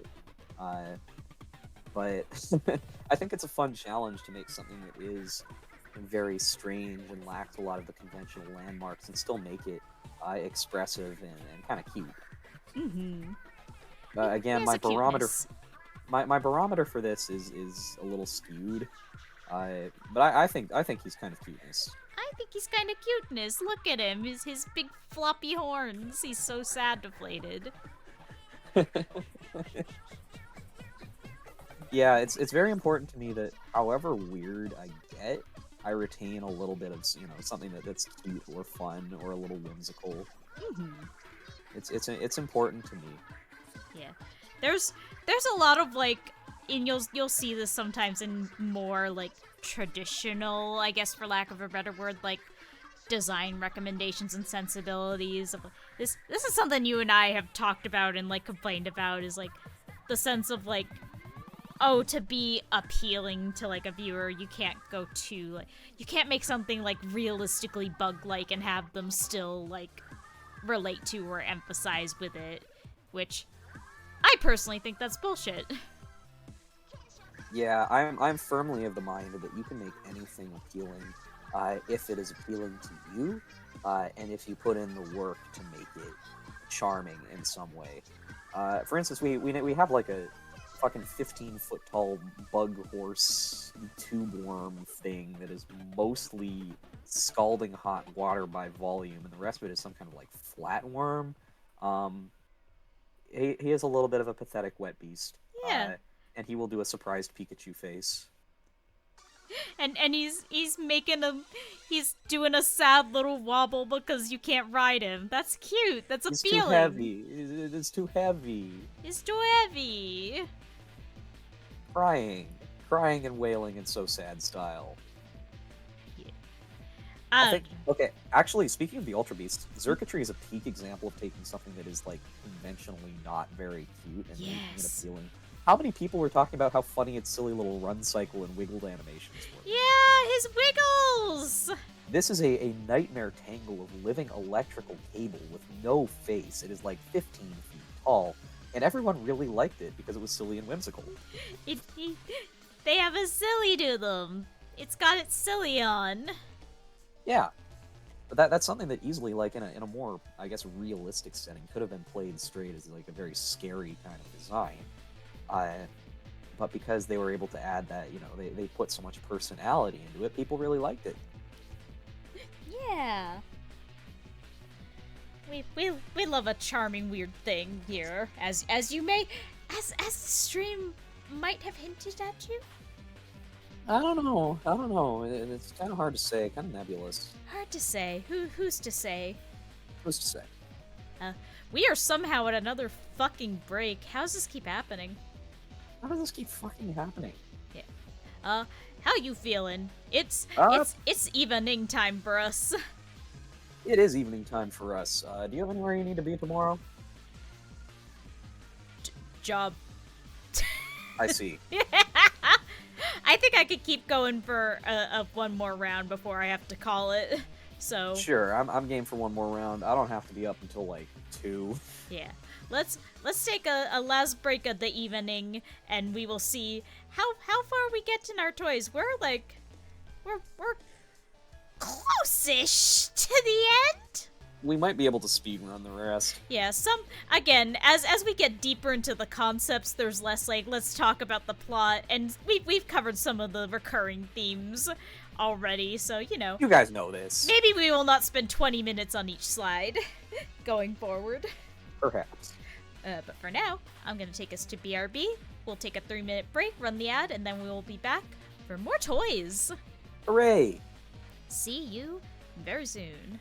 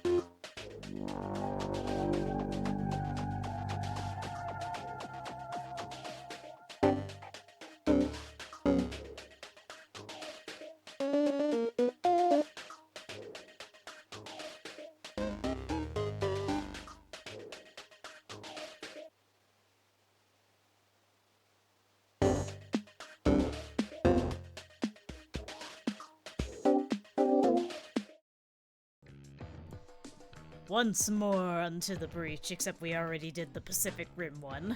We did already do the Pacific Rim one.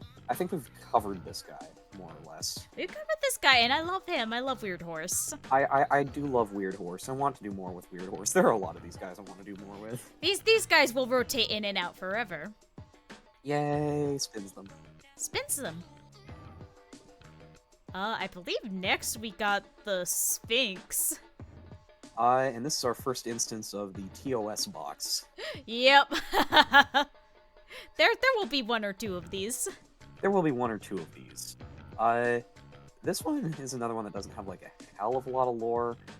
He's just kind of a big weird cat. And also a little bit of a Bloodborne boss. Yeah. I think this is around where we start seeing Jay watched a Bloodborne playthrough and started eating the designs for power come in. I did want to make a funny Bloodborne type of guy is the thing. I'm also very inspired by like old like monster illustrations, like that real illuminated manuscript shit. Yeah. And that is why I choose to make my guys kitted up sometimes. It's important to do this. This is going to sound insane, but I think we're certifiably at only the absolute sickos are still here and watching this. So I will say it.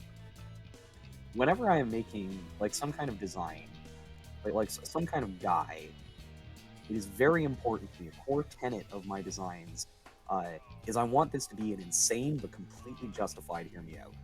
No, you're so right for this. You're completely right for this, and it is essential that we have people in the artistic ecosystem doing this. This is very important to me. Anyway, so I did a few different versions of, Big Weird Cat. One of them lives in a weird house and has a very normal roommate. It's kind of like a situation comedy. The really interesting one, I think, that, once again, I would like to do more with, I kind of just, like, on the fly, went like, okay, it's Meat Mechs. And invented, like, a whole little universe of, like, weird mecha, magitech, including the Manticore, who, very similar to the other machine saws we have seen, is very, very normal and safe to pilot. So safe. Please climb directly inside your meat mech, and there will be no problems. Please. Yeah. Another recurring theme is there is a hole inside this that you can fill, and that is a good and a bad thing. This is bad or awesome.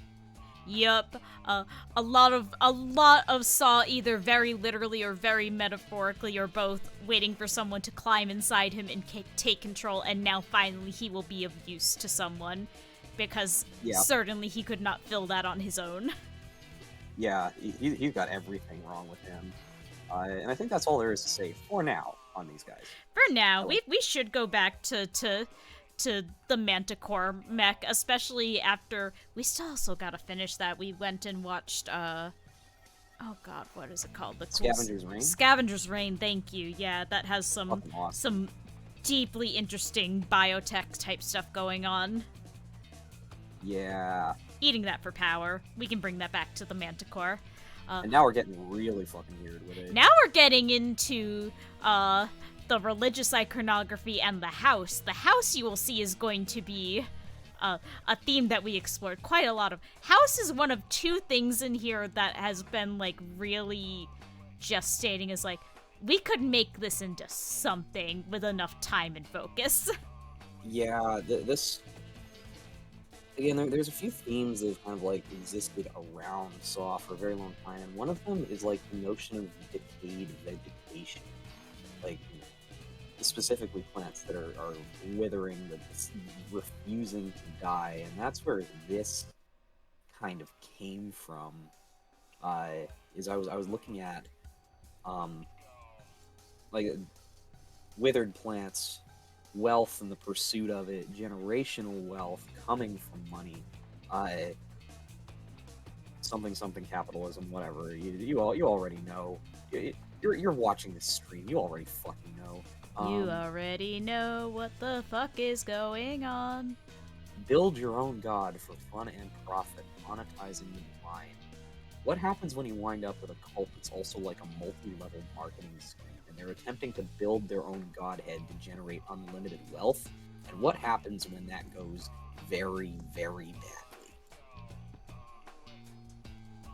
Yeah, this is we kind of started like, how to put it?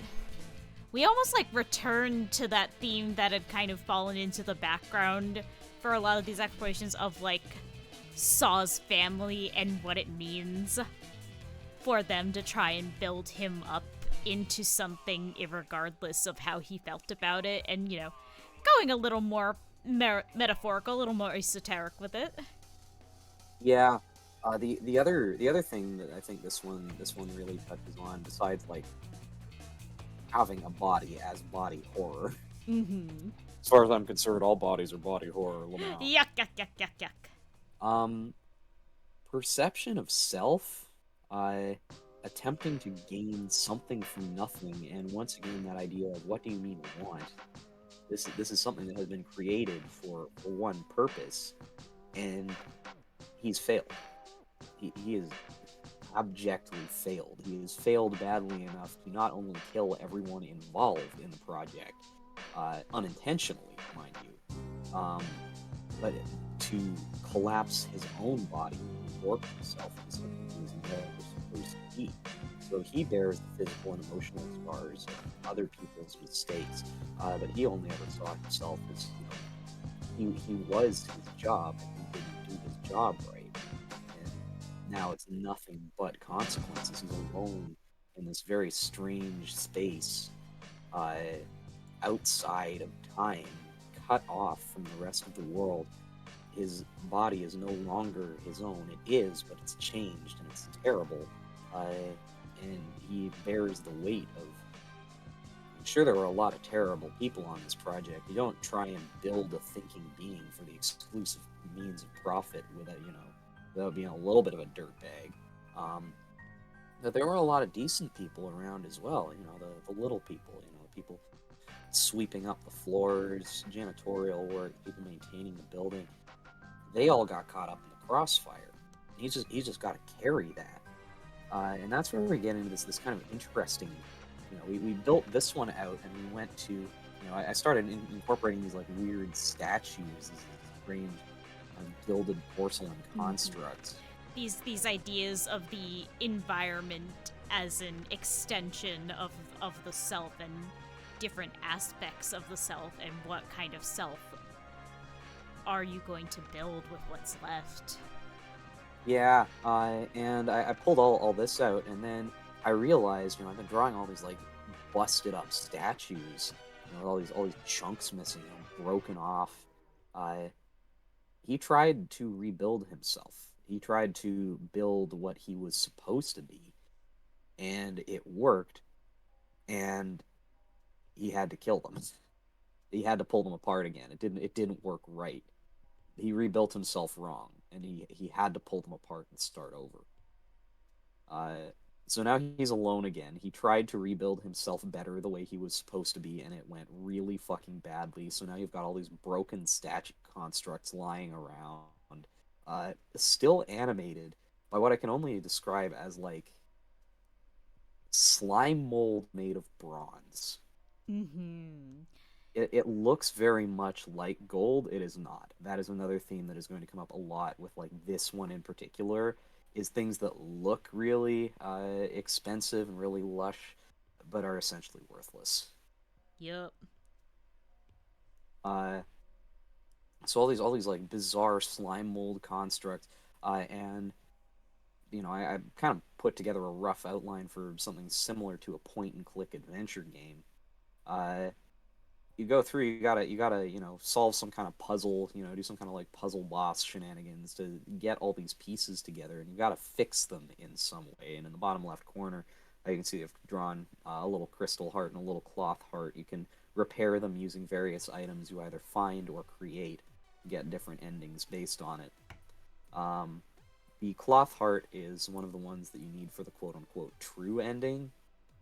He tried to rebuild himself with this beautiful crystal heart, this perfect immaculate thing.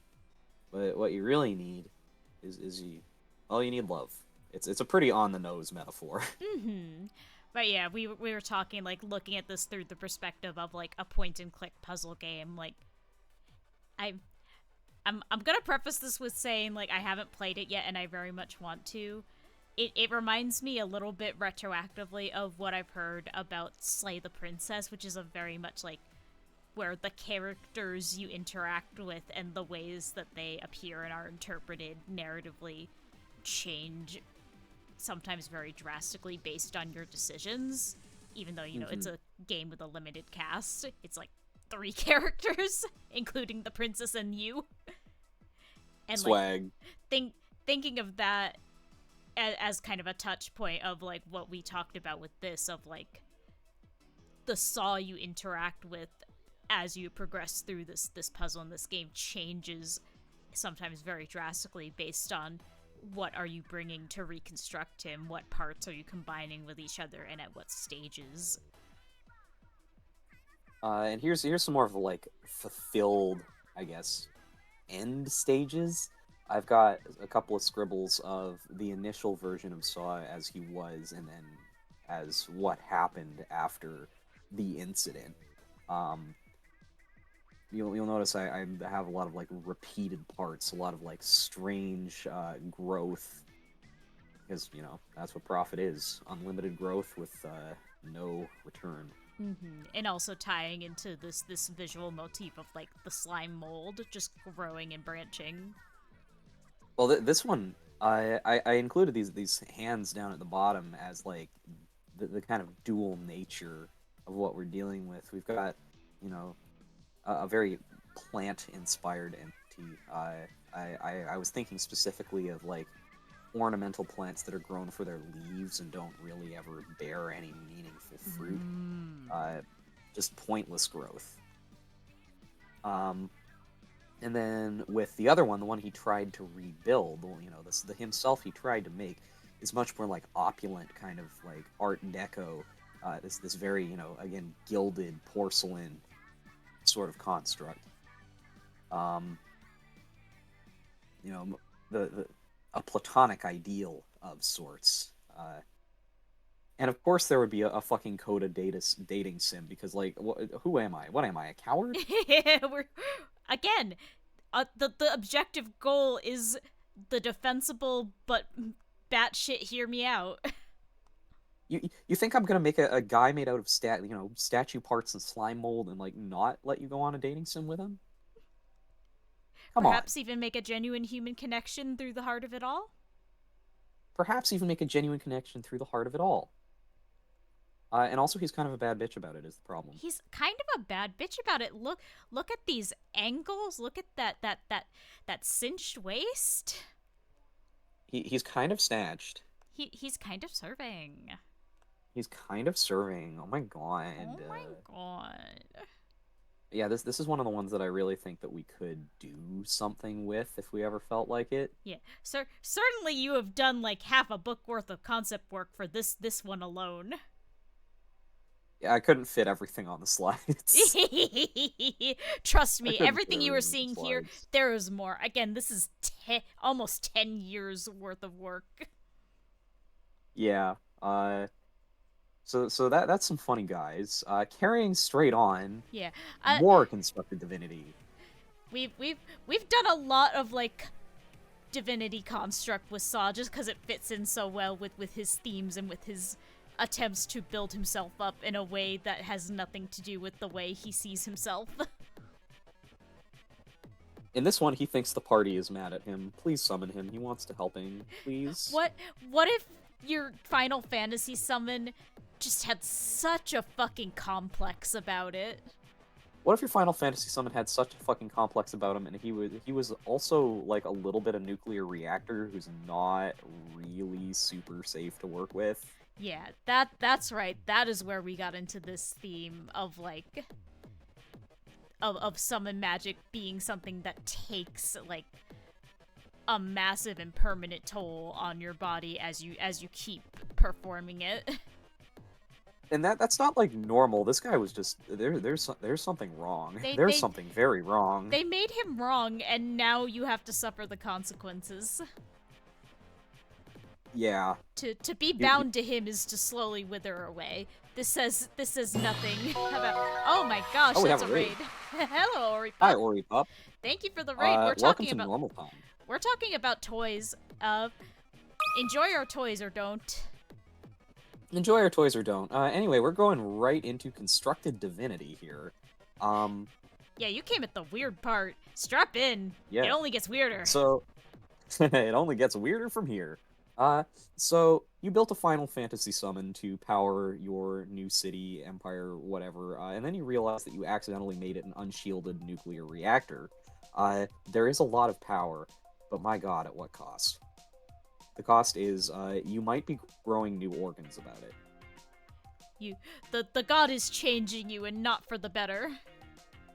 He is not trying to do this. He might not realize he is doing this, and once he figures it out, he's going to be very upset. He You can cares cast about Fireball you on him. so much. He cares about you so much, and working with him is so fucking bad for you. Professor Layton sound effects? That is correct. You are on Puzzle Gaming Nerd, who comes by the puzzle part of their gaming, honestly. I like the puzzle. I play it sometime, but right now I'm talking about toys with my friend. Right now we're talking about toys, and it could be a puzzle, I guess. You're jumping into this no context, so you're just gonna have to fucking figure it out. That's the puzzle. Yeah, we gave all the backstory for these guys. That's gone now. We're into the 15th layer of reinterpreting these guys. Oh, we haven't even gotten to the 15th layer yet. I think that's next. Yippee! I'm just gonna peek ahead to whatever that next slide is. Oh yeah. Oh, by the way, warnings for body horror as we get into this stage. Again, this is after the Bloodborne influence started kicking in. And also, we'll get to it when we get to it. But yeah, this one I again built an entire cosmology because you cannot leave me alone for. Fuck, I forgot to mention. You want to know why this exists? You want to know why I drew this out specifically? Tell me. It was fucking Arcrise Fantasia. This was the one that came after Arcrise Fantasia! This was me getting so fucking mad about Arcrise Fantasia that I made my own guy, and I made it better and cooler. Oh, do you ever get so mad about a video game that you invent a cosmology about it? Yep, I invented my own cosmology. I basically said, you know, the concept of, like, turning someone into a summon is, like, so genuinely fucked up in such an interesting way, and they just did nothing with it. So Less than nothing. They did less than nothing with it. The entire game is less than nothing. Why does it exist? Yeah. So what if you you spent an entire like lifetime preparing a guy to turn into a summon/nuclear reactor to power your city, and you fucked it up real bad. And now without the reciprocal relationship between that's something else I'm interested in is reciprocal relationships between divinity and people. Because what's a god without anyone to know it's there? What's a god without worshippers? Yeah, what's a god without a people? So now you've got a guy who's like gradually draining power and losing stability because there's no one paying attention to him. And now I've got this party of adventurers who's taken him on, and they are now very literally playing with fire, and it will slowly mutate them. He doesn't know this. He doesn't know this. He is unaware of this. He doesn't know this. They don't know this. Everyone is really scared. Everyone is really scared. Yeah, and also, we're doing a JRPG high fantasy thing here. There's going to be a point where you have to take the dangerous option to save others, That's Yep. just writing. Another thing I want to add before we move on is that one of the skills in the arsenal is healing/status cleansing, not a hit point restore, but get rid of poison, confusion, your status debuff cleanse basically. It is not pleasant. It is not nice. It feels bad. Feels like you should not be doing this. Yeah, like that. I want you to understand that the body's response to disease is sometimes to run a fever, and that's it asking you who's gonna burn first. Yep. Yeah. Worked well enough that we haven't evolved it out yet. Yup. So, this is not a place of honor. This And this speaking is of things that aren't places of honor, oh this is baby. this is a much less dangerous guy. He looks so Titted up much less Knifesaurus. dangerous. Yep. This is Titted up Knifesaurus. And this is exploring, kind of moving away from like divinity and in the other direction. This is a like very literal like demon type of guy. And I went with like the very classical interpretation of demons as something that can be like summoned, bound, and like very, very.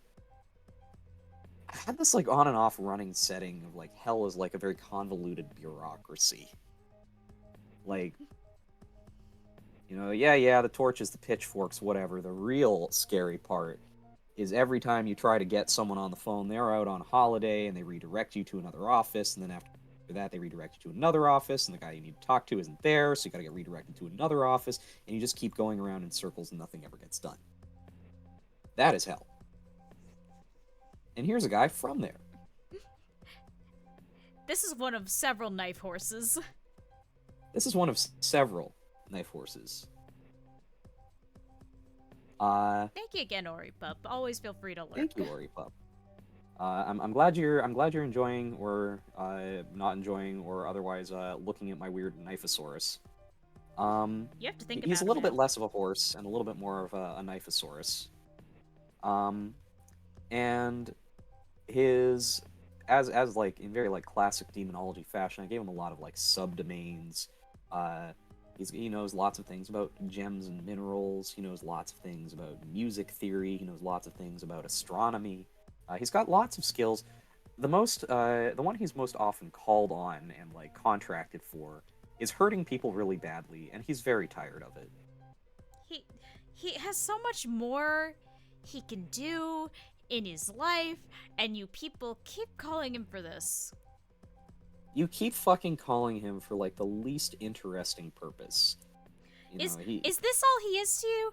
Just a knife and a guy? You can just go get a knife. You have you can those.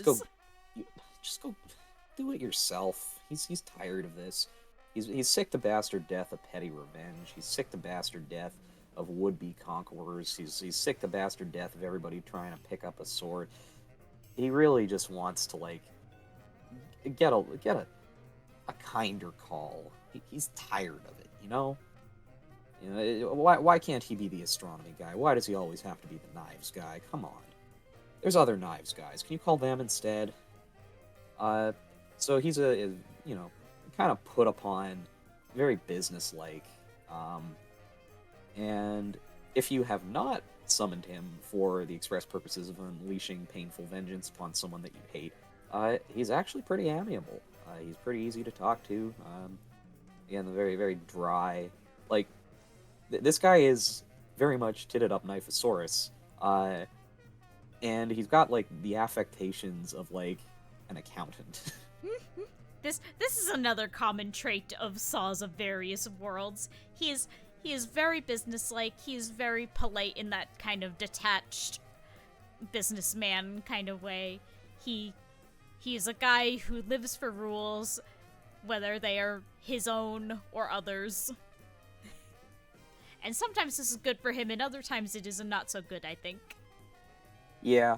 But you can very much call him up, and he will do little tasks for you. And that's the situation that we get him in. He winds up owing Guzma a favor and giving him basically a call me card. And asking him to call him at any time because, listen, desk work is boring, and he's tired of people calling him to, like, do Knifesaurus things. You call him for some other reason. You call him because you've got, like, a stain in your carpet and you need help getting it out. He would love to sit in your house and get on your little computer and research stain removers so he can help you with this. Yeah. Basically, he needs to get out of the office more, and he'd like to do so in a way that doesn't demand that he listen to yet another would-be tyrant's stupid monologue. Thank you. He's so sick of the monologues. And there's more we could say, but I want to like show some other stuff too. So Yeah, let's see we're what's on the about next. to hit on a two-slider, two-parter, and I give a shiny penny to anyone who can guess the inspiration for these guys. Does anyone want to take a wild fucking guess where this came from? I'll give Like, you a hint. The music playing right now is perhaps related. you can just wild guess, shot in the dark.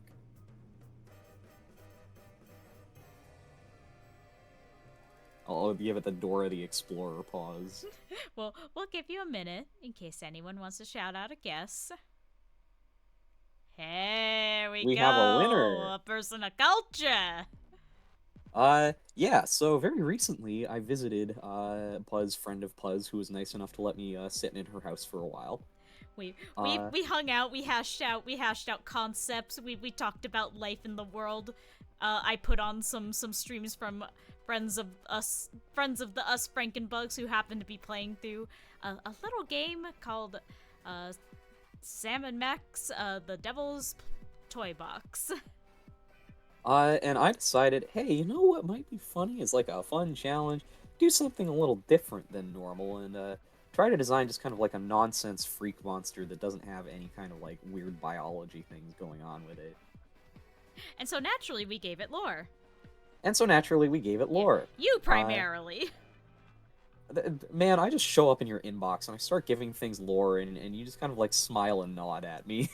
And I say, dude, this is sick as fuck. Tell me more. Tell me any. And I say thank you, heart emoji. And then I Anyway, get to see really awesome art and ideas in my inbox every day. It's a cool scam. aw man, I've been had. It's fun though. I will keep doing this. Uh, Yay! Anyway, Funny Salmon Max has lots of things happen, but at one point there are creatures from the dark dimension, Yeah, and we they're won't just kind tell of you like more nonsense. than that. I'll tell you what. I'm not going to tell you any more than that. The creatures from the dark dimension are around, and this was inspired by like their visual language, which is, you know, to the uncultured, it may seem very similar to what I've been doing for the past 30 slides, but I did some things that I don't normally with this one. Again, one, trying to lead it to sort of like the nonsense aspect of it, make it, you know, something more slightly fantastical. A little Um, less spec bio with it. and two, I actively moved away from some of the Pacific Rim influences, because that has had a seismic influence on like my artistic practices. Uh, Mm-hmm. I follow a lot of their kind of, I guess, quote unquote rules for designing their creatures. You know, don't, you know, add things that don't have some kind of purpose. Try to make, you know, things visually make sense. Try to avoid like the obvious design tropes. This time I just kind of did anything. Stick some fins on there because it looks cool, no other reason. Exactly. And, Um, damn, I say it looks pretty cool. I think so. I really like this one. I'd like to draw him more. Yeah, the like, very, like, pseudo marker coloring style on it is also very, very beautiful, very effective. I don't know what I was cooking there, but man, I cooked. You cooked! You So damn I think cooked the on next it. slide has more of the lore, and also this really cool image I drew of him sitting on something. Yeah. Wouldn't you know it? It's another fucking time loop. It's another fucking time loop situation. So yeah, the horrors, we've all seen them. This is nothing special. This is your bog standard outer entity squid guy thing. The horror part of it to me is this is it's the time loop. It's the fucking time loop that's the like actual like unsettling part. It was The always rough meant to outline. happen, and it always The will. rough outline I had was that an academic finds a rare book, a journal in a rare book collection, and starts doing research into it, eventually leading him to disappear on an expedition to Antarctica, again, chasing secrets that were in this journal. He is sent back in time 20 million years to the early Neogene period. Uh, he is the monster at this point. He is frozen into an ice sheet. A cult forms around this thing. What's interesting is, as outer entity might imply, these things have to like get in somehow. There usually has to be some form of ingress. This did not have to get in. It's self-fulfilling. It was always there. That code loop is just in there. Did Stefan Cypress exist solely to act as vessel to this thing? It's it's not the monster that's scary. It's how it happened. It's its own beginning and end. The alpha and omega. It will ensure its own existence. It's again we're getting conceptual with it. So, Stefan Cypress will always take that fateful trip, end up going back, trapped in the ice, his long lost journal falling into the hands of one curious Stefan Cypress, who will study its secrets and disappear and go back. There was no ingress point. There was no way for this thing to get in. It was always there. It started there and it'll end there. That's the horrors. Anyway, cultists find the journal, and obviously there's some kind of like bizarre god being that leads to its own existence, predating recorded history. I've labeled it Ouroboros because I love themes. And they do their best to bring it, to call forth its terrible psychic powers from the ice beneath Antarctica, and it's kind of underwhelming. It's fine.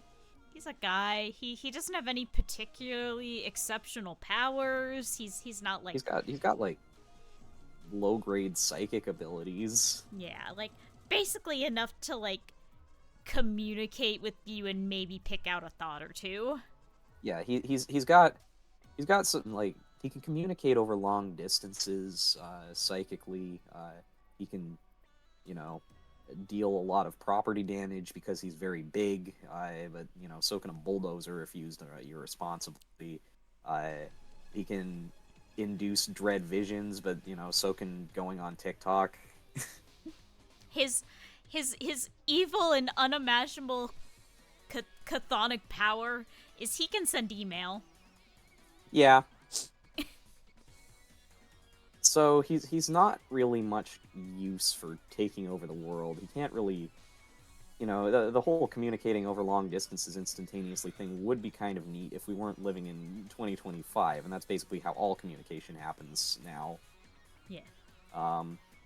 Jay and I are a continent apart right now, by the way. Yep. We are very, very far apart. We are doing some psychic shit.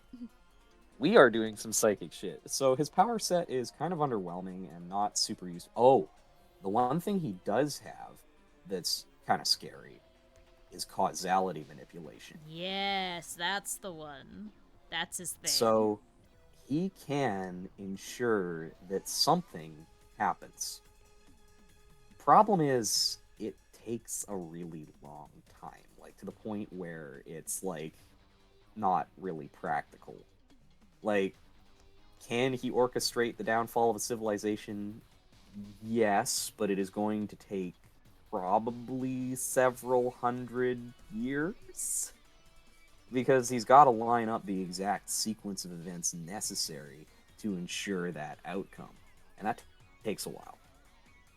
So, while it is potentially, if you're dealing in scales of tens of thousands or millions of years, it is an extremely dangerous power. In the short term, it's not really that useful. He might be able to make you step on a Lego or something, but you could do that by yourself. Certainly not the type of thing that the cultists were desperate to dig him out of the ice for. Yeah. You don't commit a whole cult to some guy so that in several hundreds of thousands of years, maybe he can smite your enemies. Your enemies are already gonna be dead, dog. That's how time works. That's how time works. So yeah, he does have some like really interesting powers, but nothing that's super useful for taking over the world. Um, he is also a key part of a puzzle solution because once again, going by the rule of we think it's fucking funny, um, you have to set him up on a date. You have to send him on a date. And the reason you have to send him on a date is because he's huge and blocking the way you need to go. Yeah, you need to get him out of the way, and you need to get him out of the way by sending him on a date. And to send him on a date, you need to give him proper date attire because otherwise he will be very upset that he's underdressed for his date. Unfortunately, they don't sell suits in his size, so you just got to give him like a little Chippendale bow tie and cuffs. And like, that's enough. Yeah, Yeah, we definitely thought through like what what would the writing be for a Sam and Max puzzle with like a big Cthulhu monster that doesn't actually want to like harm you.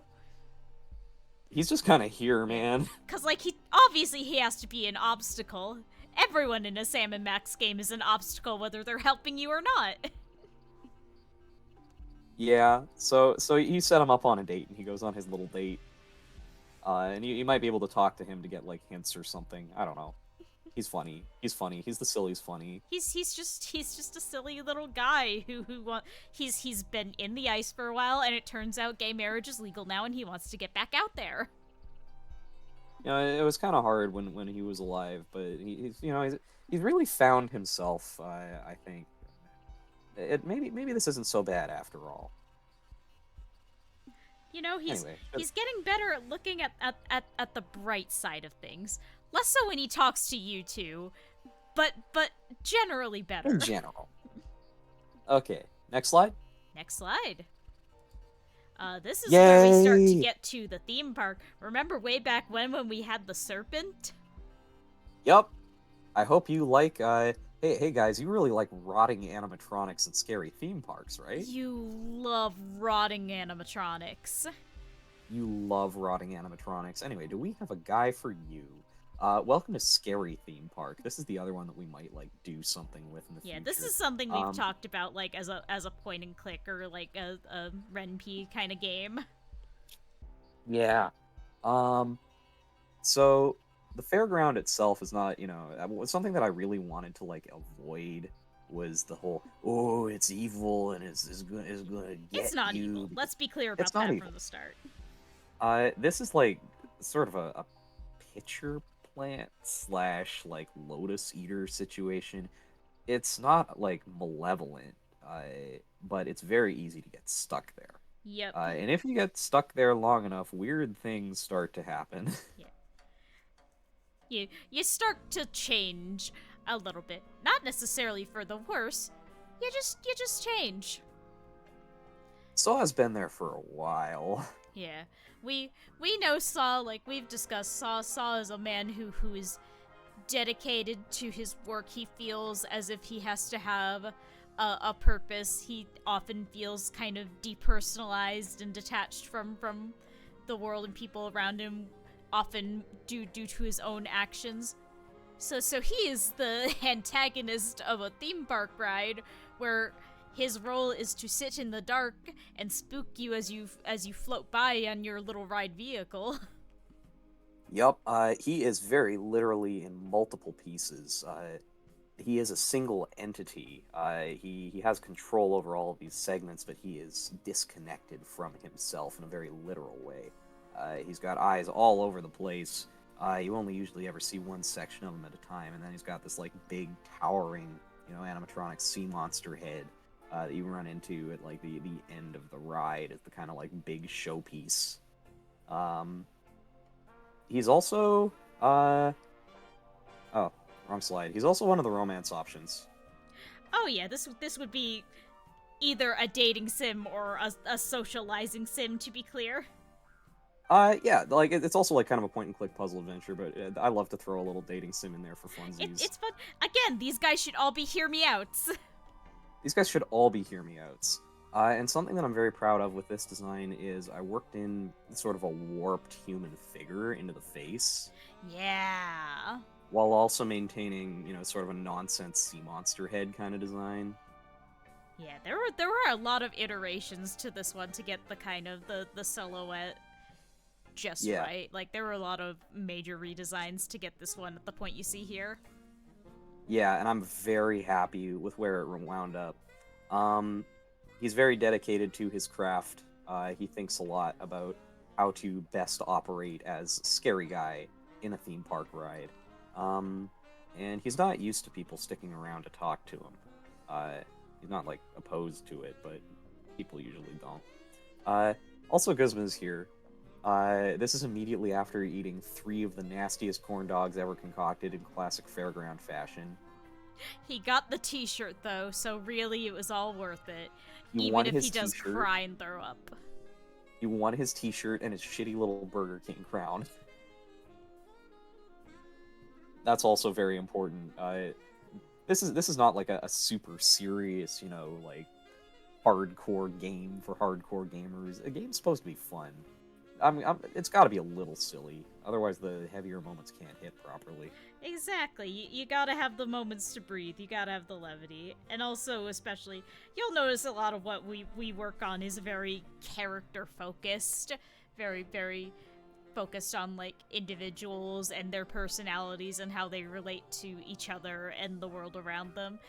And I don't know, I think it's harder for that to come out. Not impossible, but harder for that to come out if it's just 100% pure serious stuff all the time. Yeah, a little bit of levity goes a long way. Yeah, you see how this guy acts on the worst day of his life. How's he act after he just had to eat 3 of the grossest novelty corn dogs ever invented? And then try and act tough in front of a little pink lesbian who's trying to deliver him a letter. He has to be so brave.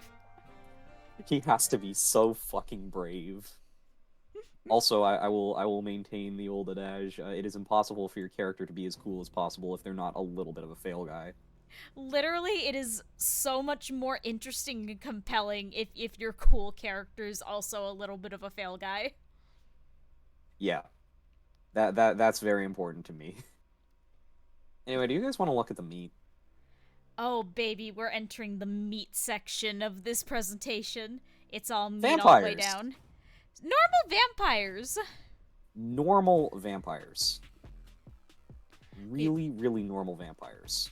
We've got normal vampire, normal werewolf, hot woman, and square.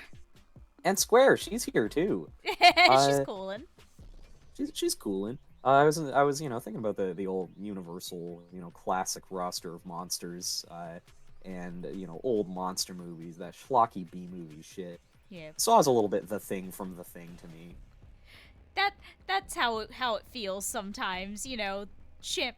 Again, we return a lot to the idea of having a body as body horror, and this is, Yep. just kind of the natural evolution of it. Yeah, What if you sort were of an the thing? extension. What if you were the Thing? This is vampires, by the way. This is vampires. This is a parasitic entity that needs to feed on your blood, and would like to do so. However, he would also very much like to be liked. He would like it if people liked him, and that's kind of difficult when you are a shambling mass of meat wires. So he's trying really, really hard to cosplay as a twink. It's fun to have, like, a stranger interpretation of a monster cosplaying as a normaler version to make you feel more comfortable. Yeah, he is explicitly doing this because he wants to, like, he really wants to be cute. He really, really wants to be cute. He understands that he is something terrible and strange, but just can he pretend? He Please. wants to pretend to be cute. Will you let him pretend? He's very shy about it This as is all well. he's got, man. This is all he's got. His twink cosplay is everything he has. Please, do you like his twink sona?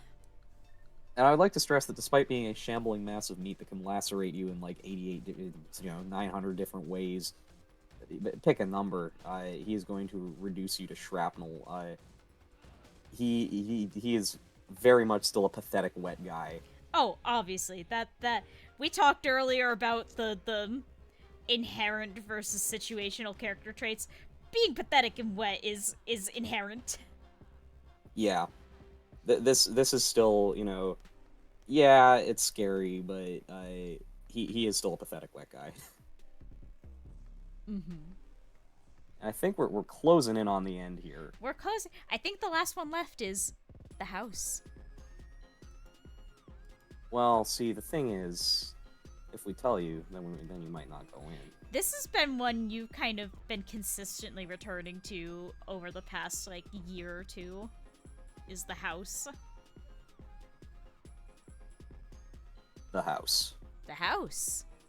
I actually have an original sketch of the house hanging up on my fridge that you did one of the last times you were here. Yay! I love the Uh, house. I also really like the house, and again, this theme of like place based horror is something that we come back to a lot with Saw specifically.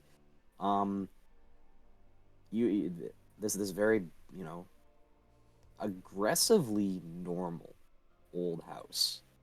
It's kind of tall and shaped a little funny and a little bit, it looks older, but it's in really good condition. It's in really good shape. Everything around it is broken down and worn out, overgrown. It's fine. A little dusty maybe, but it's, a perfectly livable house. Like this is the kind of house that by all accounts should have someone like in their full time dedicated to like just keeping it clean, keeping it functional, fixing the walls, fixing the stairs, preparing it for the winter, all that stuff. But there's no sign that someone lives here regularly. There is a landlord though. Square is paying rent. She Who's doesn't know who who's to. Where is it going? So the house is alive. There is a lot of meat in there. The house is haunting itself, thank you very much. Yeah, the house is alive. It is haunting itself, and it's kind of scary. It's a little bit scary. This is again sort of a roommate comedy. What if a roommate comedy was also horror? Here's the thing. Square's come to know her roommate. She understands that there is no malice here. She is used to the shifting of the walls and the wet slurp of the meat and the teeth that she sometimes finds fallen into the floorboards. Those are fine. That guy's not trying to hurt her. He ain't doing nothing. He is trying to take her fucking cinnamon rolls. She told you those are hot. You're You going can't to eat them hurt yet. yourself, and she is not going to pat your hand and say, "Oh, poor baby," this time. Don't you fucking take that cinnamon roll. This time this one's on you, buddy. This one's your problem. She hasn't even put the icing on yet. He hasn't even put the fucking icing on there. Uh, anyway, the house is very much alive. The house has its own thoughts, feelings, and emotions. And this is another instance of low grade reality warping slash causality manipulation. Um, Basically, this isn't like a big thing, but he can retcon. Um, Whenever someone goes to redevelop this little plot of land, whenever anyone like proposes like a new, high rise, or maybe turn it into a park, or there's always some weird clause on the books. There's always some bizarre edge case, some old, legal document that gets in the way. No one has been able to do anything meaningful to that house, and that's because he can retroactively alter the documentation. Basically, there's always something. There is always something. um so now Square is living here essentially as a tenant, question mark, and she is paying rent to a landlord that does not actually exist, except that maybe they do. It's like the idea of a landlord. There is no landlord. There never was a landlord, but there's a landlord on the books because there needs to be one. Yeah. Um, Listen, if the house isn't getting sold or torn down, then it must have someone who owns it, which would be a landlord because they're not living there. They're just, they own it. And especially if someone is living in there, like Square, Well, then there definitely needs to be a landlord because when you're renting somewhere, you pay the money to a landlord, right? Yeah. So this is one of the like concept ass concepts, and like the themes explored here are themes of, I guess, being trapped in yourself. There's a lot of dysmorphia in here, I think. This is a very metaphorical exploration of this dysmorphia, dysphoria. The meat's literal though. The meat is literal. This isn't like some kind of figure. This is the meat represents the meat. The meat represents the meat. Um, and he's still gay, by the way. Obviously, again, another immutable Obviously. character trait. Yeah. Uh, thank you for. I think is this our last slide? This is the last slide we have. I think we've finally come to the end of multiverse Barbies. And I Well, I want to mean, for thank now, everybody we're for gonna keep now. throwing the spaghetti at the wall until we die. We are going to keep throwing the spaghetti at the wall until you die, but hopefully you enjoyed this condensed overview of 10 years worth of making our guys progressively weirder. I I enjoyed it because not only was this of exploration of your I'm gonna say your because you have been the creative drive of a lot of this, your development as like a narrative and visual artist. Like this is 10 years of you like growing and developing and becoming more sure of the things you want to explore and say. But also, this is 10 years of us being friends and playing It's toys 10 years of us together. being friends and playing toys together. And here's to another 10 where it's gonna get even more esoteric. Yay! Nobody's going to be able to tell what the fuck we're doing by the end of it. We're gonna stop being able to like have visuals to go with it. It's gonna go beyond that. It's just gonna be like we'll close our eyes really hard and beam a direct feeling into your brain. I mean, we're kind of closing in on that with some of them. Exactly. We're gonna cross that threshold any day now. Yeah. And who knows, So maybe that maybe in another 10 years we'll have one of those point and clicks for you. maybe we'll have one of those point and clicks for you. I hope we do. I hope you can play toys with them in real. I listen. I have such a fun time playing toys with you. I hope I can finally get together so that all of you can play toys with us. Thank you for coming to Toys Stream. Thank you for coming to Toy Stream. It's fuck midnight out. Do you want to wrap up and raid someone? I think that's probably a good idea. Yeah. We teased it a little bit. We have a 102 stream we would like to do at some point. We have more guys. These We these have are more the guys. these are the workhorses. These are the long runners. But we throw other guys at walls too. We do have a couple extra guys. Yeah. And who knows, we if anyone's interested, if anyone wants to message me or Jay or whatever about it, leave a comment on the VOD if and when it goes up. I would like to document this VOD. I want to keep this forever. Our beautiful toys stream. Our beautiful toy stream. But yeah, if there's anything folks are particularly interested in, maybe we dig up more or like prepare more to say or just do some off the cuff new stuff on it. I don't know. We see where it goes. We see where the vibes takes us. Yeah. Yeah, I am glad y'all have been enjoying toys. I love to talk to my friends about the toys they are making. This is why I'm doing this, and I hope I can do more. And I'm glad I could finally show some of this stuff publicly. I just never posted most of it because I was like, oh god, I'm gonna have to explain so much. Jesus Christ. Yeah, I don't know how you feel about it. I feel like this was a fun and hopefully effective way to do it. Just kind of, going off the cuff, kind of running through as it evolves, and just kind of letting the ball roll. Yeah. I also did sort it by order of weirdness, so I think that helped. Yeah, helps to go through the toys a little bit. We sorted our toys. Yeah, we sort them by color, shape, and level of gayness. They're all pretty gay, boss. They're all pretty gay, is the thing. Let's see if anyone's around to raid. Who's around? Who can we send our toy box warriors to? Yeah. It's a little bit late, so it's mostly the the all the time runners. How about this?